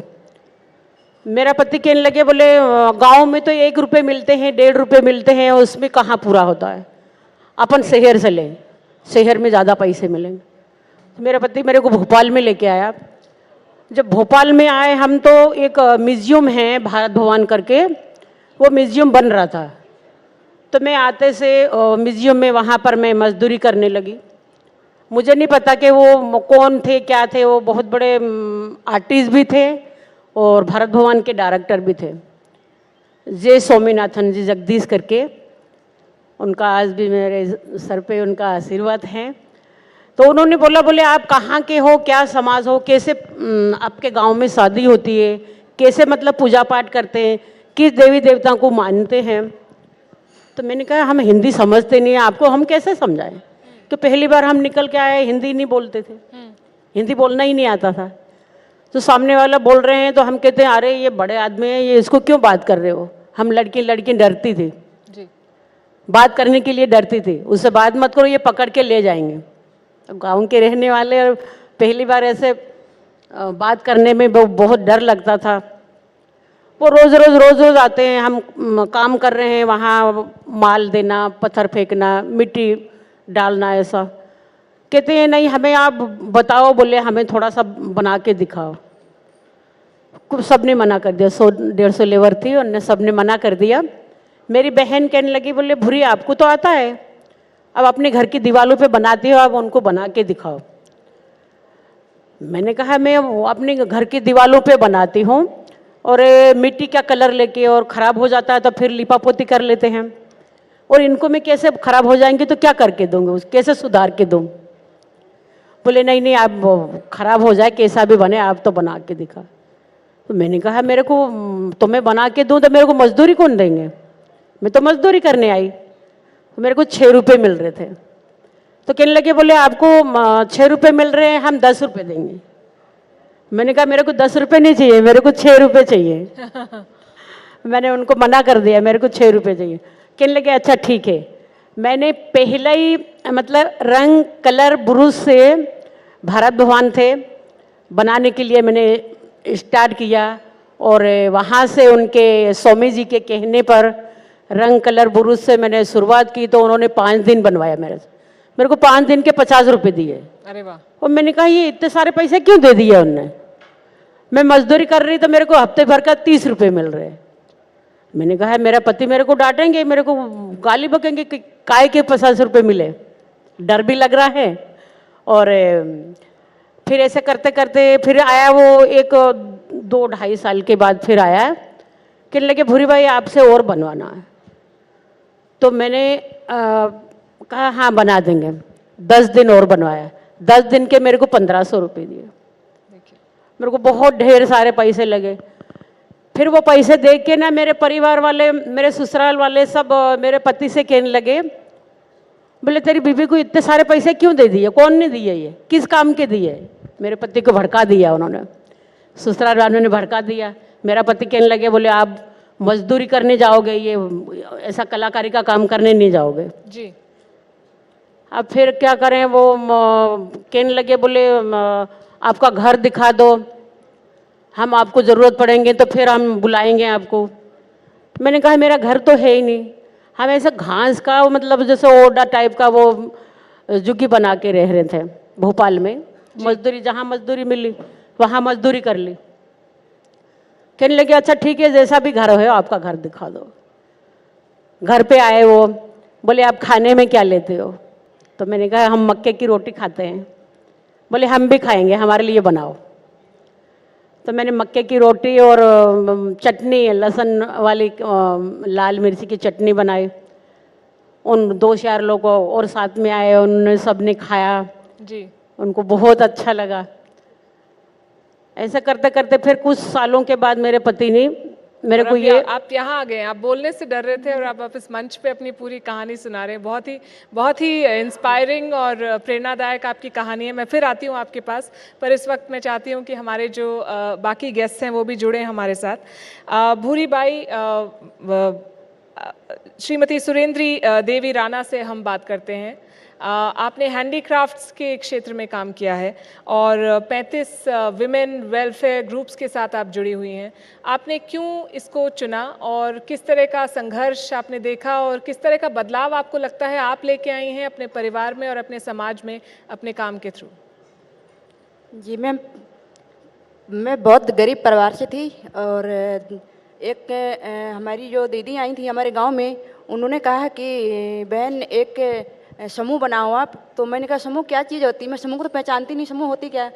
तो उन्होंने कहा कि एक बार जुड़ो, आप 10 महिलाओं को इकट्ठा करो और उसको एक ग्रुप बना के और बैंक में जाके खाता खुलवाएंगे और आप हर महीने में 20 रुपये जमा करना।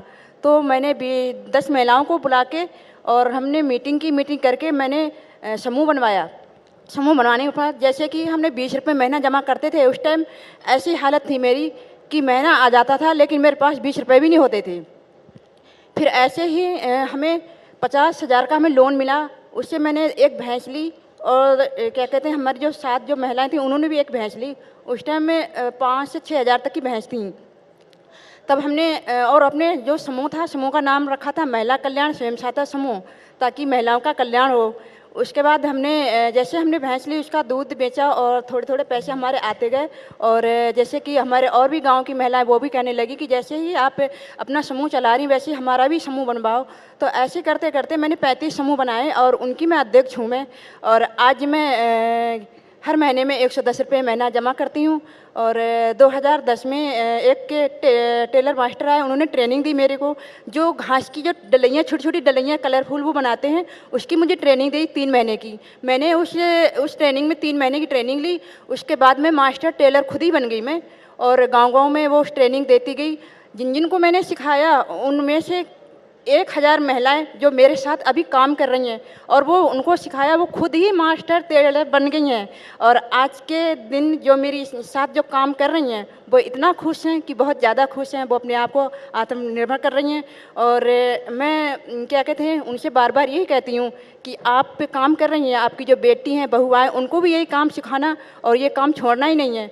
और मैं ये चाहती हूँ, जैसे ही मैंने इतना संघर्ष किया, जैसे मैं गांव से बाहर जाती थी लोग कुछ भी बोलते थे लेकिन उस चीज़ों को मैं ध्यान नहीं देती थी, क्योंकि मेरी फैमिली, मेरे हस्बैंड, मेरे पति, मेरे सास ससुर जितने भी थे, मेरा काफ़ी सपोर्ट दिया और अभी तक सपोर्ट ही किया और आज तक सपोर्ट देते ही हैं। और आज भी मेरे एक बेटा आया छोटा और मेरे हस्बैंड मेरे साथ में आए हुए हैं।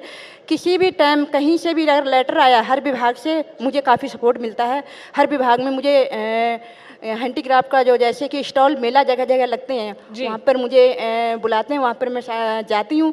तो वहाँ पर काफ़ी अच्छा लगता है, सब लोगों से, देश विदेशों से भी लोग आते हैं, उनसे मिलके और बातचीत करके काफ़ी अच्छा लगता है, मिलके अच्छा लगता है। जब मैं यहाँ से जाती हूँ तो गांव में काफ़ी लोग बहुत खुश होते हैं मुझे देख के। बहुत ही बेहतरीन और बहुत ही इंस्पायरिंग आपकी स्टोरी है, बहुत ही प्रेरणादायक है। आपने अपने साथ साथ बहुत सारी महिलाओं को और सशक्त किया है। हम अचम्मा जी से भी बात करना चाहते हैं। हिंदी नहीं बोलती हैं आप, मैंने सुना, पर आप गाती हैं बहुत अच्छा, आप ट्रेडिशनल फोक सिंगर हैं।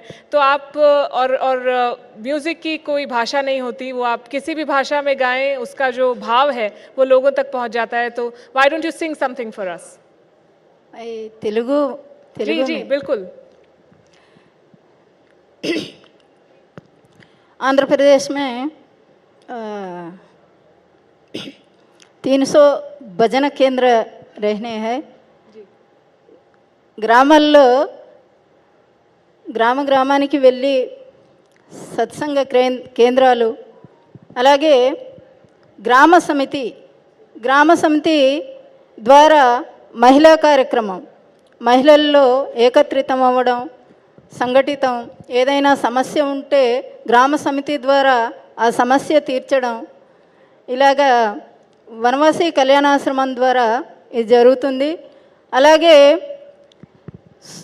మొన్న కరోనా సమయంలో చాలా సుదూర గ్రామాలకు వెళ్ళి వాళ్ళకి మెడికల్ కిట్టు, నిత్యావసర వస్తువులు వాళ్ళకి ఇవ్వడం జరిగింది.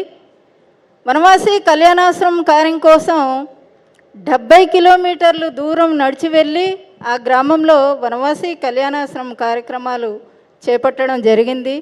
అలాగే ఇప్పుడు వనవాసి కళ్యాణాశ్రమం ద్వారా ప్రతి ఒక్క గ్రామంలో మహిళల్లో చైతన్యం వచ్చింది. ఆ గ్రామంలో ఎటువంటి సమస్య వచ్చినప్పటికీ ఆ సమస్య మహిళలే తీర్చుకునే పరిస్థితి కళ్యాణాశ్రమం ద్వారా జరుగుతుంది. అలాగే మరి ఆంధ్రప్రదేశ్లో చాలా ఎక్కువగా మత మార్పిడి కార్యక్రమాలు కూడా జరుగుతుంది. వనవాసి కళ్యాణాశ్రమం భజన కేంద్రాలు ఉన్న చోట అటువంటి వాళ్ళు వచ్చినప్పుడు వాళ్ళని ఎదిరించి వాళ్ళని పంపించే ధైర్యం మహిళలకి అక్కడ రావడం జరిగిందనమాట. I wish I could speak and understand Telugu. I'm sure you have a very inspiring, आपका मैसेज बहुत inspiring है. आप कुछ गाना चाहती हैं हमारे लिए? Do you want to sing? Telugu गाना, हिंदी गाना? जी, तेलुगु गाना, हिंदी गाना, जो आप गाना चाहती हैं. శ్రీరామచంద్ర నిన్ను పిలచితిరా, ఓ సీతమ్మ నాథ నిన్ను పిలచితిరా, మెరు పల్లె మెరిసావు ఆ మిథిలలో, మెల్లంగా విరిచావు శివవిల్లును, శివవిల్లును విరిచి సీతమ్మను వలసి అయోధ్యకయ్యావు మహారాజువు. రామ్ రామ్ సీతారాం సీతారాం సీతారాం, రామ్ రామ్ సీతారాం సీతారాం సీతారాం, సీతారాం సీతారాం సీతారాం సీతారాం, రామ లక్ష్మణ జానకి జై బోలో హనుమాన్ की, రామ లక్ష్మణ జానకి జై బోలో हनुमान की. ये दसरा नवरात्रि उत्सव में ये गाते हैं. बड़ा गांवों का महिला सम्मेलन होगा, करने हैं. गांव का महिला सम्मेलन 2000-3000 लोगों को महिलाओं का सम्मेलन करेंगे. बहुत ही खूबसूरत. बहुत कम समय हमारे पास. It does not do justice to your stories. आपकी कहानियाँ बहुत प्रेरित कर सकती हैं बहुत लोगों को, पर इस मंच का जो ध्येय है वो ये है कि हम एक आइडिया दें लोगों को, एक बात शुरू करने का पॉइंट दें और फिर उससे लोग सीखें. तो थैंक यू वेरी मच. आपने अपनी कहानी, अपनी जर्नी हमारे साथ शेयर की, हमें बताया किस तरह का संघर्ष आपने देखा है और क्या आपने अचीव किया है. Please put your hands together for our panelists. Thank you.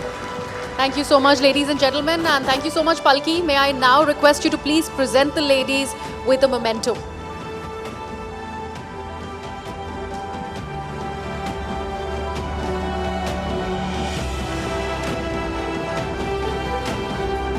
जोरदार तालियों के साथ शी शक्तियों के इस जज्बे को सलाम कीजिए, क्योंकि शी जब शक्ति बन जाती है तो वो लाखों करोड़ों महिलाओं के लिए सबसे बड़ी मिसाल कायम कर जाती हैं.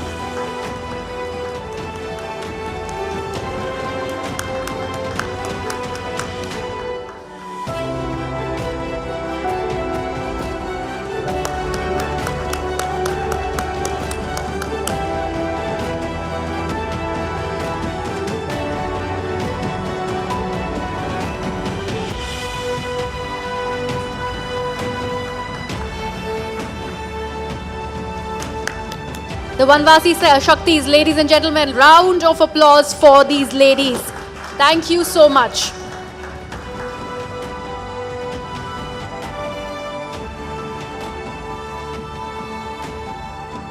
Esteemed guests, we are now moving on to the next session, Raksha Shakti. This is to celebrate the indomitable spirit of our warrior women, the true epitome of Raksha Shakti.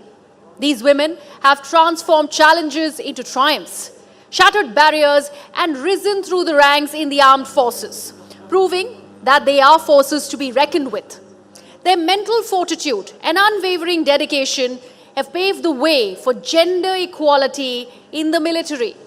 खाकी वर्दी से लेकर मिलिट्री ग्रीन तक की वर्दी तक, air force pilot से लेकर नेवी कमांडर तक, शी शक्ति की बाहुबली कमान ने हर मोर्चे पर न सिर्फ दस्तक दी बल्कि जीत का परचम भी बखूबी लहराया और दुनिया भर में भारत का सिर गर्व से इस कदर ऊंचा किया जिन्हें कुछ शब्दों में बयां करना यकीनन मुमकिन नहीं. मैं सबसे पहले मंच पर बुलाना चाहूंगी हमारी सहयोगी शरीन भान को. दृढ़ता की मिसाल बन चुकी शी शक्तियों के खास पैनल से भी हम आपको रूबरू करवाना चाहते हैं। हम स्वागत करना चाहेंगे पुनीता अरोड़ा, जो कि इंडियन आर्मी में पहली महिला लेफ्टिनेंट जनरल भी रह चुकी हैं और इंडियन नेवी में वाइस एडमिरल भी। बहुत बहुत स्वागत है मैम आपका। इसके अलावा मंच पर स्वागत करेंगे दृढ़ता की एक और मिसाल सोनल वी मिश्रा का भी, जो कि IG CRPF हैं। आपका भी जोरदार तालियों के साथ स्वागत है। और साथ ही स्वागत कर्नल सोफिया कुरैशी का भी, जिन्होंने देश का सीना रक्षा शक्ति के क्षेत्र में गर्व से चौड़ा किया है। स्क्वाड्रन लीडर सिंधु रेड्डी का भी हम मंच पर जोरदार तालियों के साथ स्वागत करेंगे। हर मोर्चे पर आपने हिंदुस्तान का नाम रोशन किया, सिर ऊंचा किया। और साथ ही जोरदार तालियों के साथ स्वागत करेंगे डॉक्टर सीमा राव का भी, जो कि आर्मी में एक कॉम्बैट ट्रेनर हैं। आप सभी का बहुत बहुत स्वागत है रक्षा शक्ति के क्षेत्र में अपनी महत्वपूर्ण योगदान देने के लिए।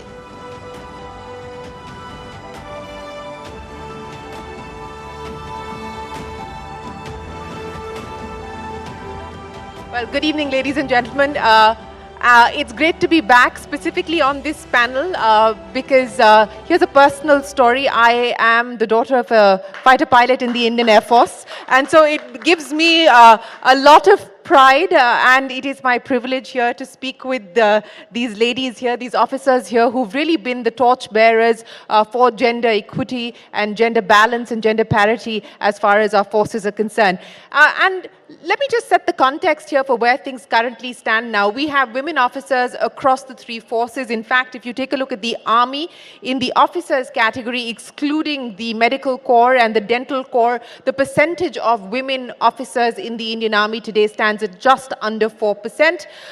If you look at the Medical Corps and the Dental Corps, it's about a much significantly higher number. If you look at the Navy, the number of women in the Navy currently at about 6%. If you look at the Air Force, excluding the Medical and the Dental Corps, it's almost 14%. So we've seen a significant move up as far as the women's representation in the forces are concerned. If I were to take you through the many achievements and the many medals that each one of these women have won, it's going to be the end of this program. So I'm not going to go down that road. But let me start by asking you, Vice Admiral Puneeta Arora, I don't know how many of you realize this. She has served in each of the three forces. So that is truly remarkable. And she is one of the originals because she was commissioned in 1968. So what a pleasure and an honor it is to have you here. I want to understand from you, what have you seen as the big change and the big evolution from the time that you joined the forces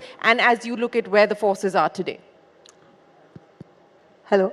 Yes, it's working. Go ahead. Thank you so much.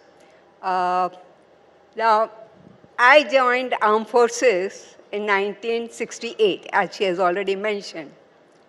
And we were the first one to be commissioned as a permanent commission. Earlier, they were only short service, means the woman joined, stayed there for 2 years, 3 years, and then of course they left and they back. So the forces, the organization was not used to having a lady officer as a permanent commission in them. So they never realized they are going to be there permanent with us only. So the challenges, my whole life was full of challenge only. And the main challenges came from 3 quarters. The first one was my colleagues, my own age group and the junior ones. The second challenge came from my seniors in my own unit. And the third challenge was from the organization itself. The challenges were because these people in armed forces was mainly a male-centric organization. They had seen ladies in their house as a housewife, their mother, but they never saw ladies who are going to sit next to them in the office and were there. So that was the main challenge. The juniors officers or my colleagues thought, my God, the lady officer, she's not going to work. Probably she will say, I want to take a leave. I have children at home, and she's going to give all kind of excuses so that she can take leave. My seniors also probably were not used to it because they never seen a lady officer coming and working with them. And my organization, because there were no rules and regulation meant for the lady officer. Everything was for gentlemen officers. So as a result, at every level, whenever I got posted, first of all, I had to convince everyone, well, look, I'm also going to work. I'll work, with you people, and literally I'm telling you, I had to work double to convince them that a lady officers can also perform and perform well. So it used to take me 1 to 2 years. By the time I finished 3 years, well, I was posted out. And I was at the square one again trying to convince my whole unit that yes, we can also work. Now came from the organization. See, I will not say it was unfortunate. Well, the circumstances were such that there were no rules and regulations. Now I'll give you a very small example. See, like I asked for my posting to Srinagar where my husband was there. Now everybody was confused. My God, Srinagar, going to be posted with your husband. The ladies just accompany them. They don't get posted there. Secondly, asking for a maternity leave. So when I asked for a maternity leave, when my son was to be born, so the whole organization went through all the rules and regulations. There is an annual leave, there is a casual leave, there is a sick leave. There's no maternity leave. But nothing known as, because gentlemen officers don't have children. So that was the challenge which we faced, and let me tell you very honestly, these challenges throughout I faced. But one thing was there, I will fully agree that they were scared. Not scared, they didn't know how to react to the lady officers in there. But at the end of the tenure, when I used to leave, they used to say, no, please send us more lady officers. We are very happy with this. So these were the challenges which we faced when I was there, when I joined over there. In fact, all these young ladies who are sitting over here, they were not even born when I joined them. So in many ways, absolutely, you paved the way for each one of them to live their dreams. And I only say one thing, when people ask me, for the young ladies, what? I say, see, when you are going to be the first one in that field, everything depends on you, how you perform. If you perform well, you will open the floodgates for other young ladies to join that organization. Absolutely. But if you fail, and then you have got nothing to, give way to these others. I don't take pride or I don't say anything, but let me tell you that at my level, and all my other lady officers who were there, I give credit to all of them. They have paved the doors opened for the other officers, lady officers, to come into the armed Absolutely. forces. Ladies and gentlemen, a big round of applause. As I said, the original paving the way and opening the doors for so many of these officers that we see here today. Sonal Mishra, let me come to you. And very quickly, I want to tell you a little bit about Sonal. She's a 2000 batch Tamil Nadu cadre officer. She's the first woman IPS officer from Chhattisgarh to receive the much coveted Indian Police Medal Award in 2016. What an absolute pleasure it is to have you here, Sonal, with us.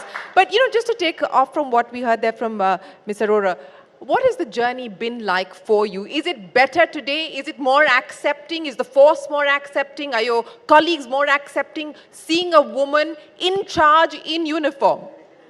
I must say yes. I must say yes. The atmosphere, I don't know what ma'am would have faced, but definitely we have faced better times. And times are improving very fast. Because it's the critical number, Once the numbers start increasing for the women, I think everybody sees a role model, more so among women, among girls. We look at our role models. And the same happens with us in service when we look at our seniors and see that, yes, if she has done this assignment, why not I? So that role model thing helps us a lot. And the second thing is, the right attitude. I think that is the most important thing. If we have the right and the firm attitude, everybody down falls in line. But what has been the hardest part for you so far, and what has been the big change that you've noticed in the way that people approach you, and what is it that you would like to tell women who are watching you? Because as you said, today your representation of what the forces can do and what the forces offer for women, what would you say to them? I would say, don't hold yourself back. If we are holding ourselves back, that is our problem. The force is there, the force or our organization is there, it's accepting us with open arms, I must say. And women at the right decision-making level can be the catalyst for you.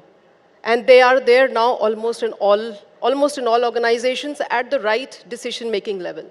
So don't hold yourself back. That's my message to the young generation. Whoever is entering at whatever level, I see in CRPF, I have served in the northeastern sector. It's a difficult area. One must not hold, we have had a lot of women who are serving right now in Srinagar, right now in the LWE infested Chhattisgarh, from where I come from. And I must say that they are doing a wonderful job. And the women who are holding themselves back, please don't do that. It's on you. Don't hold yourself back. And let me take that point across to Colonel Sophia Qureshi as well. And like we just heard there from Sonal Mishra, Colonel Qureshi has also served in the Northeast. She served in Punjab. She's also been part of the UN mission, the UN peacekeeping force as well, and played a crucial role there.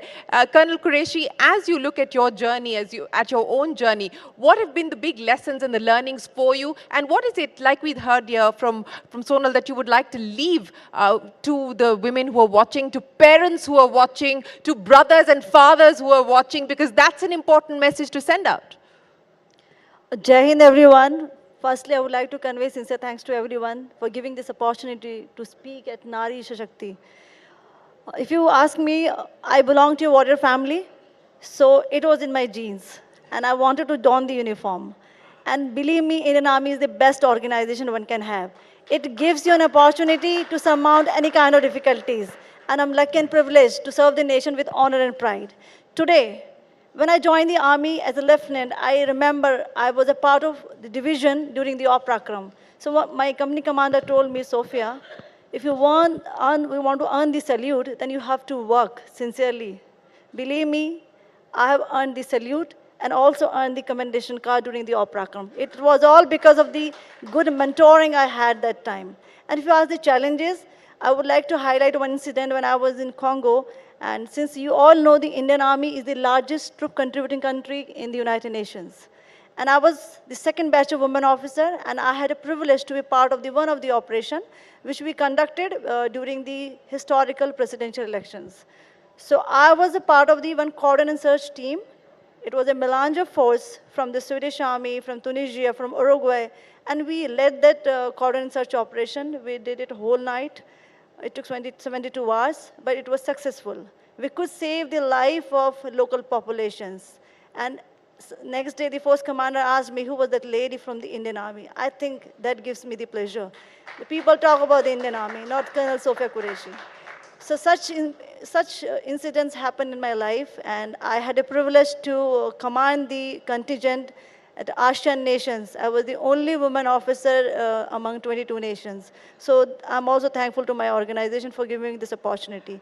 I was lucky that I was with the Sonal ma'am in Northeast, where I was again privileged to mentor the first batch of women military police soldiers. And there we worked together in many of the operations and work. And lastly, you all know that I'm a full colonel today, and I'm commanding the unit. Yeah. I'm from the first batch of women officer. So salute to my organization that I've got a chance to command. Well, a salute to each one of you. A salute to each one of you. As you said, it's your pleasure and your privilege to work for the organization, and it is our pride to have you here this evening and share your stories with us. Squadron Leader Sindhu Reddy. Ladies and gentlemen, I don't know if you were watching the Bastille Day parade on your TV screens. Many people were, but if you were, then you watched Squadron Leader Sindhu Reddy leading the Indian contingent, taking center stage there, leading a team of 60 plus officers. What was that feeling like for you? And also, Squadron Leader Reddy, you know, you've now been part of the Indian Air Force for over a decade now, little over a decade now. What's this journey been like for you? So, giving the salute to the Prime Minister on the Champs-Élysées and on the French National Day especially tops my list of achievements as of now, definitely. You know, carrying the might of the entire force that was behind me and being there, leading my contingent, it gave me all that power, it gave me all that strength that I can do it. If if somebody else can do it, then definitely I can do it as well. I have everything in So me. what was that going on in your head the previous night, just before you actually had to lead the contingent? You know, was there an internal dialogue in trying to deal with the pressure and the nerves? I'm sure that's part of it. Oh yes, definitely. I almost had a nervous breakdown thinking that, I actually didn't realize I was going to be the first woman marching on the foreign land until, that moment when I realized I almost had a nervous breakdown. I'm like, oh wow, this is news to me. But yes, of course, my training and the way we've been preparing for that parade for almost about a month or so, it put me in a place where, come what may, I have done this before, so I can do it. So that is a confidence I could carry with myself, and always, I had the support of my contingent. So when you have the support and when you have the might and you have your own strength, nothing is unbeatable. So that is the message that we wanted to deliver, and it was delivered in the right sense, It was delivered across the country and across the world. People who were watching. Ladies and gentlemen, a big round of applause for Squad Leader Reddy for leading the Indian contingent. But that was on the ground. Yeah. What about up in the air when you're actually flying? What has that internal dialogue been, and what's the external dialogue also been? When you actually started to fly, what was the reaction and the response? So my dream has always been to fly, and when I was going to join the Air Force, I realized what better way to do it than to don the uniform, the pride, the respect, and fly for the nation. So that's how I entered the forces, and I chose to be a helicopter pilot because I wanted to be in close connect with all my troops and all humans on ground, because that is what helicopters finally do. You provide aid to the forward forces, you also provide aid to our civil countrymen whenever they need rescue. So that has been the highlight moment of my career. Every time I was able to help our troops with logistic support or any kind of support, and they send you back definitely with a box of fruits, if nothing, from the forward post as well. Yeah. Coming back, landing in the base and looking at those boxes, it used to make me teary-eyed. When they had no resources, they had to thank you somehow because you provided something to them. So those moments are definitely something that I've lived for. And also when I could, in my own capacity, provide some rescue mission, some assistance to the rescue missions during the flood reliefs and all that. So people used to come literally thank you. I mean, that feels like a really important moment and the most, the highlight of my career, I would say. Absolutely. So, and fruits as a way of expressing gratitude. What can be better than that? But Dr. Seema Rao, let me come to you. Again, for those of you who may not be familiar with Dr. Rao's work, she's often called the Wonder Woman. She has many firsts to her credit. She is India's first female Special Forces trainer, having trained the Special Forces for over 2 decades, and she's an expert in close quarter combat. Dr. Rao, I want to understand from you, what made you want to do this, and what has the learning and the lesson been for you over the past 2 decades of doing this? Well, let me start by saying that destiny had something really different for me. I started as a doctor, but eventually destiny took me to training commandos of the Indian forces. It's been a 25-year-long journey, and a journey, I should say, of glory and strife. I've had to work hard on my physical prowess because, after all, standing in front of highly trained and skilled commandos is no joke. And but when I had to, teach them certain techniques, it was obviously a challenge to me. But I took it in my stride. Every day was a challenge, but I would hone up my skills, and I would see that I would give my best.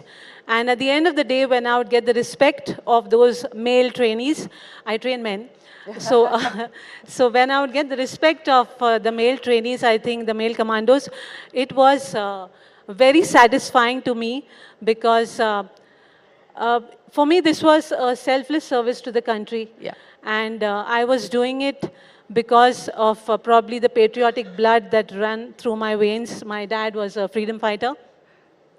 Nevertheless, I think it was a wonderful journey. Yeah. And I will never forget the respect that I earned, the satisfaction that I gained out of training them in close quarter battle. We're going to see Dr. Rao show us what she's actually been doing over the past 25 years. So you'll see that in action in just a second. But Vice Admiral Arora, I want to get wrap-up comments from each one of you. What is it that you would like to say to young women who are watching, as I said, to parents who are watching as well, and to the armed forces to ensure that we do have a much more gender-balanced organization going forward and people don't have to go through the challenges that you went through? Well, I would like to say one thing to all the young, women of our country and to the parents. Armed Forces is a wonderful organization. It gives so much of respect to the woman, and I think if you ask me, I always say, even if I have to repeat my life, I would still go and join the Armed Forces. But I've got only one advice, I will say advice or whatever it may take. It gives you so much of respect and opportunities. At the same time, we should also remember, as a woman, that it's not only our privileges what we should be looking for, we should also remember our responsibilities. So responsibilities towards the organization. We have to change, not change, get used to that life. It's very difficult for the organization to change according to your vision. Absolutely. So we should all get married into the organization, enjoy this thing. They are there to look after you. So you don't have to regret at all. And so I wish everybody all the best, all the young girls who want to join Armed Forces. I will say they'll take you with an open arms, look after you, but you have to remember your responsibility. Absolutely. Sonal, very, very quickly, the one thing that you would like to say to people, once you already said don't hold yourself back, what else? You'll have to use the mic. I'll say within the organization, we must have more women at the right levels to give the right perspective of a woman's need. And as an organization, maybe at every level, there has to be a little more understanding of the requirements. As ma'am said, there can be different requirements at different times for a woman, but she has to put in her best. And she has to put in her double. And in police, when we were young, we got that lesson saying that you don't have any opportunity to fail, we don't have that chance. You have to succeed every time. Yes. So I think it's both ways for an organization as well as for us. Absolutely. Organization to be a little more accommodative and understanding as to what she needs at what time, and she may need certain things in certain times. Right. Maybe maternity leave, as ma'am said. But then when she comes back, yes, you are full on and you have to give in your best. Absolutely. Thank you. Colonel Qureshi. Would you like to give me a message to the kids? Yes. I would like to give you a few rules for the kids, especially new generation baby boomers.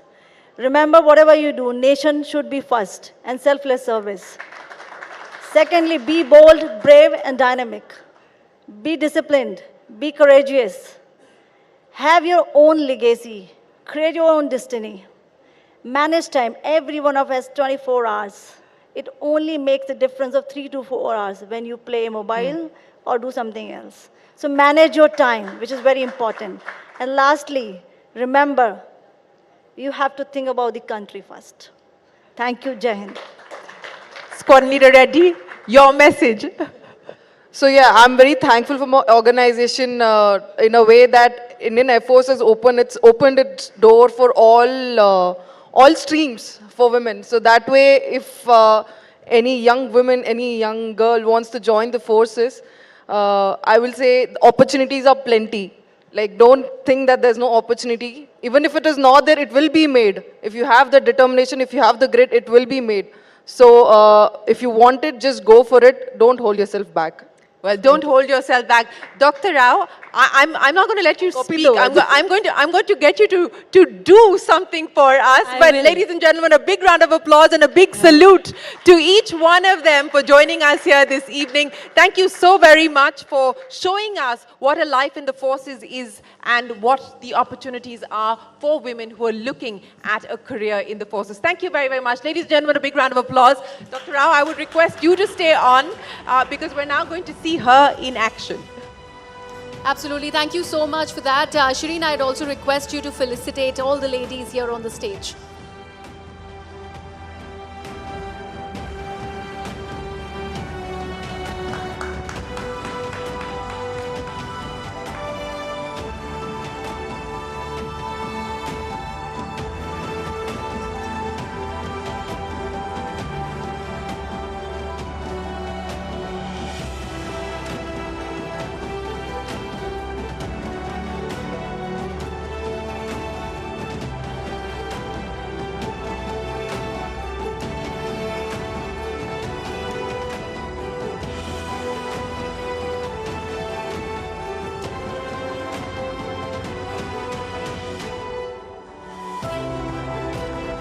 A huge round of applause for these super achievers, ladies and gentlemen. Thank you so much for being here with us. And as Shireen has already teased for all of you, Dr. Rao has a special something that's planned for everyone.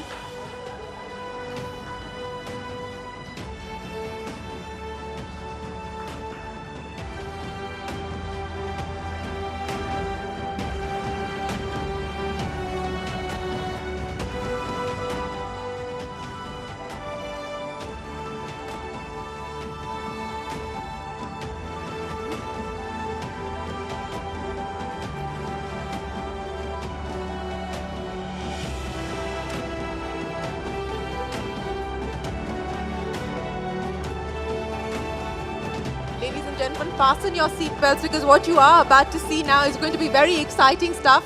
Dr. Rao is coming out. She's just getting out of her panel clothes and getting into her combat gear. So she's going to be giving us a very brief demonstration of what close combat is really about. So you don't want to miss this. Please do take your seats while we get Dr. Rao back out and we clear the stage so that she can do what she does and what she's been doing for over 25 years, ladies and gentlemen. As we pointed out, she is the first woman who has trained the Special Forces, and she's going to be showing us what she does. Dr. Rao, if you're ready, we're ready for you. Yeah, sure. Come on.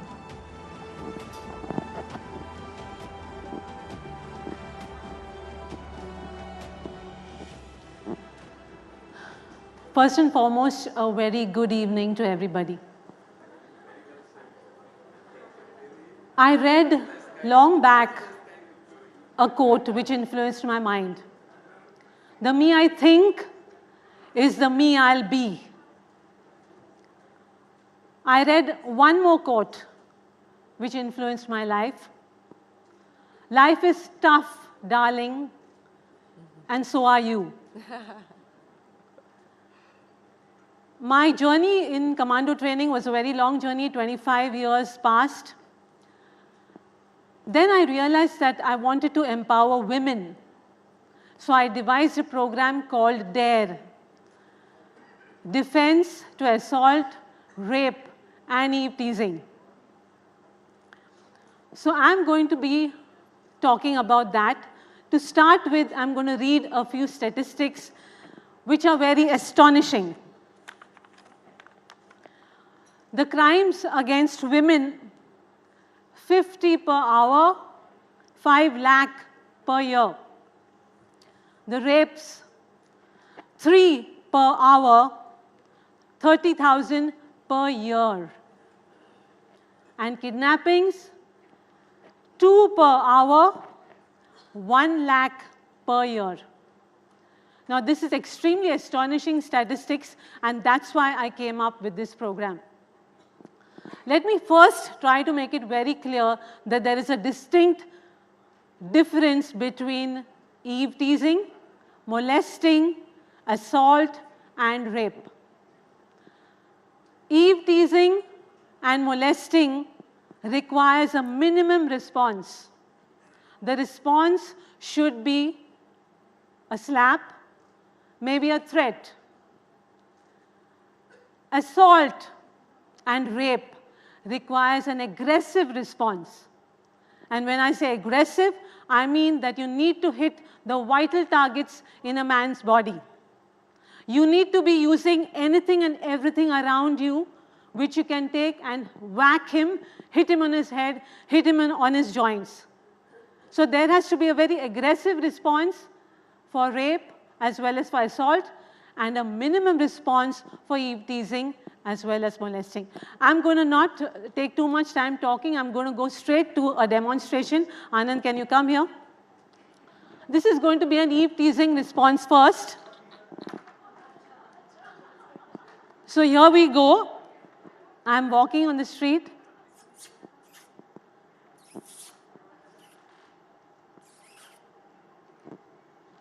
What you need to do here is, do not take your eyes away, do not stare too long, just give him a firm look and move away. The second thing, we go on to, what's the next one? Lewd gestures is the second thing. So I pass from here again. Oh, baby doll! Aha, Miss India figure hai. No! Beautiful. No, stop. And move past. The third response is grabbing the wrist. Baby, आती क्या खंडाला? चल आना. No! Police को बुलाऊंगी. बस. And you move away. Now we go on to the next response, that is to, can you tell me, Anand, what it is? To an assault. It's going to be a demonstration on vital strikes, the vital areas in the body. So the first is the eyes. Flick the eyes, hit hard. The second one being the nose. Hit the nose with the palm heel. Third one being the ears. Here. It can cause the eardrum to break. The next one is the throat. So I squeeze here the throat. In this case, one finger in the notch, the other one on the Adam's apple, and I squeeze hard. The next would be the groin. So for the groin, it could be a groin kick or simply a flick hard. I'm showing it on the thigh, it's actually done on the groin. And after that, you have the shin kick. So a front kick done to the shin. The shin is a bone here, very superficial. So I kick hard. And that's it. We go on next. Okay, so now these are techniques of, yeah. So go on. So the first one being a hair grab. बहुत शाना बन रही है तू. बहुत शाना बन रही है. चल दिखाता हूँ मैं तुझे.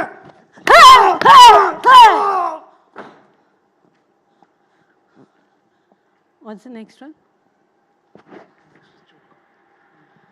The next one is a choke done to your throat. गर्दन दबाऊंगा तेरा मैं. गर्दन दबाऊंगा.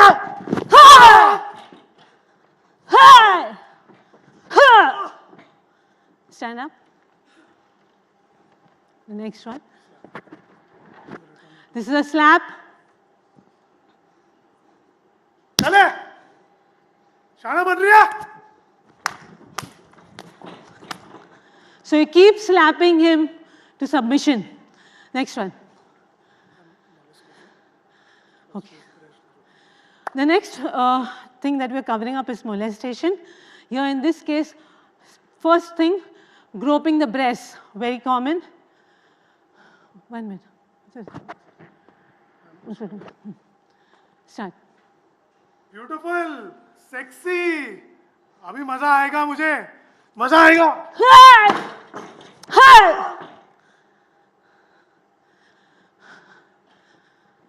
You have to push the hand away and attack. Next one. Circular swoop. So I'm standing here. Oh, sexy. Baby doll. चल ना मेरे साथ.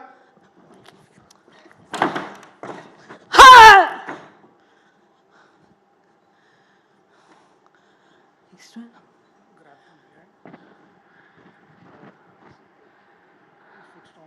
Okay. This is when you're being bear hugged from behind. चलो darling.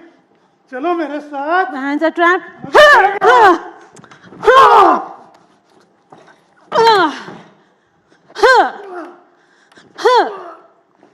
Stand.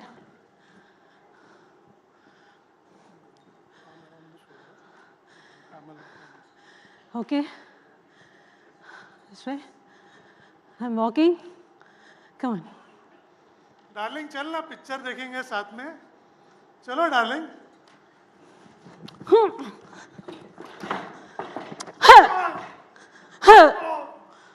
Stand.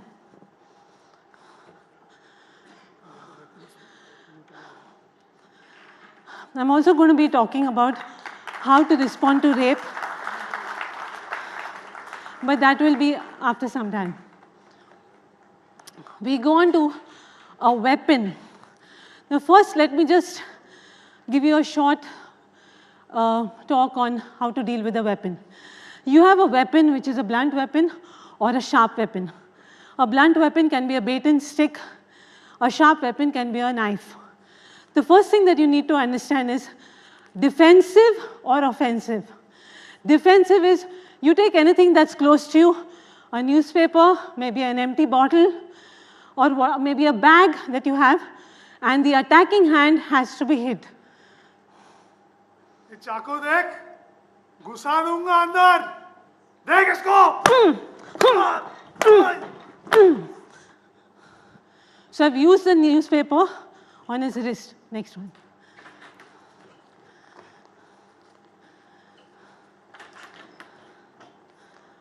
You have a bottle? Get fast. Now I'm going to be using an empty bottle. This is a stick. Okay. Sir फोड़ दूंगा तेरा मैं sir फोड़ दूंगा So you have to hit the wrist so that he drops the weapon. Go on next.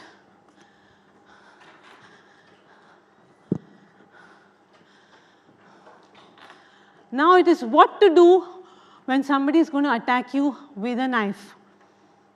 चाकू देख अभी घुसाऊंगा देख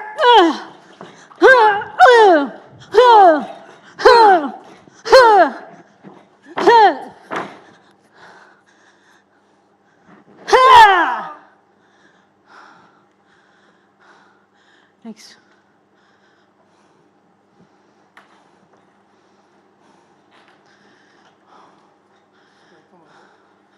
Straight forward. सर फोड़ दूंगा तेरा मैं सर फोड़ दूंगा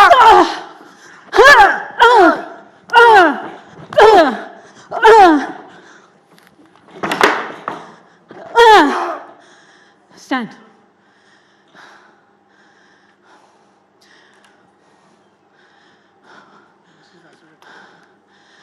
Now let me talk about acid attacks. It's a very common situation these days. How do you deal with an acid attack? It's the rule of A, B, C, D, E. First, A stands for clearing of the airways. That is to see that the acid doesn't enter you through your nose or through your mouth into your respiratory tract. Second, B. Remember, as acids could be liquid, they could also be powders. So B stands for brush off the powder from your body. Third is C. C stands for whichever areas of your clothes have been drenched in the acid, take your clothes off. Next, D. D stands for dilution. The acid needs to be diluted with lots and lots and lots of water. And lastly, E stands for emergency, in the sense that you have to call for an ambulance and take the person to the hospital. So first, do it. So here he comes, I'm standing innocently. चेहरा बिगाड़ देगा तेरा मैं So first and foremost, the nose, mouth, do not scrub, okay? After that, get water. I have nobody else but Anand to get the water for me right now, okay? I brushed off, okay? Take the clothes off. Finally, you have water. Pour it, keep pouring, more water, more water, more water. Just keep pouring it on the area. And finally, the last thing would be to go to the hospital. Okay, next. Now I will be going on to the rape sequence, so I need to get this off me.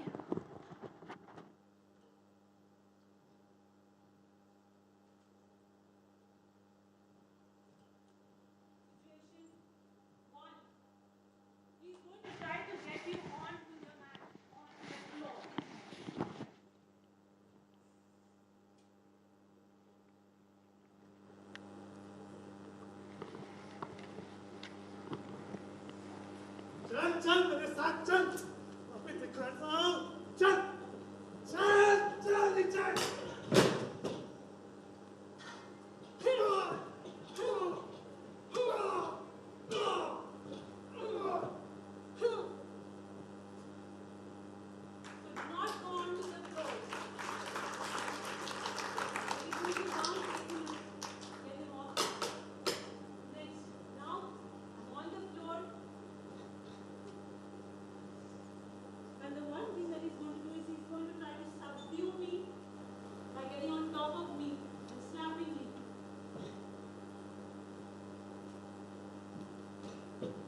चल आवाज बंद कर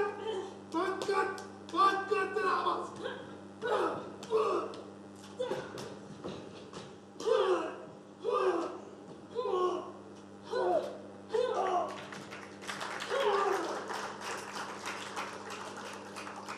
Don't spare him. When you hit him really hard. You should never think of getting back at him. The last one is where again you're down and he's going to try to get in between your legs.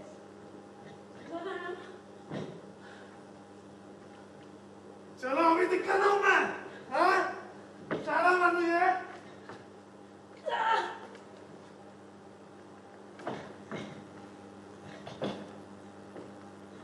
Unconscious. Please, carry down, please. In my thighs. That causes a person to go unconscious. We're going to squeeze the carotid arteries here and get him off. Next.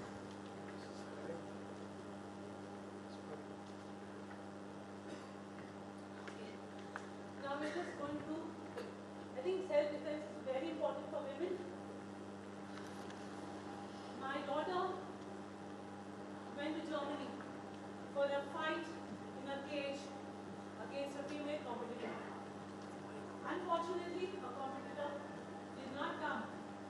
What my daughter did, I told her simply, just select any male contestant over there and fight him. She did exactly that. And she's one of the very few women who's beaten up a man in a cage in Germany. So like I mentioned, fighting self-defense is important. I'm going to just show a small snippet of how to do it. That it does. It's always good if you have protective gear, because otherwise you could end up injuring yourself a lot.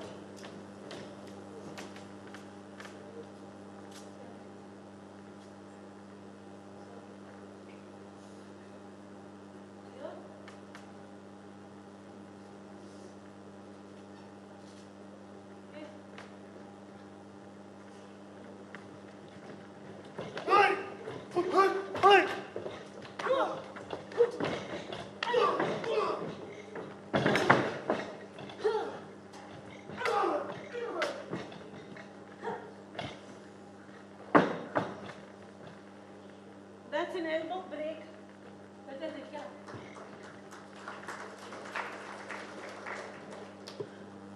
So lastly, let me just say one thing. What is the one down to the fight? You take care of yourself. Also remember, to all the men here, never underestimate the power of a woman. To all the women here, together we stand strong. So be strong, do not feel victimized, and fight your best, make the best of your life. You have one life. Do not get deterred by your gender. One last statement. Maya Angelou, an American civil activist, said once, I like to see a girl go out and hold the world by its lapels. Life is tough. You gotta kick ass. Dr. Rao, thank you so very much for demonstrating the power and the strength of a woman. I have to say I had mixed feelings watching you do that, because at many levels I was angry. I was feeling frustrated, angry about the fact that we still have to deal with this, that women cannot walk on the streets without having to feel like they have somebody trying to stalk them, or just a sense of insecurity and a lack of safety and feeling vulnerable constantly. I hope we create a world, I hope we create spaces, public spaces specifically, where women feel safe, where women can reclaim public spaces. I think that is also equally important. While self-defense is important, but all of us, civil society, the government, all stakeholders need to ensure that we create public spaces that are safer for women. We need to make spaces where men feel safe. Ladies and gentlemen, Dr. Rao, thank you very, very much for joining us here this evening. It's been a pleasure. Thank you so much, Dr. Rao and Shireen Bhan. Thank you so much. और अब बारी है हमारे अगले session की, जो कि है नीति शक्ति। शारीरिक शक्ति बाहरी तौर पर मजबूती दे सकती है, लेकिन आत्मशक्ति भी उतनी ही ज़रूरी है। आत्मशक्ति समाज और देश को न सिर्फ बाहरी बल्कि आंतरिक तौर पर भी ताकतवर बनाती है। ये बात उन बेमिसाल शी शक्तियों से बेहतर आखिर कौन जान सकता है, जो देश को बुलंदियों तक पहुंचाने में अपनी बेशकीमती भूमिका निभा रही हैं। करीब 15 लाख महिलाएं ज़मीनी स्तर से लेकर संसद तक राजनीति में सक्रिय हैं। ये वो सम्माननीय शी शक्ति हैं जिनकी आत्मशक्ति ने ज्ञान शक्ति की ऐसी ज्योत जलाई जिसे बुझाया नहीं जा सकता। And today we shine a spotlight on women who are shaping policy and governance. Women who have assumed pivotal roles in shaping India's future from the grassroots to the parliament. With immense pride, we present to you the brilliant minds behind the nation's economic, bureaucratic and academic landscape. But let me first request our colleague Chandra Srikrant to please come up on stage. Ladies and gentlemen, please welcome Shamika Ravi, a distinguished member of the Economic Advisory Council to the Prime Minister. Ms. Pranjal Patil, the first visually impaired IAS officer in the country. Remember, she is also the district magistrate in Shahadra, New Delhi. Babita, a sarpanch from Jammu and Kashmir's Laddu. And the accomplished Sanyogita Singh Chauhan, who is also a sarpanch from the Atari Gram Panchayat, and she is also an MBA, ladies and gentlemen. These remarkable stories we are hoping will be inspiring and illuminating the path forward. Over to you, Chandra. Thank you for that. What a day it's been. And, I hope the previous session, it gave me a lot to think about, and hopefully lessons in self-defense that I never have to use.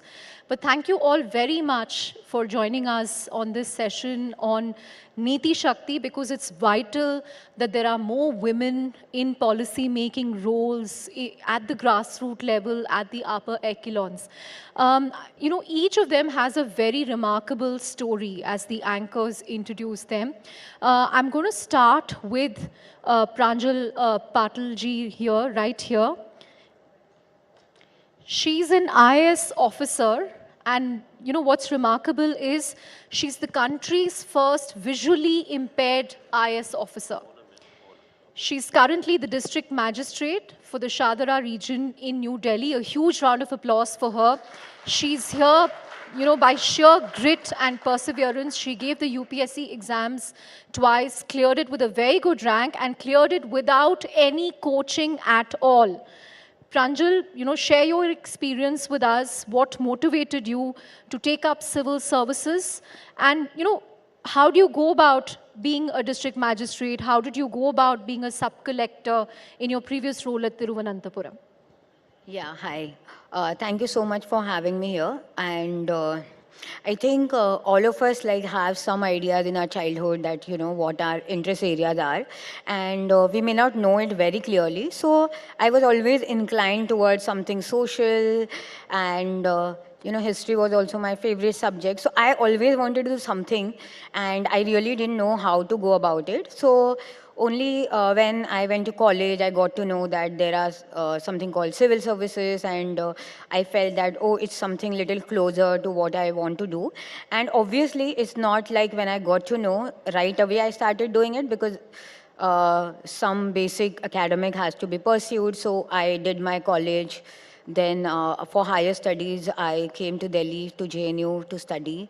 And only after my master's and MPhil, I could get that courage and conviction and time and enough understanding of the exam and the preparation. So I started preparing for it, and though it was not very easy journey, I think no journey is easy, no matter what background we come from. No journey is easy, but with enough with inner determination and external support, we all can do what we want. And I think, all credit goes to my own determination and the support I received from family, friends, and teachers and everyone. Thank you. That's a very inspiring story. We also have two sarpanchs or pradhans in our midst. Babita ji, who is a sarpanch, a Kashmiri Pandit, a sarpanch in Jammu and Kashmir, and Sanyogita Singh Chauhan ji, who is a sarpanch at Atari village in Lucknow. Babita ji, आप बताइए सरपंच कैसे बने आप और क्या अनुभव रहा है आप? सबसे पहले मेरा सबको नमस्कार। माइक इधर थोड़ा, हाँ। मैं सरपंच पुलवामा से हूँ। तो कैसे बनी, ये तो बहुत चुनौतियों का सामना करना पड़ा, क्योंकि हम विस्थापित लोग हैं। रामचंद्र जी का 14 साल का वनवास ख़त्म हो गया, बट हमारा वनवास अभी ख़त्म नहीं हुआ। तो उस चुनौती का सामना शुरुआत हमने की, कश्मीरी पंडितों ने की। हम दोबारा से कश्मीर गए और इलेक्शन में उतरे, क्योंकि उस टाइम क्या था कि सभी पार्टियों ने चुनाव लड़ने से इनकार कर दिया था। तो सबसे पहले सामना हमारा ही हुआ, क्योंकि ख़तरे में आगे हमने ही होना था। तो हमने सोचा कि हम लड़ेंगे इलेक्शन, तो हमने लड़ा, हम जीते। तो आज बहुत अच्छे से चल रही है हमारी सरपंची। आपको धमकी मिलती है पुलवामा में? देखिए, धमकियाँ, कश्मीर है तो धमकियाँ ना मिले तो वो तो हो ही नहीं सकता।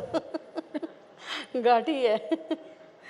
अभी आपने सुना होगा, हमारे आर्मी ऑफिस कह रहे थे कि जब कश्मीर का आता है कि कश्मीर पोस्टिंग, ओ गॉड हो जाता है ना। तो चुनौतियों का सामना तो करना ही पड़ता है, और जब नारी शक्ति है तो फिर हमारे सामने चुनौती तो कोई नहीं है। सही बात है। हाँ। Sayogita ji, you're an MBA by training, and then you decided to become a sarpanch at Atari village. आपके एक्सपीरियंस के बारे में बताइए, आपको इंटरेस्ट कैसे हुई पब्लिक पॉलिसी में, पॉलिटिक्स में? जी, नमस्कार सभी को। हम यूपी से हैं और लखनऊ डिस्ट्रिक्ट, मलिहाबाद तहसील लगती है, Mal block, Atari gram panchayat. Malihabad mango belt, green belt घोषित है, और MBA करने के बाद एक 6 महीने ही जॉब कर पाए थे कि शादी हो गई, एक ब्रेक आ गया। और बचपन से ही मन था कुछ करने के लिए, और ग्रामीण विकास में शुरू से ही रुचि थी। रूरल इंडिया में, या हम लोगों का ननिहाल, ददिहाल सब गांव से जुड़ा था, तो गांव में काम करने की इच्छा बहुत थी। तो ससुराल में भी गांव से जुड़ाव था। शादी बिजनेस क्लास फैमिली में हुई, ज़मींदारों में हुई। हमारा गांव था, तो हमें इच्छा हुई कि हमें सरपंच बनना है, और सरपंच बन के गाँव की सेवा और आसपास के गांव में भी शिक्षा का भी एक जोत जलाना है, क्योंकि यूपी में लिटरेसी रेट बहुत कम है, और पढ़े लिखे लोग ज़्यादातर शहर की ओर भागते हैं। तो ऐसा लगा कि गाँव की तरफ हम अगर काम करेंगे तो कुछ दे पाएंगे, कुछ कर पाएंगे, क्योंकि ये एक अनटैप्ड एरिया है। और यूपी में काम करना जहाँ महिला प्रधान तो होती है, पर काम प्रधान पति करते हैं। तो ये जो प्रधान पति का कल्चर है, ये चेंज करना था। एक रिवोल्यूशन मन में था, कि एक जुनून था कि कुछ करना है। तो ये चुनाव लड़े और चुनाव भारी संख्या में जीते, लोगों का समर्थन था और बहुत सारे वादे भी किए थे कि जो गांव में या आसपास के गांव में जो नहीं हुआ है वो करके दिखाएंगे। तो जब चुनाव जीतने के बाद एक बहुत बड़ी गांव में खुली बैठक का आयोजन किया, क्योंकि इससे पहले खुली बैठकें या महिला बैठक, वृद्ध बैठक या बाल बैठक, ऐसे कुछ कॉन्सेप्ट था ही नहीं कि कैसे कार्य योजना बनती है, कैसी बैठकें होती हैं। तो ऐसा, वो भी महिला एक बैठक का आयोजन करे, क्योंकि पुरुष बैठक करते हैं और पुरुष ही पार्टिसिपेट करते हैं, क्योंकि गांव में ऐसा कल्चर होता है, पर्दा होता है, तो महिलाएं जल्दी आगे नहीं आती हैं। और क्योंकि ठाकुरों के परिवार से हैं, तो ठाकुरों में तो ज़्यादातर वो महिला का पीछे ही रहती हैं, घर के अंदर ही रहती हैं। तो ये कॉन्सेप्ट बदलना था, तो खुली बैठक करी, महिलाओं को ज़्यादातर करके बुलाया कि आप सब आइए, कि आपकी महिला प्रधान है और आपका प्रतिनिधित्व हम कर रहे हैं, और आपसे पूछ के हम कार्य योजना बनाएंगे, जीपीडीपी बनाएंगे कि आप गांव में क्या चाहती हैं, कैसा माहौल चाहती हैं। तो महिलाओं से उनसे उनकी राय ली और उनके हिसाब से जो भी उन्होंने कहा कि पानी से संबंधित उनको जो चुनौतियां थीं उनके विषय में, या उनको उनकी सुरक्षा को लेके, सब चीज़ों को लेके हमने अपनी कार्य योजना साल भर की बनाई और धीरे धीरे करके वो सब चीज़ें इम्प्लीमेंट करी। जो उन्होंने कहा वो हमने 2 साल में ही करके दिखाया। हमारे गाँव में पिछली प्रधानी में ऐसा सब कुछ नष्ट सा हो गया था, कुछ सब जर्जर भवन थे सारे सरकारी। तो हमने ANM centre, health and wellness centre, अपने ग्राम पंचायत में 8 कमरों का पंचायत भवन, जो कि सपना था, 2 कमरों के पंचायत भवन होते थे। पानी की टंकी, जल जीवन मिशन का वो चल रहा था, तो हम उसको अपने गांव में लेके आए। अपनी एजुकेशन का फ़ायदा गांव तक पहुंचाना था, तो हर घर को नल से जोड़ा। जो हैंडपम्प के लिए या कुएं तक महिलाएं जाती थीं, तो वो सुविधा उनको दी। और अपने यहाँ जलाशय, क्योंकि उनको ऐसा था कि जल संरक्षण पे भी हमें काम करना था, तो आंगनवाड़ी केंद्रों में, पंचायत भवन में, स्कूलों में वाटर हार्वेस्टिंग कॉन्सेप्ट और जलाशयों का निर्माण किया। एक नहीं, 3 जलाशयों का उस पे काम किया और जल संरक्षण का काम अपने यहाँ किया। और महिलाओं को आत्मबल और साहस हमसे मिला। और आसपास के गांवों में भी ऐसा एक जज्बा जगा, क्योंकि हमारे आसपास के, जो अटारी के आसपास 200-300 गाँव में ऐसी कोई महिला नहीं थी कि जो अपनी प्रधानी खुद कर रही थी। और उन प्रधानों के यूनियन के भी अध्यक्ष हम बने। और सब मेल, जब हम कोई भी बैठक करते थे प्रधानों की, तो सारे मेल प्रधान आते थे। 33% रिजर्वेशन था, पर महिला नहीं आती थी। तो उस बैठक को भी हम ही सब मेल के बीच में एक महिला प्रधान, और उन्होंने हमें अध्यक्ष के रूप में स्वीकार किया, तो ये बड़ी बात थी।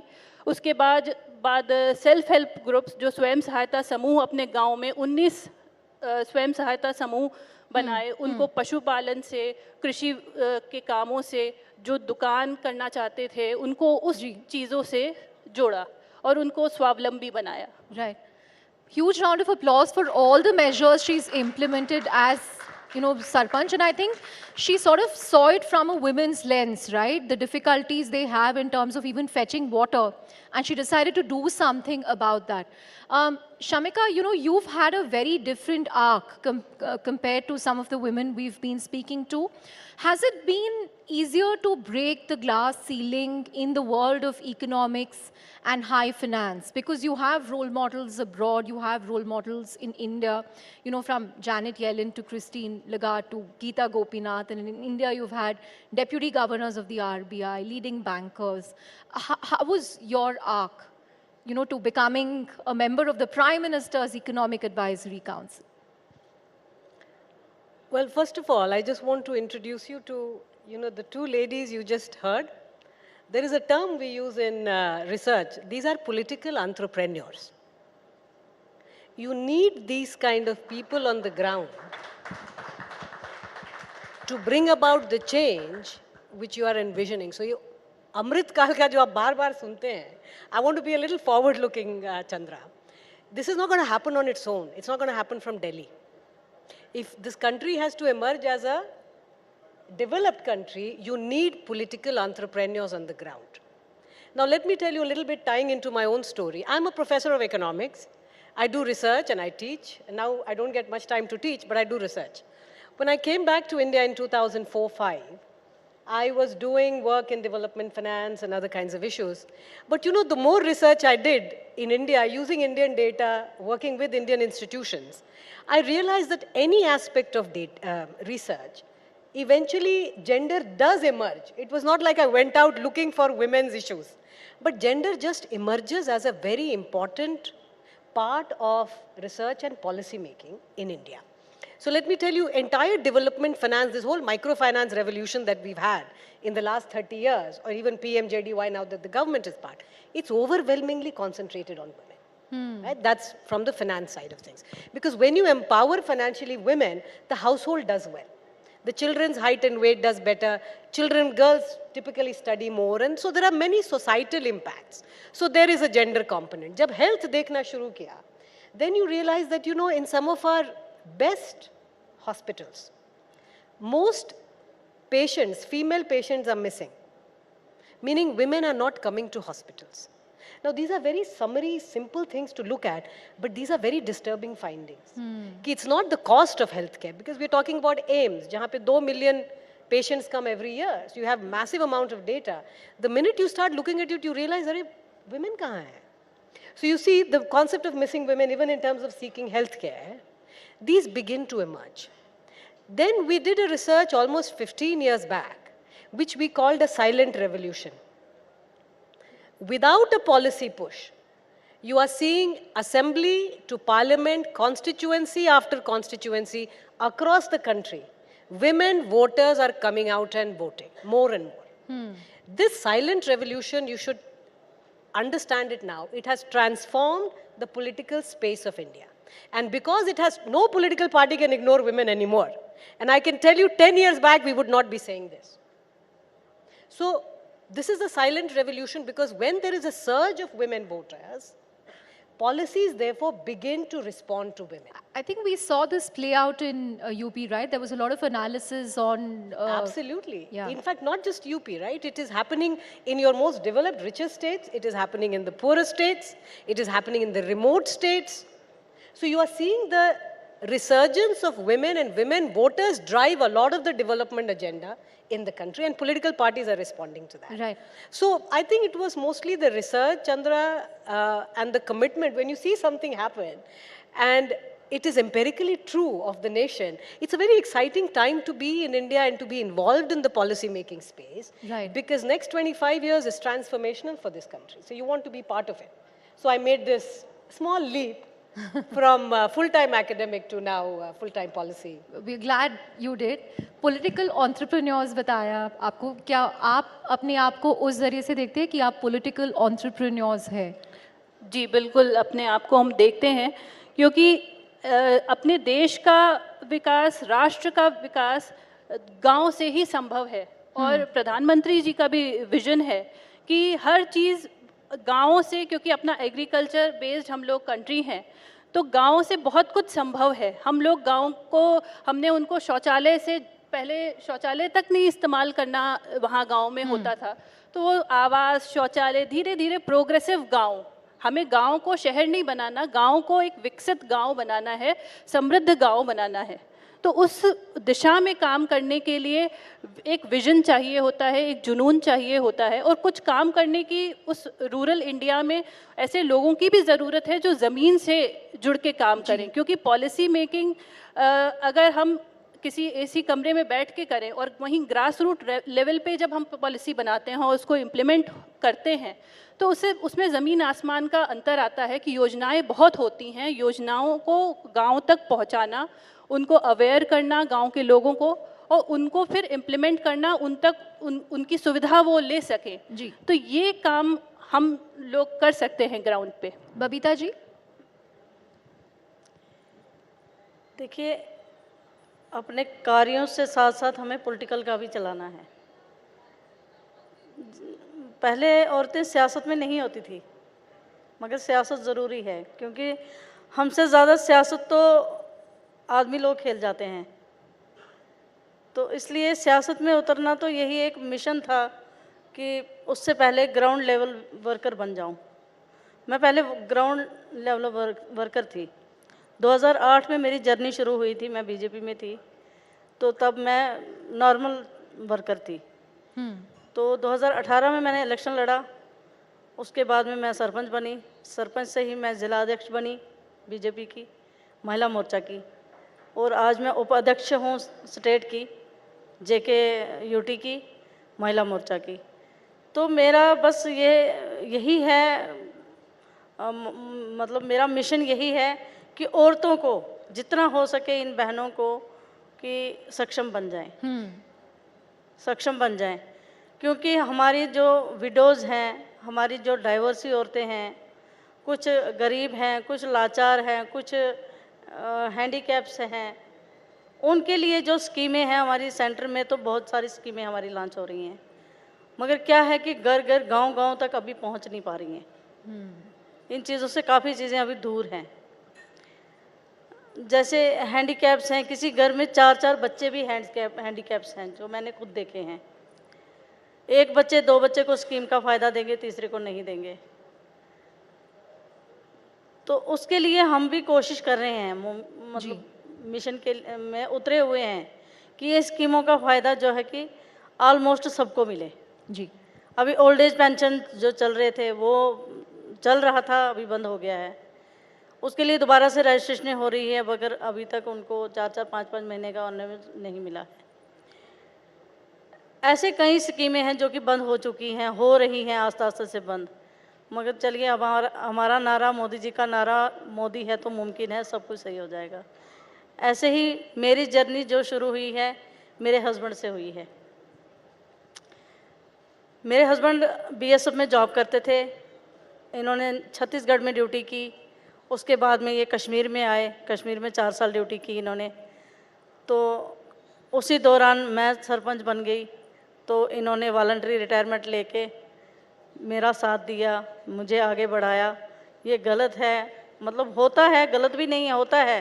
नहीं, सुनने में बहुत हर अच्छा है। औरत के पीछे आदमी का हाथ रहे तो औरत काफ़ी आगे बढ़ेगी। इसलिए मैं कहती हूँ, मोदी है तो मुमकिन है। हाँ, संजय है तो मुमकिन है, क्योंकि बबीता तभी आगे बढ़ी। संजय कहाँ है वो? जी, उनके लिए भी तालियां बजनी चाहिए। Behind every successful. Pranjal ji, I want to understand from you, how did this affect the way you look at policies within your district? Being a woman, how did it influence you, first in Thiruvananthapuram and as district magistrate, now in terms of your priority areas and focus areas? Yeah, I think getting to work at the district level, like the most local level in terms of administrative,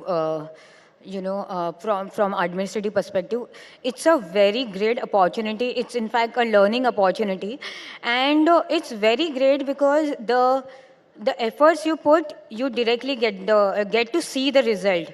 Sometimes we make policy and it takes time to get implemented, and then it takes even further time to see how it has impacted the intended section of the society.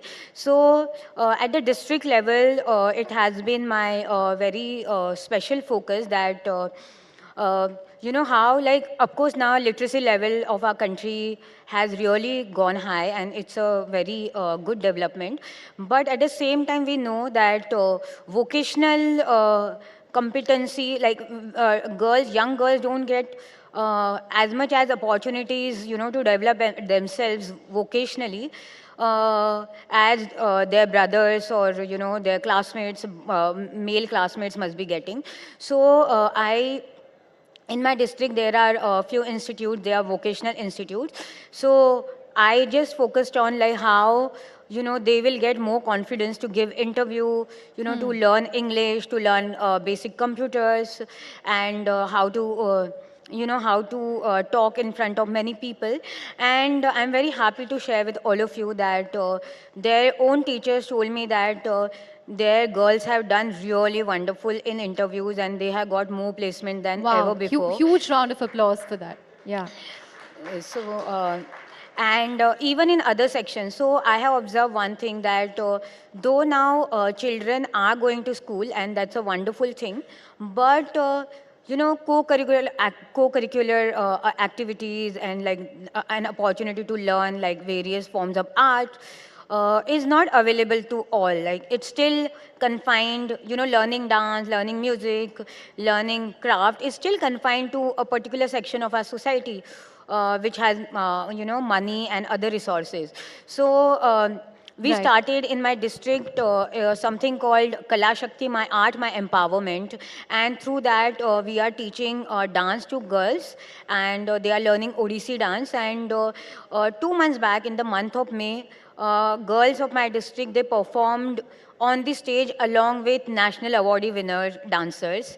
Wow. And yes, and these accomplished dancers actually remark that these girls are not at all like first time, you know, beginners. They are like already so smart and their presence of mind is so good. So, and then also we are working on drugs. We are trying to have we are promoting sports so that our children develop, you know, team spirit and they develop some purpose, some, you know, physical stamina and they stay away from drugs. And in this way, there are many such initiatives we are able to take and we can see direct results. So that's immense satisfaction to me and my team. Thank you. Right.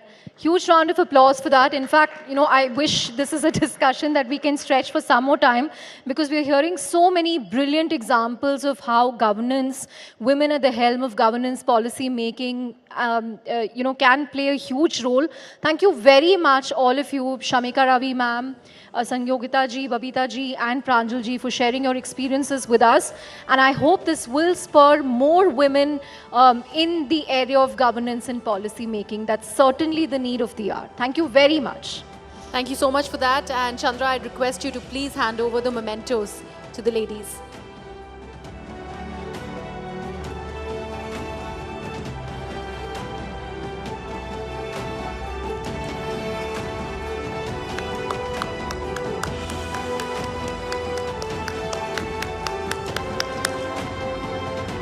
Ladies and gentlemen, a huge round of applause to these inspiring ladies, the Niti Shaktis.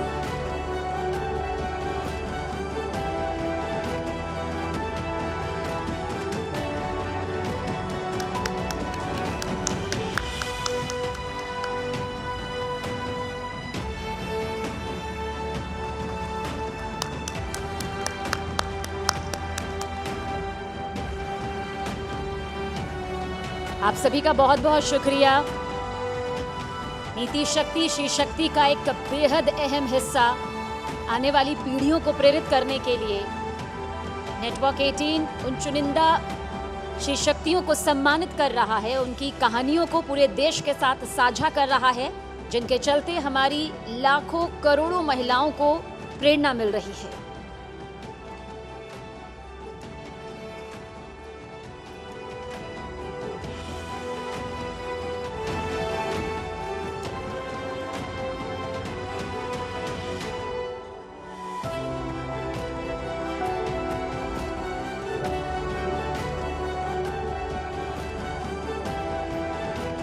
नया Bharat cinema में she शक्ति को पहचानता है और उस पहचान का सम्मान भी करता है। हालांकि इस सम्मान के हकदार वो उस पल से ही हैं जब से छोटे और बड़े पर्दे की शुरुआत हुई। ये भी सबसे बड़ा सच रहा कि कोई भी कहानी बिना शी शक्ति के कभी पूरी नहीं हुई। लेकिन बदलते वक्त के साथ शी शक्ति ने उस नजरिए को भी बदलने में कामयाबी हासिल की, जिसमें उन्हें महज कहानी का हिस्सा माना जाता था, उसकी नींव नहीं। Absolutely, and you guessed it right. This is the cinema Shakti that we have for you. The arm candy at that time and the damsel in distress has made way for the women-oriented films. While that move was a welcome step, branding cinema steered by a woman as niche didn't do as much justice to the talented drivers of the venture. But Today, there's a whole lot of creative acumen of women in cinema and content who have reshaped the industry, led the charge, and driven narrative changes. They are the sheroes or the heroes, I must say, that India has begun to dote on. But before I invite a very special guest on the stage today, let me please invite our colleague Shireen Bhan back on the stage. And ladies and gentlemen, please join us in welcoming the talented Shraddha Kapoor, who has proven time and again that she is an intrinsic part of cinema's evolving landscape.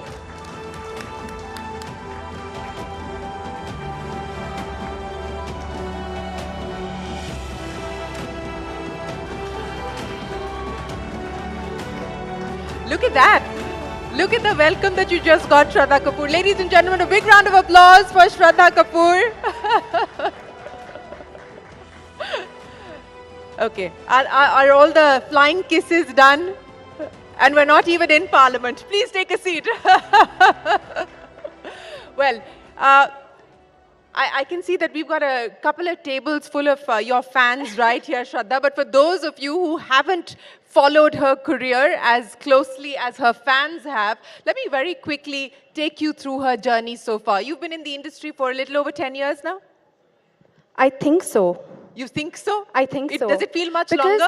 Because, you know, sometimes it feels like, literally on every film, it feels like, okay, I've not done this aspect of being an actor, I've not done that aspect of being an actor. So every film feels like a debut in some way or the other. So my makeup artist and dear friend, Shraddha Nayak, who's also here, because she's been with me for the few years that I've been around, we keep fighting about who knows how many years it's actually been. So yes. So what's the average that the two of you have arrived at between the both of you? I think it's been about 12 years. Yeah. So I was right. I said a little over 10 years. So you've spent a little over 10 years in the movie business. But you've grown up around the movie business. Your father is an actor.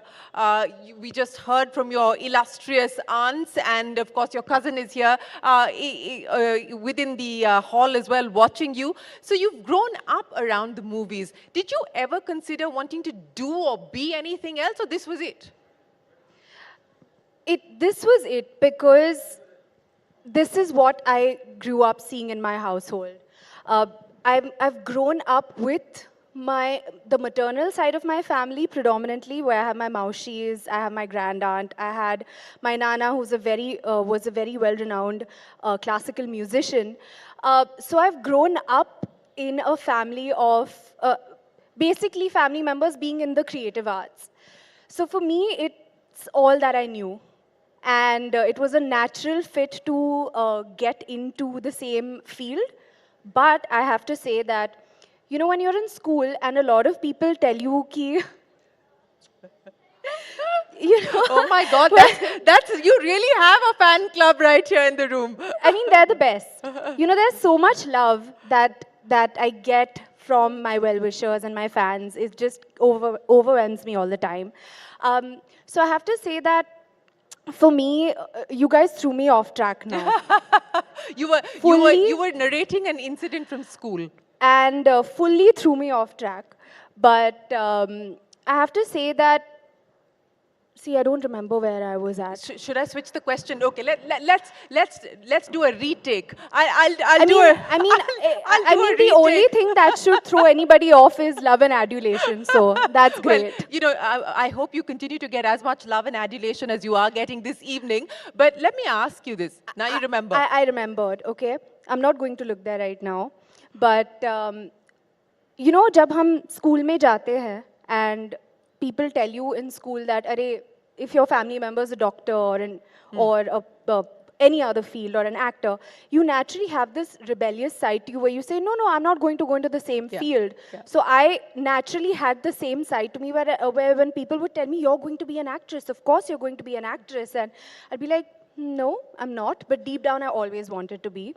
And it just organically happened that I developed a passion for it as well. And you know, you've spent the last 12 years now doing what you love doing. But what I want to understand from you, Shraddha, is, and you know, as a young person, as a young woman specifically, getting into the movie business, even though you're familiar with it, you're comfortable with your environment, did you always feel the need that you needed to conform to what an actress is supposed to look like, how an actress is supposed to be? Was that always, did that constrain you, at least in the first few years, where it was hard for you to maybe express who you really were? Did you bring your authentic self to the set, or were you trying to play a part even in real life? That's a very interesting question, and I have to say that the way that you think starts in your household. And your perspective to life and the way that you look at life starts at a very young age. So I feel so proud to say that I come from a household where my brother and I, we were treated equally. For us, I was never told कि अरे, आपकी मासी एक औरत है और देखो उन्होंने क्या कामयाबी पाई है लाइफ में, औरत बन के उन्होंने कामयाबी पाई है. So that was never a thought in my household. It was, okay, my father has achieved great things for himself. My Masi has achieved great things for herself. You should also strive to be like that. So having been brought up in that manner, I have to share that when my first films didn't do well, there were a lot of people who were telling me that, as an actress, if your first two films don't do well, then you will never get any films, and there were a lot of people around me who said that, but I did not have that in my household. And I feel like that was such a strong foundation for me. And a lot of my thinking came from the conversations that I've had at home. Be it, to answer your question, I would say that it wouldn't strike me that an actress has to be a certain way or has to behave a certain way, because I'm very happy that my foundation made me think very normally, very differently, that it applies to both genders. Yeah, and how much of that has impacted the choices that you've made when we talk about the roles that you've done and the movies that you've decided to take on? And I'll ask you this in the context of Stree, and I don't know how many of you remember, but I believe that there's a Stree 2 coming as well. But for you to play a ghost, and a ghost that preys on men, I mean, not too many women would have wanted to play that part. So how much of the choices that you make in terms of the parts that you accept in the movies that you take on is conscious and deliberate, and how much of it is just organic? I don't think I've spoken about this when we were promoting Stree, but there was I'm actually very grateful to my director, Amar Kaushik, and my producer, Dinesh Vijan. I'll tell you why. Because when Stree was offered to me, they offered it to me as a cameo. They offered it to me as a special appearance.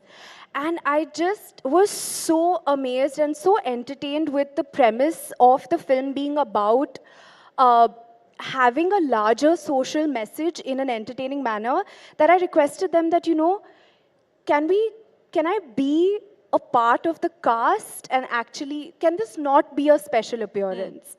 I don't want to feel that this is a special appearance. And they completely agreed to that. Well, it changed the whole movie then. And I feel like for me to be a part of that, to be the front runner, to be right there, proudly being on the poster of that film and being right in the front, I felt that I'm proud of this film because for filmmakers to touch upon, as I said, social causes, social conversations in an entertaining manner, I don't know how many of them do it very successfully. You said something interesting here. You said that you had a conversation with the director and the producer and said that it shouldn't be a cameo, that it should be a much larger role. And that resulted in a completely different movie. But how much say do you have as an actor, or for the lack of a better term in this context, as an actress, to dictate what the story should be or how the part should be played out, what layers the character should have? How much say and space do you find that you get?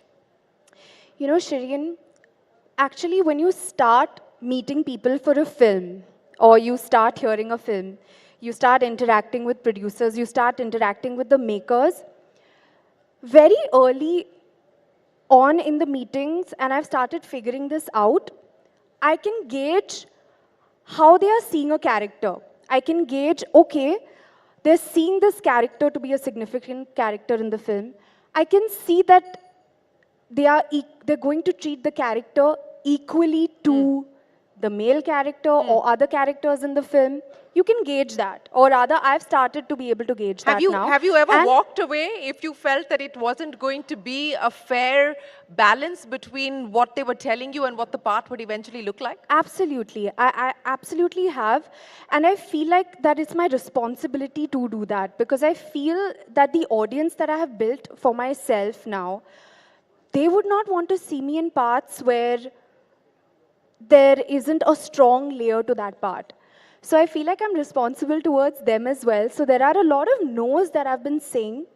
And I think that also happens after you, for me personally, after I've also become clear and I had a clear gauge of, okay, the kind of work that I want to do. So as I was saying that early on you can gauge how collaborative a team is going to be. And I actually want to share this or rather share this with my colleagues or my contemporaries as well, is that you can gauge an energy in a meeting. You can gauge an energy with the producer. You can gauge an energy with the director. If you feel that your character is not going to get the same kind of respect or is not going to be treated in a way or portrayed in the right way, then be aware of that. And take your time to ask the questions. You know if your questions are going to be answered. You know that if you get an energy, okay, this will be collaborative. Then watch out for a collaborative effort. Watch out for the red flags and don't be afraid to ask the questions and don't be afraid to walk away if it's not aligned with what you're looking for. Absolutely. Watch out for the red flags in a meeting. Gauge. Don't be in a rush to say yes to a film. Ask your questions, know if it's collaborative or not, and then go ahead. So, you talked about wanting to play parts that have layers. What is the part that you would like to play? What do you aspire to play? Is there a movie, is there a role, domestic or global that you aspire to do? I feel that we're at a great time for women in cinema right now, with films like Gangubai, with Razi, with Neerja. There's Manikarnika. Some of them are blockbusters, some of them not. There would be Hasina, which is my film. There would be Thalaivi. There are so many films. So I feel that people are making these films. And people are on the lookout of strong female characters, strong stories that can be told. So frankly, I feel that because we are at a good space right now, I would be open to any interesting story because I think that there are so many interesting stories of women out there. You talked about the fact that we're seeing this change where women are now getting the leading role. So in a sense, they're playing the heroes of a film. And not being relegated to sort of the song and dance aspect of it.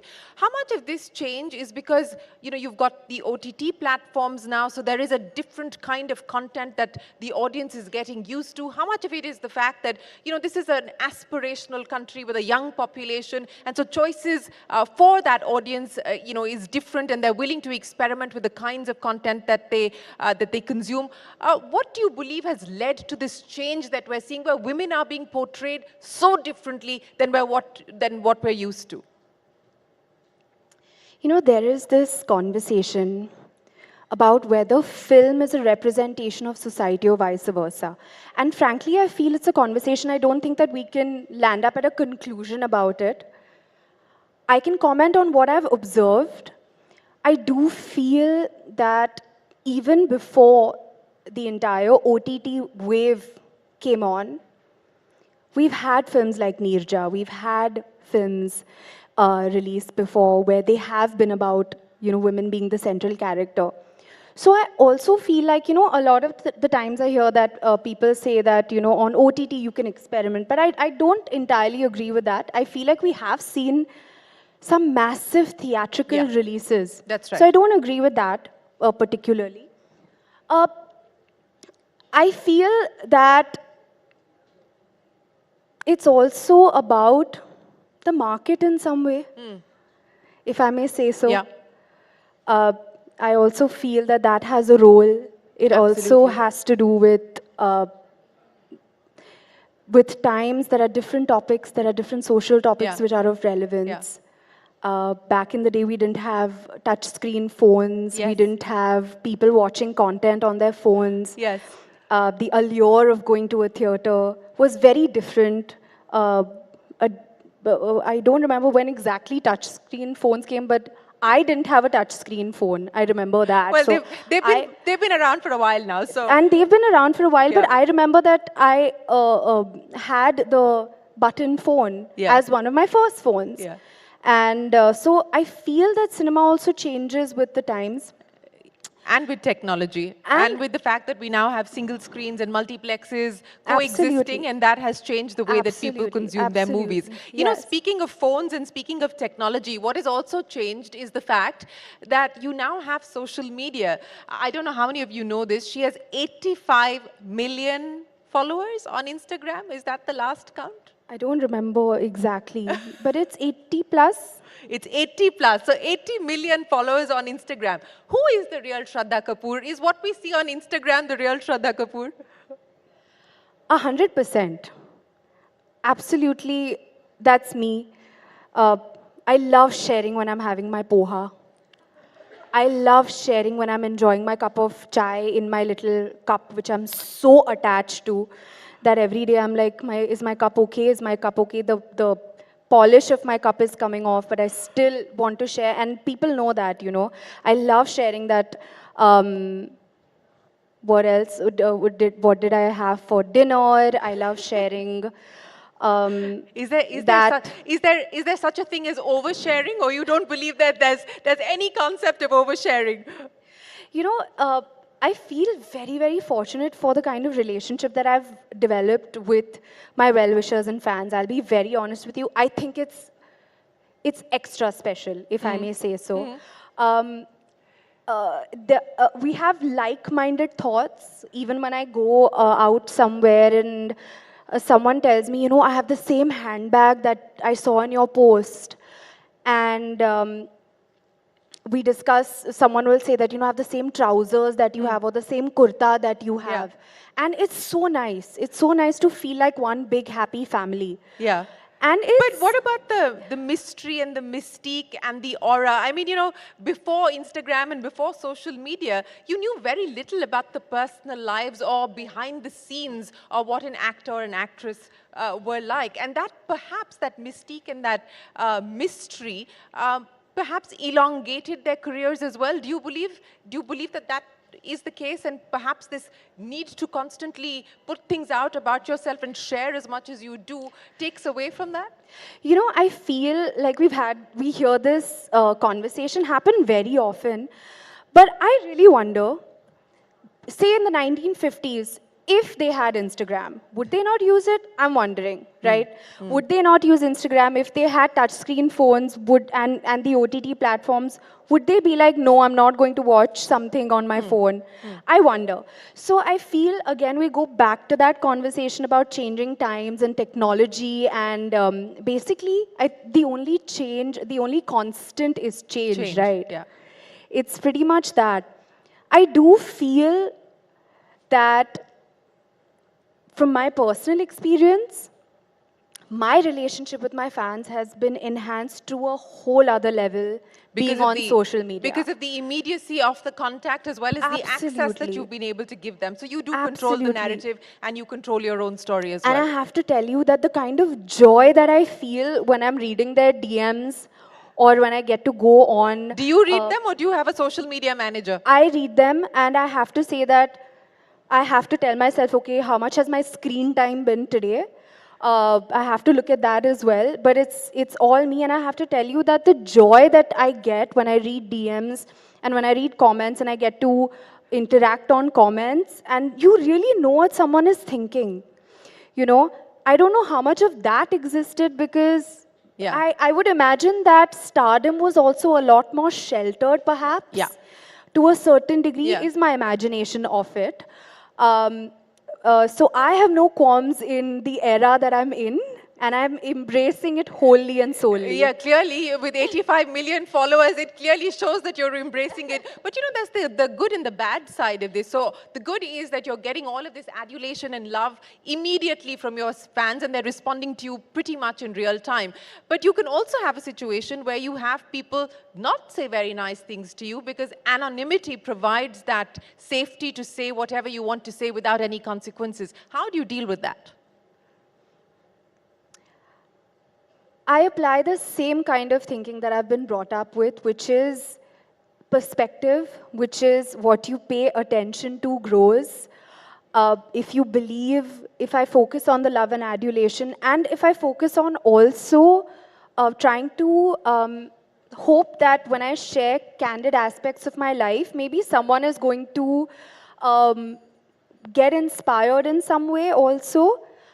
So I focus on that very, very frankly. And I feel that that is something that I use also as my strength.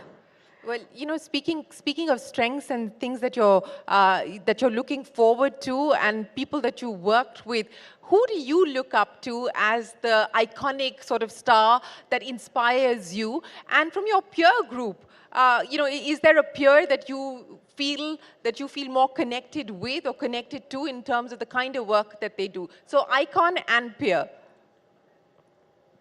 I have so many people I look up to.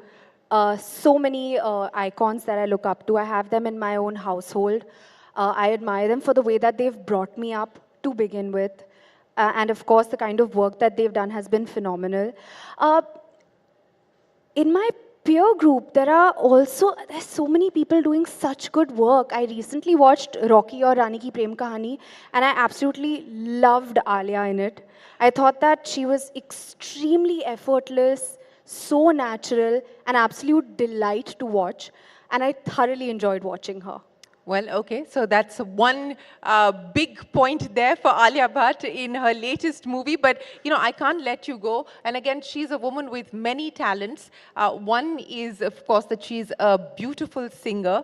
And I've been told by everybody in my producing team that we have to get you to end with a song. Wherever you like. It could be your favorite song. It could be a song that embodies your journey in the movie business so far, or what you hope to do in the movie business in the future. Are we already at the end of our chat, though? We are, unfortunately, good things don't last too long, unfortunately. So we are at the end of our chat, unfortunately.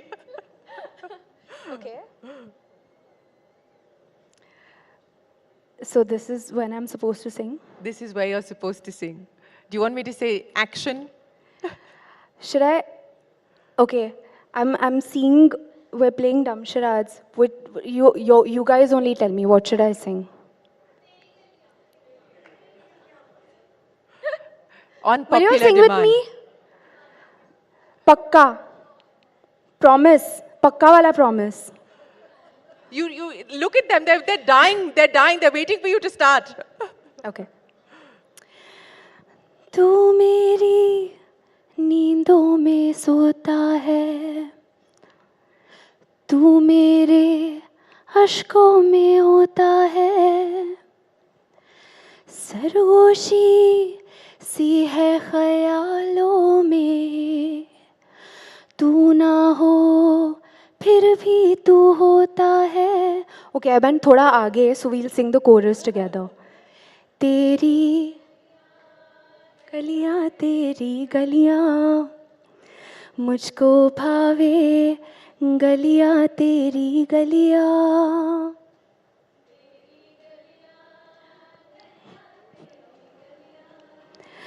यूं ही तड़पावे, गलियां तेरी गलियां.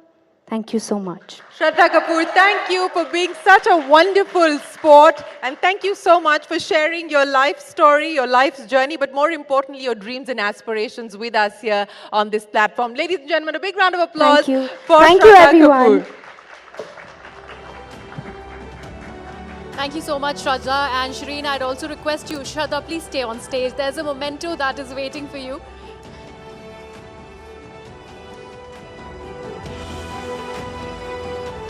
She शक्ति का हिस्सा बनने के लिए और अपना कीमती वक्त देने के लिए श्रद्धा, बहुत बहुत शुक्रिया आपका।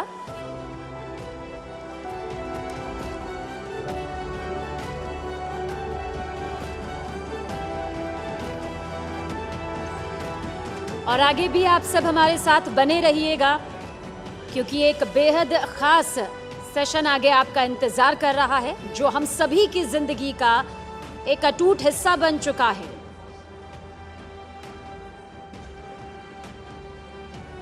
Ladies and gentlemen, Shraddha Kapoor. Thank you so much.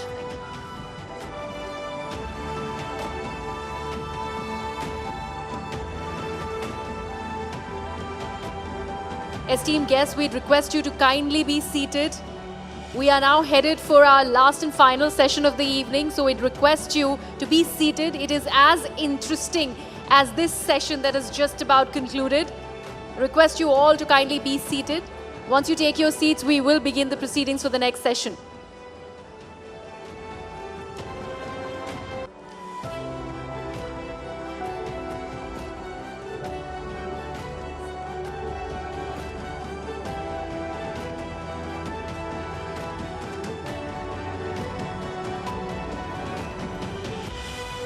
Ladies and gentlemen, our next session is called Social Media Shakti.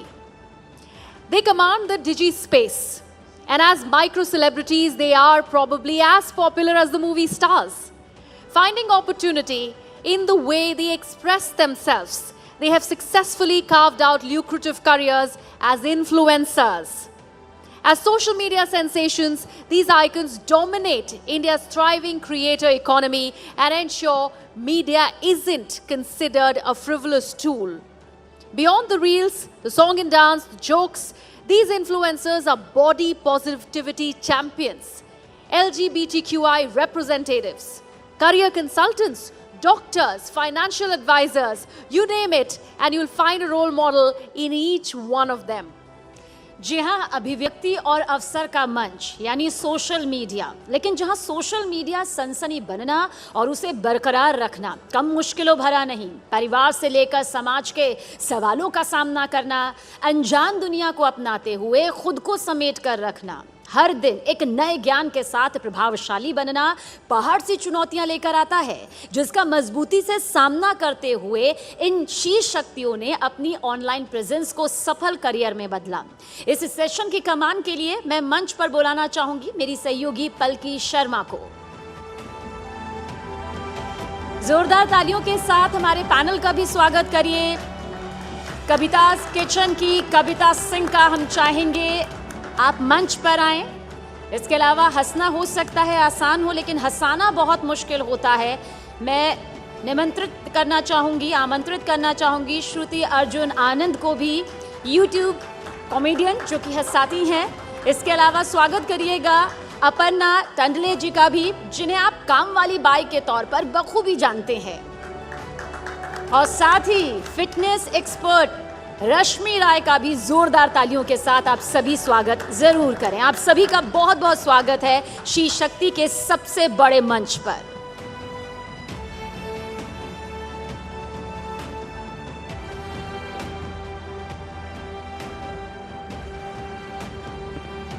Thank you, and what a wonderful panel to have.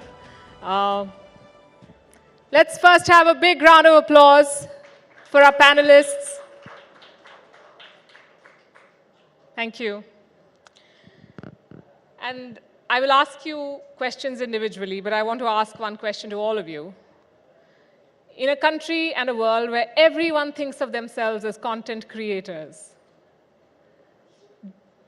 what do you see as your competition and how do you deal with it? Kavita Singh, let's start with you. You started Kavita's Kitchen. Of all things, you're teaching a country with so many varieties of cuisine to cook, and you're doing it fabulously. What made you take this up, and how has the journey been? First of all, thank you so much for having me here. और मैं आपकी बहुत बड़ी fan हूँ। मैं काफ़ी देर से सोच रही थी कि आपसे मिलूँ तो मैं आपको बताऊँ। मैंने आपको बहुत देखा है और जैसे मेरी जर्नी 2014 में शुरू हुई थी, और जब मेरा बेटा स्कूल जाने लगा था और खाली टाइम रहता था घर पे, तो मैंने सोचा कि उस खाली टाइम को यूज़ करके कुछ किया जाए, क्योंकि बच्चे को छोड़ के ऑफिस नहीं जाना था। तब मैंने ये यूट्यूब का जो कुकिंग का आइडिया था, क्योंकि कुकिंग का पैशन मुझे पहले से ही था, और then I started my YouTube channel in 2014।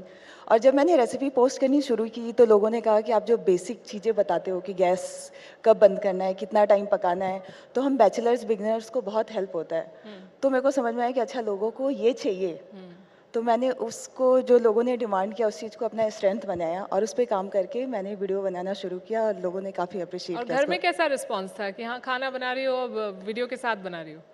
हाँ, तो उनको मिल जाता था ना, मतलब वीडियो बनाती थी तो खाना भी ज़्यादा स्टाइलिश बनता था। तो वो बहुत खुश होते थे कि आज तो नया कुछ मिलेगा, आज तो नया कुछ मिलेगा। अच्छा, एक चीज़ मैं हमेशा पूछना चाहती हूँ, जो लोग खाने की रेसिपीज डालते हैं, क्या हमेशा परफेक्ट बनता है या कभी जलता भी है? नहीं, ऐसा नहीं है, बहुत बार खराब भी होता है।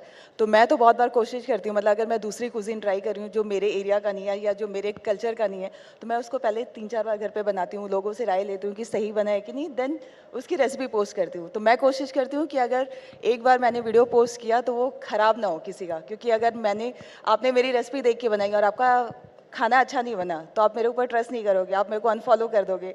तो वो चीज़ दिमाग में रखनी पड़ती है। Awesome. Shruti Arjun Anand, you're making people laugh and you have 10 million subscribers. How do you do it? तो सबसे पहले तो मैं बता दूं, मेरी सिर्फ 10 मिलियन नहीं है। मेरी खुद की सोशल मीडिया कंपनी है जिसके अंडर 6 यूट्यूब चैनल्स आते हैं and we have more than 40 million subscribers in total 6 YouTube channels. तो डिफ़िकल्ट तो हर चीज़ होती है, बट मेरे मम्मी पापा ने हमेशा मुझे यही सिखाया है कि जब तक ट्राई नहीं करोगे तब तक कैसे आप किसी भी चीज़ को नो कर सकते हो।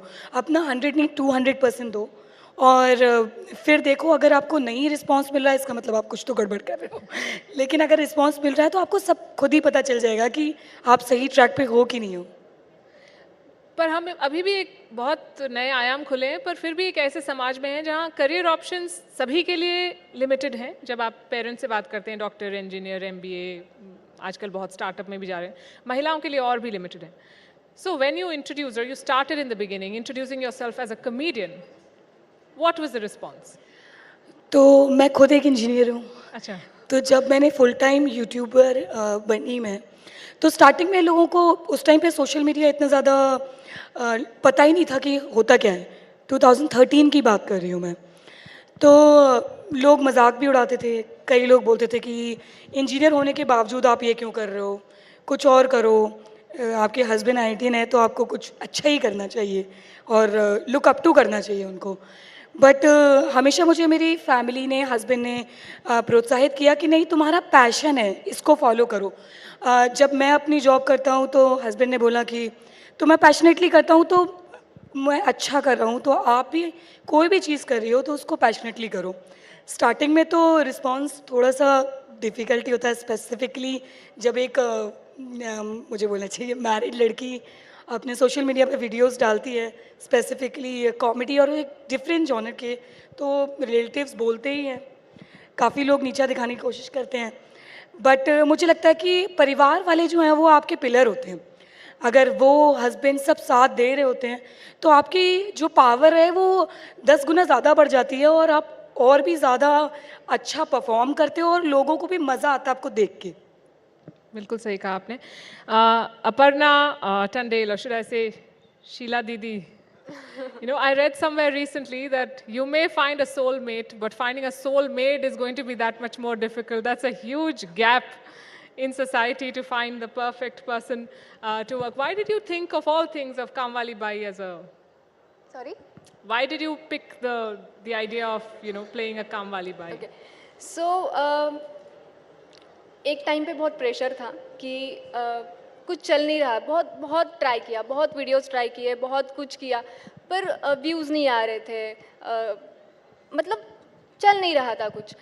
तब एक ऐसा पॉइंट आया था कि कुछ ऐसा करना है कि जिसके बहुत सारे पार्ट्स हो, ठीक है। तो जब हमें ऐसा कुछ करना होता है ना, तब उस बारे में ना हमें ज़्यादा नॉलेज चाहिए कि हम बहुत ज़्यादा कर सके, इसलिए। तो इसकी शुरुआत एक्चुअली मेरी मम्मी काम वाली बाई है, वो थी, अभी तक कर रही थी, लेकिन अभी मैंने उसे रोक दिया। तो मुझे इस फील्ड का बहुत ज़्यादा नॉलेज था। मैं जब छोटी थी तब से मेरी मम्मी काम वाली बाई मतलब है, काम करती थी दूसरों के घरों में, तो उस चीज़ के बारे में मुझे बहुत ज़्यादा पता था। तो मैंने सोचा कि क्यों नहीं कि मैं ये कर लूँ। तो अभी मुझे मम्मी को मेरे मतलब काम वाली बाई की मम्मी कहलाते हैं। तो तो मैंने सोचा कि काम वाली बाई के इसमें मुझे बहुत ज़्यादा नॉलेज है या फिर मुझे ज़्यादा करने मिल सकता है, ज़्यादा फ़नी कर सकती हूँ। तो मैंने चूज़ किया कि व्हाई नॉट। पर आपको लगा कि यस, वंडरफुल, आपको लगा कंटेंट क्रिएशन ही करना है आपको? जी। आपने क्यों सोचा कि आपको वीडियोस ही बनाने हैं? मैं जब छोटी थी तब से मेरी मम्मी की बहुत ज़्यादा इच्छा थी कि मैं एक्टिंग करूं। जब वो छोटी थी तब उसकी इच्छा थी, तो तब से वो मुझे ना मतलब नॉर्मली पेरेंट्स स्टडी में बहुत पुश करते हैं। मेरे घर वालों ने मुझे एक्टिंग में बहुत पुश किया है कि जाओ बेटा करो करो करो, ऑडिशन को जाओ। मेरी बहनें हैं, हम 4 बहनें हैं, मैं सबसे छोटी हूँ, तो मेरी बहनें मुझे ऑडिशंस को लेके जाती थी। तो जब मैं 14-15 साल की थी तब से थिएटर कर रही हूँ, शॉर्ट फिल्म्स कर रही हूँ। उसके बाद एक पॉइंट ऐसा है कि फाइनेंशियली स्टेबल होना था, तो इस करियर में मतलब यूट्यूब लाइन, ये सब यूट्यूब कंटेंट क्रिएट करना ज़रूरी समझा। तो उस टाइम भी बहुत कुछ नहीं चला। फिर जब काम वाली बाई का जब हमने डिसाइड किया तो पहला वीडियो हमारा बहुत वायरल गया, तो जो नहीं सोचा था, पहला ही पार्ट बहुत वायरल चला गया और उसके बाद बहुत सारे पार्ट्स बनाए। अभी लिटरली हमारे 82-85 पार्ट्स हैं और हर एक वीडियो को 10+ मिलियन व्यूज़, 100+ मिलियन व्यूज़ है। और हमारा अभी shorts break YouTube channel number 1 India का यूट्यूब चैनल है। और उसमें एक्चुअली मैं अकेली दिखती हूँ बहुत बार। यहाँ पे मैं बहुत चाहती थी कि मेरी पूरी टीम आए, क्योंकि दिखती मैं अकेली हूँ, पर उसमें बहुत ज़्यादा लोगों के एफर्ट्स होते हैं। जैसे कि मेरे सर है, मेरे साथ जो को एक्टर्स रहते हैं, साइली, प्रशांत, वो भी ज़्यादा बहुत फेमस है।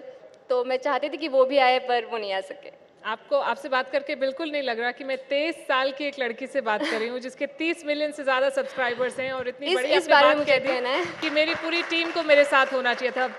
Please put your hands together. इस बारे में मुझे एक कहना है कि अभी थोड़ी देर पहले भी मुझे किसी ने कहा कि आपकी एज क्या है, तो मैंने कहा कि आई एम 23। तो उन्होंने कहा कि बहुत कम एज में आपने बहुत कुछ कमा लिया। तो आई वॉज लाइक कि बहुत कुछ स्ट्रगल भी किया है मैंने, इतनी कम उम्र में बहुत दिन भी देखे हैं मैंने, बहुत स्ट्रगल किया है, बहुत कुछ किया है यहाँ पे पहुँचने के लिए, बहुत सारे इवेंट्स किए हैं, मतलब मैं क्या ही बताऊँ। तो इतनी इजीली नहीं पहुँचूँ मैं यहाँ पे, बहुत मेहनत की है और मैं कर सकती हूँ क्योंकि मैं शक्ति हूँ। बिल्कुल बिल्कुल। And I think that's a story that everyone shares. सभी का जो जर्नी होती है, किसी का ज़्यादा स्ट्रगल, किसी का कम, पर जब तक आप स्ट्रगल नहीं करते हैं तब तक आप उस तरह की सक्सेस नहीं देखते हैं. Let's come to Rashmi Rai, who's a fitness expert. We see a lot of fitness experts on social media. A lot of them are also trash for giving advice that is not proper. But you stand out. How do you do it, and how responsible do you think your role is? जब आपको इतने सैकड़ों लोग, हजारों लोग आपको देखते हैं, आपकी बात मानते हैं, तो do you feel that sense of responsibility?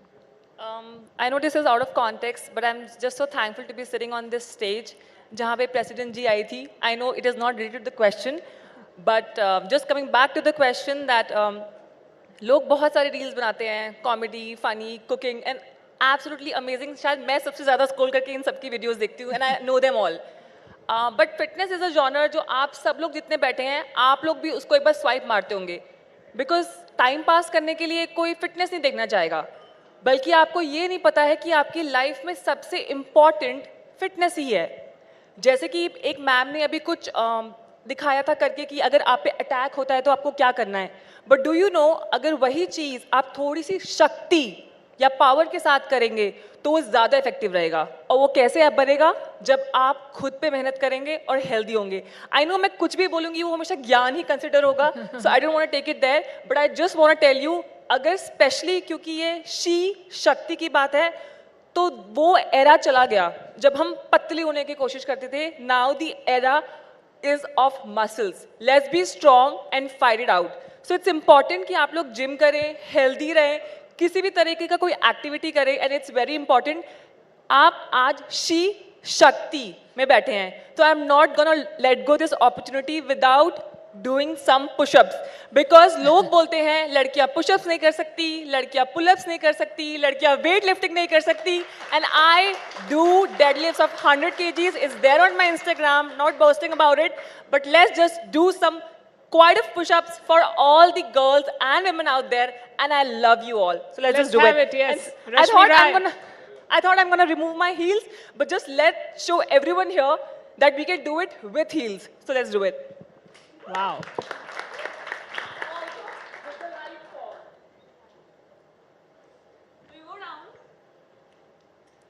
Let's count. 1, 2, 3, 4, 5, 6, 7, 8, 9, 10, 11, 12, 13, 14, 15. Oh my God.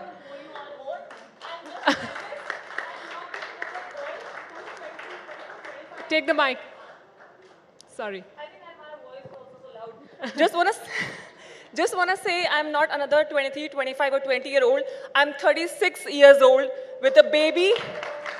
Yeah, and I have a baby girl. She's 10-year-old. Probably she's watching here. So this is for you and my mom and my father-in-law. I just wanna say कि लोग किन्होंने कहा था कि लड़कियों का break लगता है जब उनका शादी होता है. तो मेरे I'm just out of breath because of push-ups. तो मेरे शादी से पहले my mother who is here, उन्होंने मेरे को बहुत support किया and I'm because of her. And शादी के बाद my in-laws and he is here. So I want to thank them all. Wow, I have no words. Awesome. So you're also popular, you're all celebrities in your own right. And जब film stars कुछ कहते हैं या कुछ endorse करते हैं तो काफ़ी scrutiny होती है. क्या आपको भी वो सेंस ऑफ रिस्पॉन्सिबिलिटी फील होता है कि हर उम्र का बच्चा हमें देख रहा होगा, हर कोई देख रहा होगा, हर एक की body, for instance everybody's body is not the same, you know, some exercises are for some people. So do you feel that sense of responsibility increasingly because you are reaching out to so many people? Yeah, so when it comes to endorsements, I can proudly say that out of 100 endorsements, 97 to 98% I have either used myself or my family members, and 2% is sometimes we all are here to make money, so sometimes you have to just do it. But otherwise, I take accountability of everything, and other 2% that I promote is not harmful for the audience. It's just something that they might use and might not use. But accountability 100%, like for example, you would see a lot of videos wherein they talk about spot reduction, especially women. हमको हमेशा problem होती है कि हमारे waist से कम नहीं हो रहा या belly fat कम नहीं हो रहा. But do you know, ये gents और guys they say दम है ना तो इतने स्ट्रेंथ करके दिखा. हाँ, हम मानते हैं कि आप हमसे ज़्यादा स्ट्रॉन्ग हो, 100% हो. अगर आप में दम है तो आप एक बच्चा पैदा करके दिखा दो ना. You have that biological advancement for you कि भगवान ने आपको पावरफुल बनाया है. And from the ages and ages and ages, जितना भी मैंने सुना है, strength is power. And लड़कियाँ, please, small waist is out of fashion. इतने अच्छे muscles, toning, strength, power, सब कुछ achieve कर सकते हो. Coming back to endorsements, I take accountability of whatever I have promoted, and मुझे कभी backlash नहीं मिला because our team, we check everything and then we promote. Yeah, it's a very inspiring speech. I wish it had come in the beginning of the week, but we are heading into the weekend, so I'm not sure how much of it I will retain and go back to doing a workout. I don't know about the others.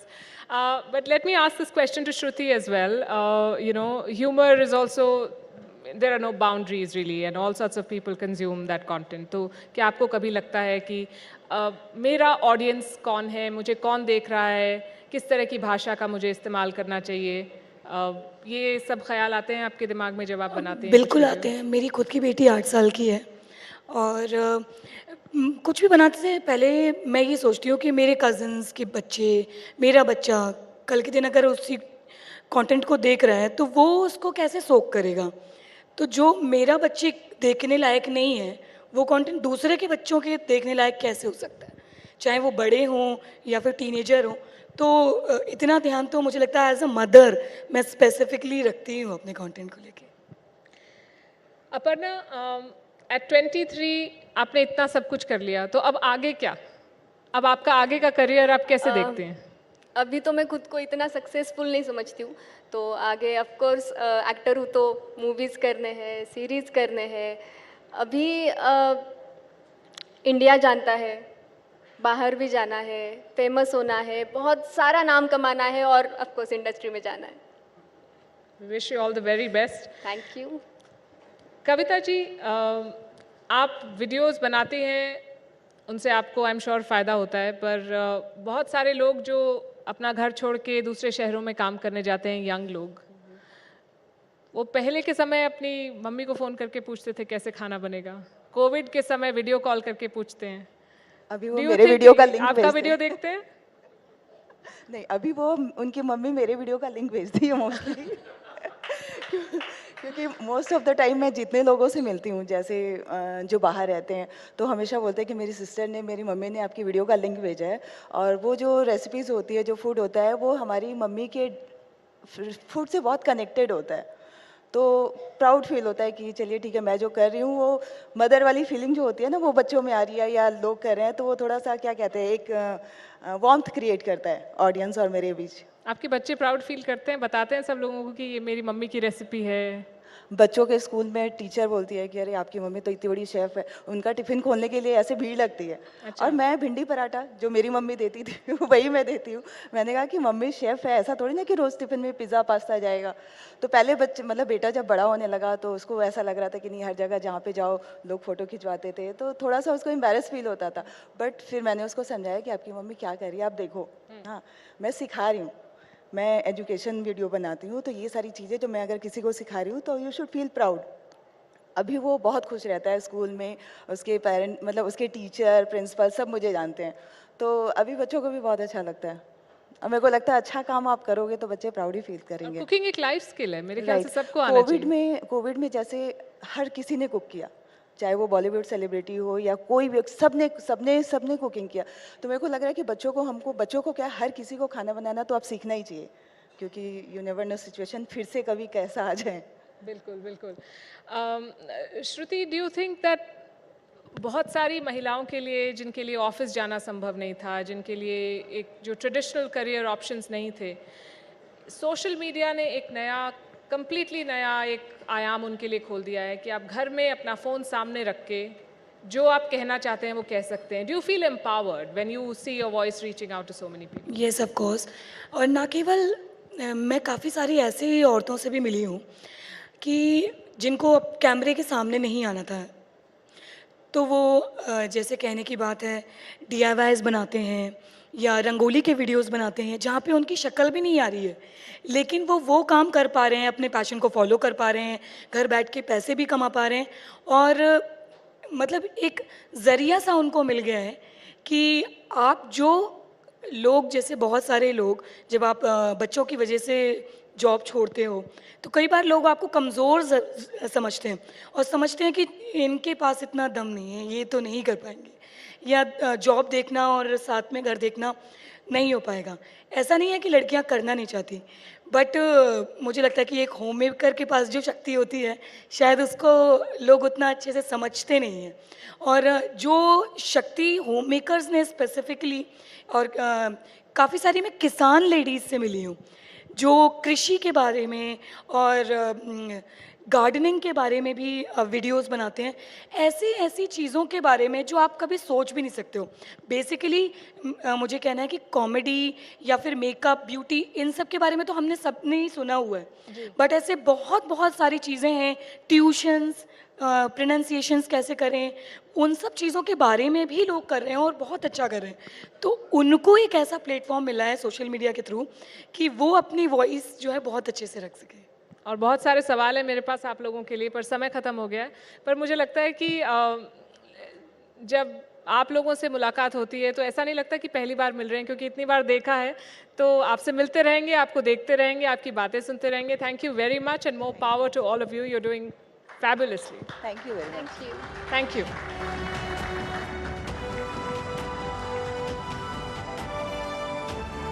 Thank you so much, ladies and gentlemen, and thank you so much all the lovely ladies who have joined Palki on this very august stage. Thank you so much for joining us. Ladies and gentlemen, a huge round of applause once again for everybody here.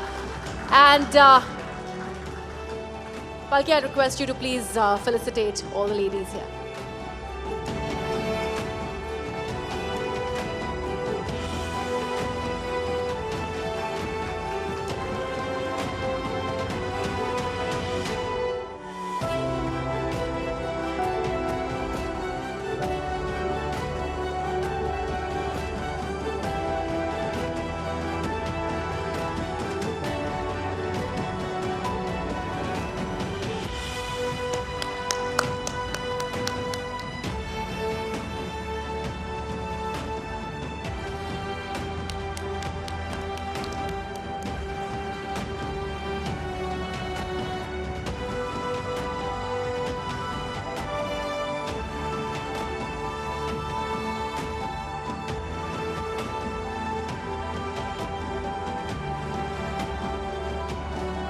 Thank you so much. Ladies and gentlemen, the social media Shakti is for you.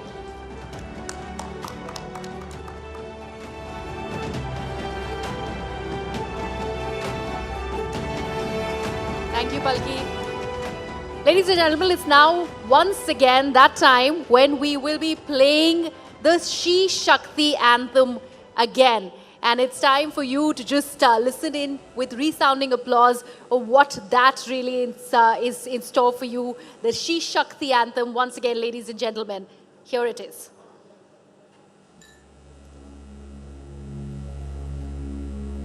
बेड़ियों को चुप्पियों को तोड़ के चली हूँ मैं, तेज है मेरी लहर तूफानों से लड़ी हूँ मैं, सांस ले रही थी कब से आज जी रही हूँ मैं, स्थान है मेरा जो उस पे हक से अब खड़ी हूँ मैं, हिंदुस्तान की बेटी हूँ जो चाहूँ पाके रहती हूँ, मैं शक्ति हूँ कर सकती हूँ, हाँ मैं शक्ति हूँ, क्रूरता का शूरता से देती हूँ जवाब मैं, जंग हो या झुंड हो मशाल मेरे हाथ है, विश्व के उजालों में हूँ देश का चिराग मैं, हिंदुस्तान की बेटी हूँ मैं गर्व उसका रखती हूँ, मैं शक्ति हूँ कर सकती हूँ, हाँ मैं शक्ति हूँ, मैरी हो या साइना मिताली हो या कल्पना,